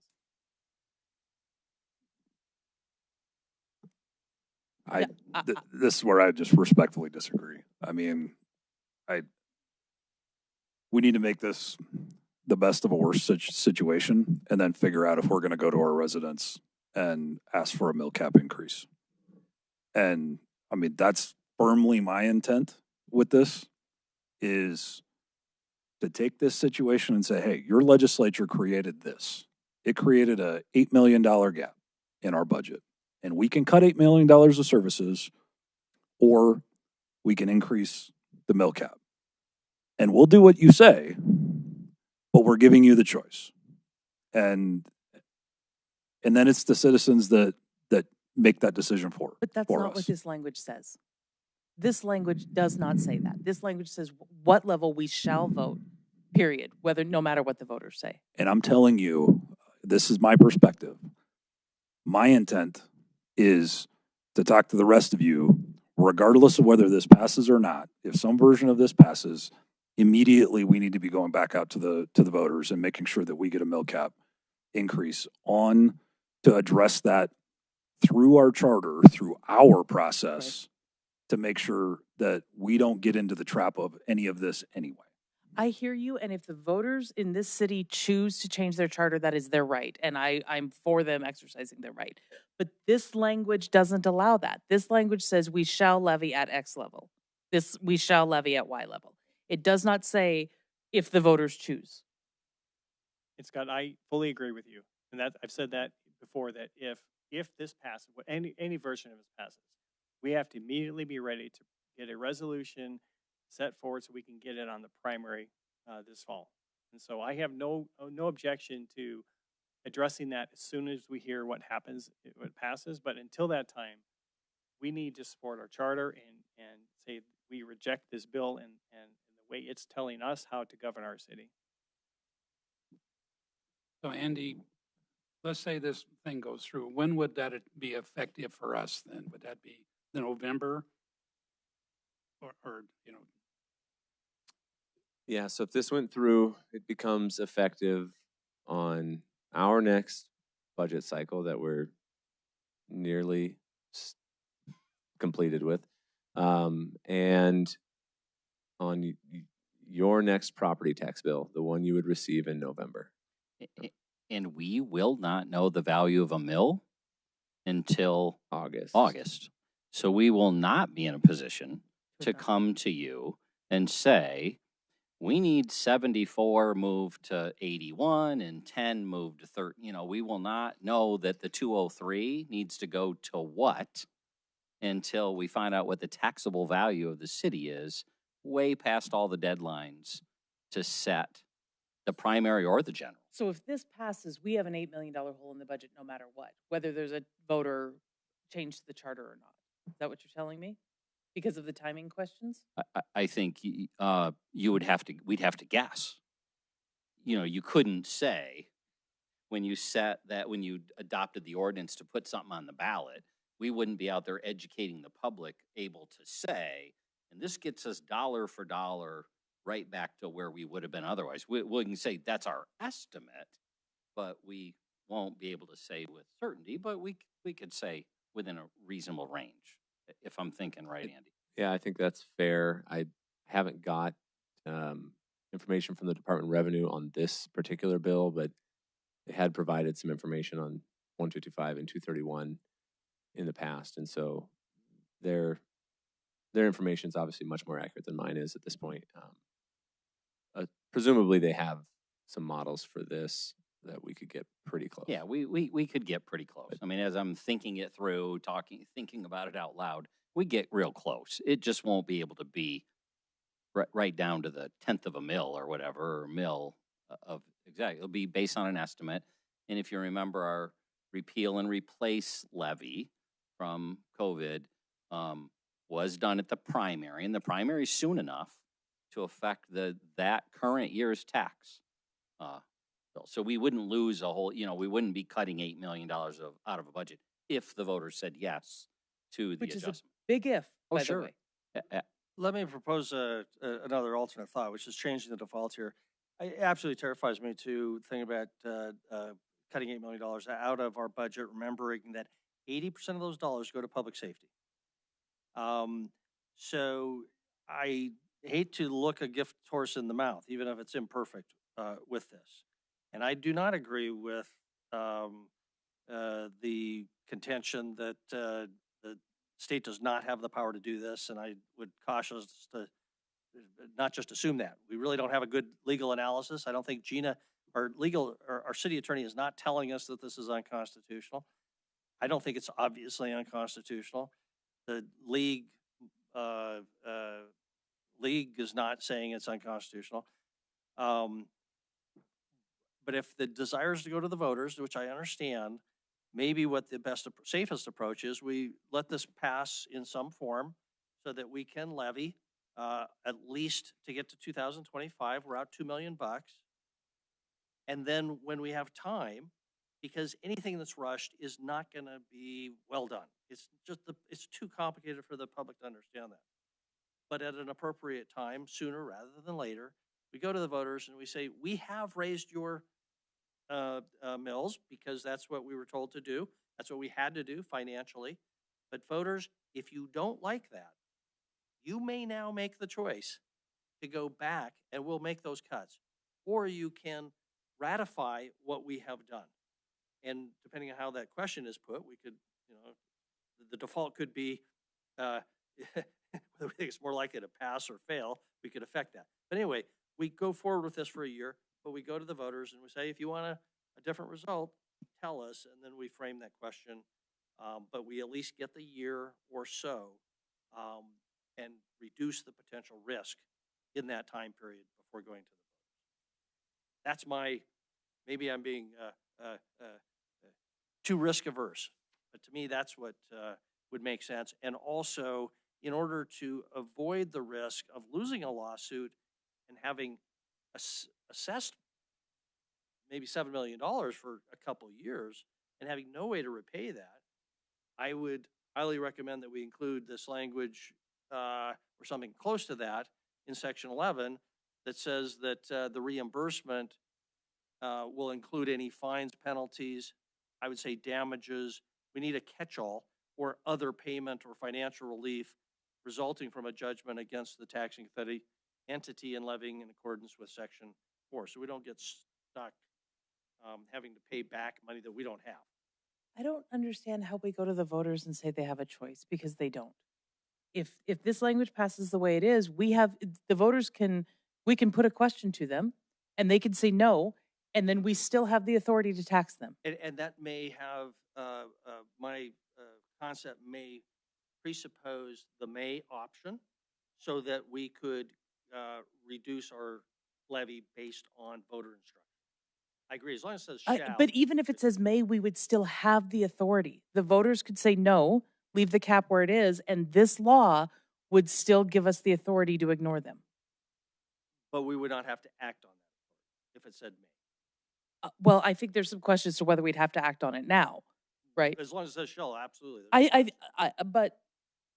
But still, I mean, I think we have a tricky position to go to the voters and say, we're going to ask you what you want, but the truth of the matter is we have the authority to do what we want. And have actually done it for a year. That's exactly right. I would say. Yeah. Because we didn't want to destroy your police department. So it's I think not people would really, understand that. it's not really a choice though to the voters, because they can't actually tie our hands. Once we've allowed this hole to be blown in our charter, they can't. No, but they don't have a choice. 25 firemen and 24 policemen, they don't have a choice anyway. They're not going to let that. Yeah. Councilor Rupsis? My feeling is the voters of Billings sent our representation to Helena, and we get what we vote for. I won't vote to support a budget this year that is anything over our voter authorized mill levies. So that's where I sit. I don't know if maybe we will, maybe we won't have a majority pass a budget this year. I don't know what happens when we get to that case. But we get what we get in Helena, and this is a pretty crappy situation to be in. Well, but you're making an excellent point, Councilmember Rups, is many members of our delegation are still trying to work this out. And for us to just leave them, they've been working over the weekend, they've been talking to their colleagues, and now we're just going to cut and run. And I don't think that's treating the people who are from Yellowstone County who are still trying to find a solution very respectfully. Okay, I'm going to make a motion to direct staff to communicate this to our legislators to change the shall to may in that location in section 4 and any other necessary place, and also to amend section 11, subsection 4, to say at the end of subsection 4, and shall include any fines, penalties, damages, or other payment or financial relief resulting from a judgment against the taxing entity in levying in accordance with section 4. That's my motion. Is there, Chris, I need a second. Is it okay if I get the second, or is this something that's going to? It is about the motion, because I would ask you to give some flexibility in there, because I already have language that somebody created in Helena out of what we created that is along those lines, but it's got another piece to it. So okay. Well, that would be important. I believe it absolutely meets the intent of what we sent over. It's just Helena's, draft writers. Would you tell us what that is, or? Sure. So, I mean, I can. So what it says is, and it is in the same section. So there's now a B. A reimbursement pursuant to this section shall include any fines, penalties, or damages resulting from a judgment levy against the taxing entity in levying property taxes in accordance with section 7. So the section numbers have changed. Then there's 3, a new sentence here. A taxing entity eligible to receive a reimbursement under this section shall report the loss in revenue from the tax rate reduction in 15-6-134 as amended by this act, and any amount reimbursable under subsection 2B to the Department of Revenue. So my point, rather than saying word for word tonight, was just to give some flexibility in your motion, Mayor, that they're gonna end up wordsmithing something, and we want to make sure it's the intent of. Yeah, and I don't want us to be bound. So I'm gonna withdraw my question and make it broader, which is that we ask the powers that be, some legislator and legislator in or legislators in Helena, to change shall to may and to adjust the language of section 11 to allow for reimbursement to the city, retroactive to the time of our assessment. Just the generic, not specific language, but that's the concept. And then however we get there, we get there. Mayor, Is there a second? I'd like to make actually a suggestion that we break those things into two separate issues. The shall and the Shall and the different language. okay. I'm gonna stick with my joint motion, and then if it doesn't pass, that's exactly where we'll go. Is there a second to my motion? Second by Councilmember Gulick. Discussion on that. Councilmember Owen? So to Councilmember Rogers' point, I don't have a problem with the whatever the section 11 is. That's fine. I don't think we're accomplishing anything by going from shall to may.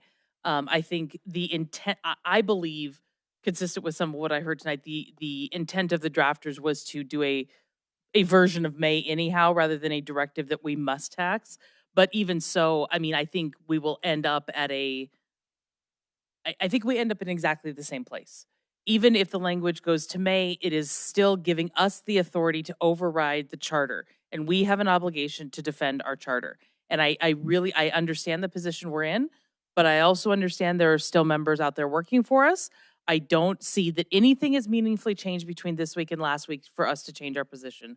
So I want to be clear, the section 11 language is fine, but I still see this as blowing a hole in our charter, and I still think we have an obligation to resist it. So I'm going to be a no. Okay. And I was really doing that to try to get votes. So I'm going to withdraw. I like Councilmember Rogers' suggestion. I'm going to withdraw my motion if the second will withdraw. And let's just, I go back to just then a new motion, which is to ask Helena to change section 11 to allow for any reimbursement to be retroactive to the time that we made the original assessment in concept. Language being up to them. I would say so. So is there a second to that change from Councilmember Boyette? Okay. So discussion on that, just that concept of asking for that amendment in section 11. And then we'll go to a vote, hopefully. Councilmember Nees, Councilmember Ripsis. Thank you, Mayor. I think I'm against the temporary fix anyway on this, but I think Andy, you said this is only happens if it's deemed illegal. What's the triggers for it to become illegal? Because is entire section 4 has to be illegal, or just a one portion of it? What section was that? There's a judge. Go to section 27. I think is the effective date provision. Packet 2, yeah, effective date provision. What page number is it? 44. The last page. Yeah, section 27, part 3 says sections 11 and 12 are effective on the date that the Department of Revenue certifies to the Code Commissioner that a court of final disposition finds that section 4 is invalid. Okay. So it has to be the whole section 4 that's invalid.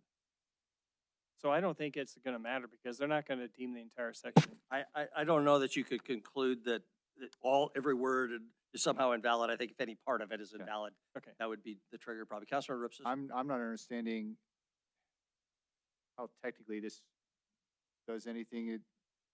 The last subsection there, I guess, shall distribute the reimbursements with the entitlement share payments under 22. If this thing doesn't get resolved for 2 or 3 years at the courts before there's a finding, what are we doing for those 2 or 3 years? We haven't gotten the reimbursements. It's not going to do us any good to get 3 years from now a retroactive reimbursement. Why not? The concern is this: we start assessing to get 2025 income as soon as possible in 2000. That assumes that we have done that. Yeah, correct. It assumes that we have done that. However, we got there. And we do that for a couple of years. We get an adverse judgment. The court says, that was wrong what you did 2 years ago. Pay them back. And how do we pay them back? Well, we use our reimbursement, which is now retroactive to when we started the assessment, to pay our taxpayers back. Won't the reimbursement be short? The next wouldn't it be the next entitlement check from the state of Montana will include an extra $14 million because for 2 years you overtaxed your citizens. I mean, that's the intent of what we were trying to say. Yeah. So that's what it's trying to fix that. But it won't be the whole amount we overtax. It'll only be the amount of what the entitlement amount share would have been. We're still going to be short. The entitlement is the tool at which they give us the money. Yeah. Okay. Yep. Okay, any debate before we vote on that? Okay, is the motion clear? Okay, so if in favor of that motion, giving direction that direction to staff, please say aye. Aye.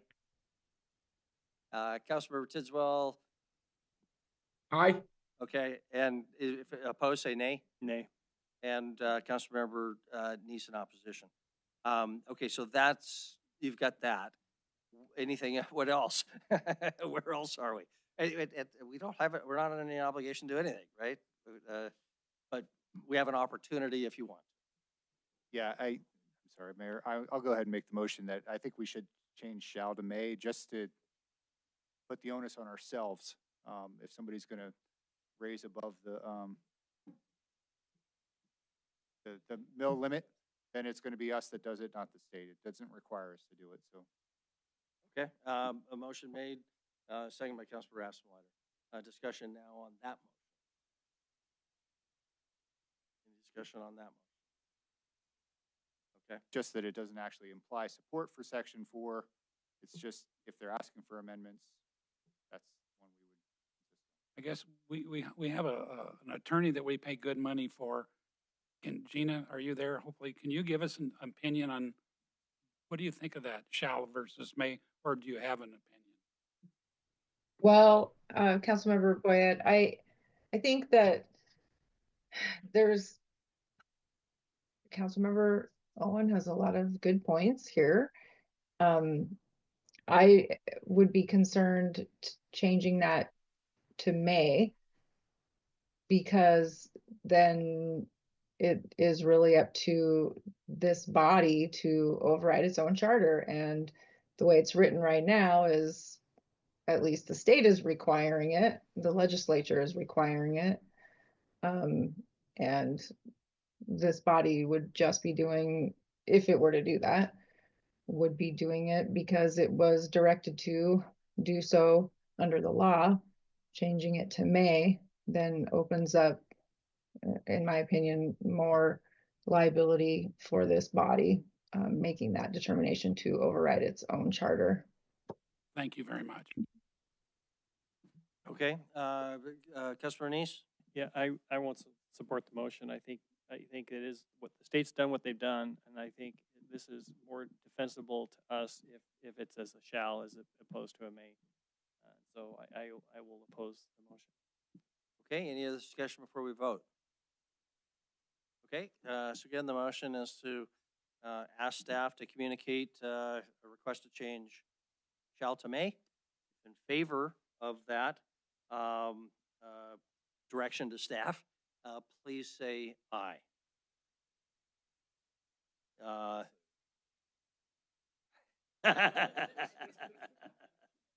That's good enough. I want to vote where the two That's of you are on good. the same side. All right, if opposed, say nay. Nay. Okay, so the nays have that. Anything else for staff or discussion? State Have any direction to us? I mean, we know what the direction is. We know what the positions are. I mean, my sense is we want to be in the building just because things come up, and they come up on a moment's notice. And if you're not there, communicating through texts and phones and everything else is just not the same as being in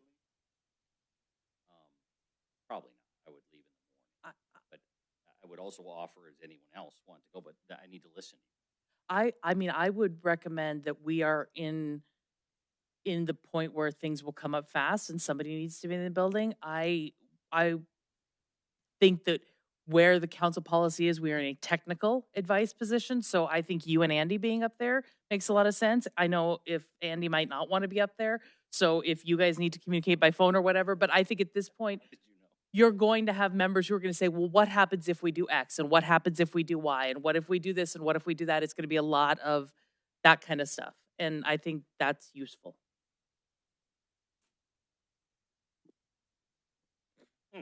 Not I'll try to help Andy out. I don't think there's anything that Andy's going to do. I mean, it's not like he's going to walk over to DOR or down the block and sit down and say, okay, quick model this up for me so we see what the actual revenue number is. I mean, the functional blocking and tackling of this doesn't really have anything to do with what Andy's going to execute. More than capable. And if you want to go up to that cesspool, I mean, high five to you. But I mean, I don't see that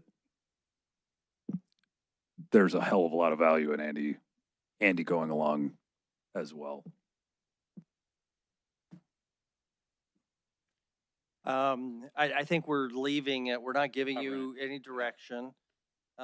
You can do what you want, but nobody really opposes you being there. And Chris, I mean, okay. if you can give us who's on the fence and, as far as voting yes or no on certain things with our local legislators, I would love to hear that. Maybe they can, absolutely do my best to keep the communication open. Just know, again, it happened so fast, and not only that, I mean, the last time we were there, depending upon which of the 3 meetings you were in, you got 3 completely different perspectives on what's going to happen. So, but our lobbyists are counting votes, right? Yeah, everybody is working to, I think, doing their best. Okay, let's call that a wrap. Hey, Chris, anything in the way of upcoming agenda items you want to call our attention to? This has been our attention. Councilmember Neese, you said something about council discussion. Okay, but I would request it to be very short. It'll be quick. I've noticed during public comment, we've started interacting with the public more often, and I don't know if that's prohibited or not within the rules. I think you can determine whether or not we do, but I just caution us to, because that's going to be expected of everyone coming up to the mic to answer questions, and I've done it myself. I've asked public people ask questions, and I just think that. Councilor Ashley, you want to comment on that? No, I got a different one. Okay. Request for you. Okay. I will be remote on Monday because I'll be in DC. Mr. Mayor, I just asked that maybe you include the Billings All-Star Cheer Gym won the world title on the U17 division, beating the world in cheer down in Orlando. Wow. And maybe that's something that you can acknowledge next Monday. About with the details so I get it right. Yes, I will do that. Absolutely. That is well worth it. Anything else? Mayor, I will be in the same boat. I will be. You're a cheerleader? No. Chris, that's good. You have talent. I'll be at the Family Justice Center next Monday, remotely into the meeting. Okay, so Andy's good one. Okay. Any public comment on items not on our agenda? Okay, then we're adjourned. Thanks, everybody. Sorry for the late night, but I think everybody knows how important this was.